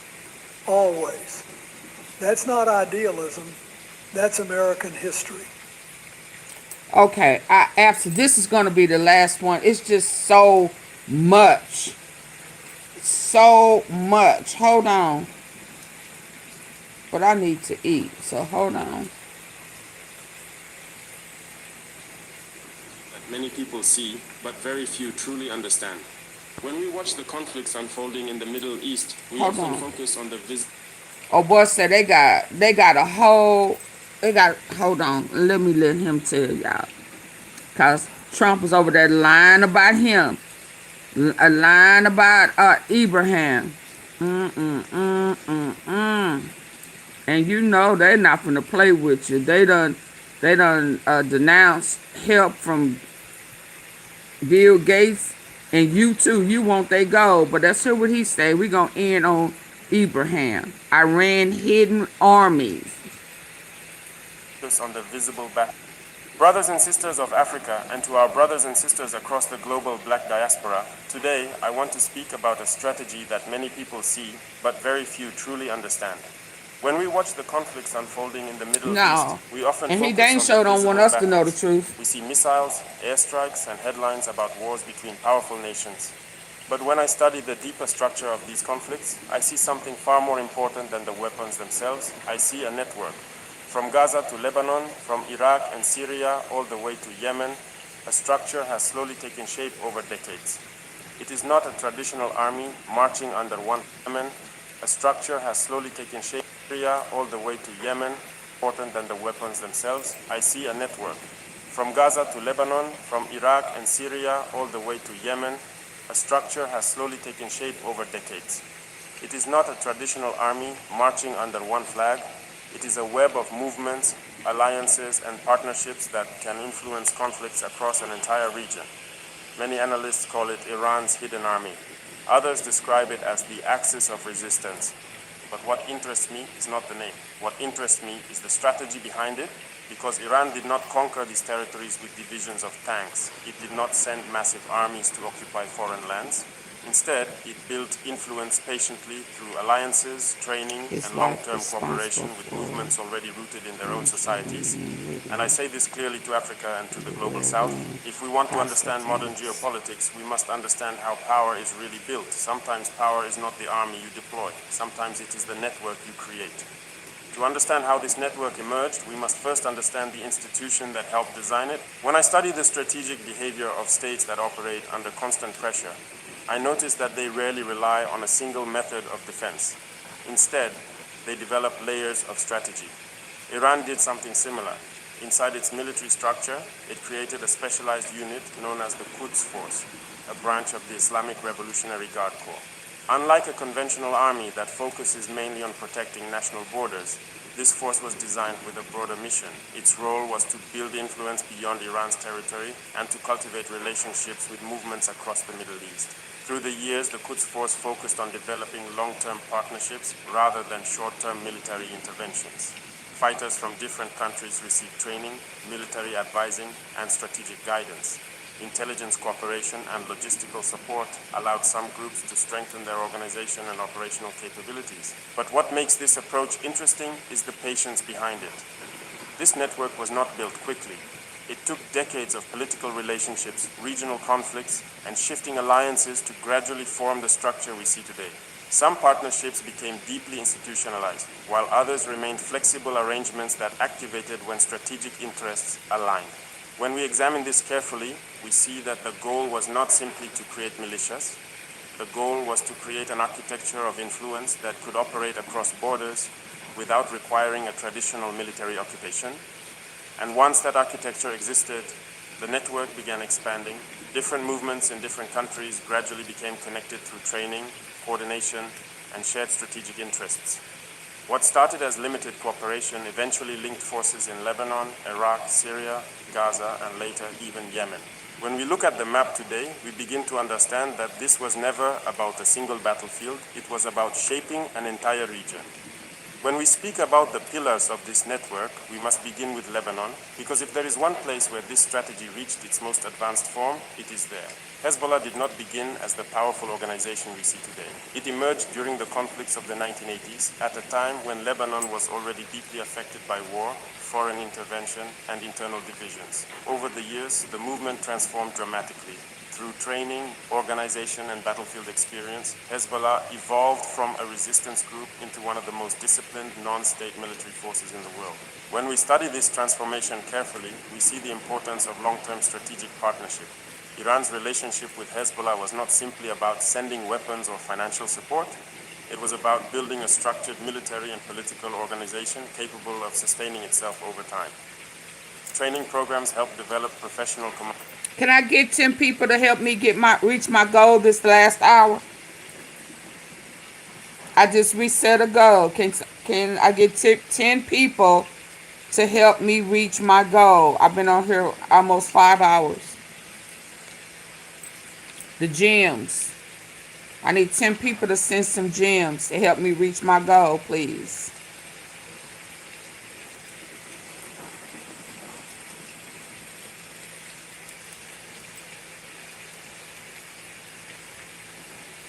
Okay, y'all have a good day.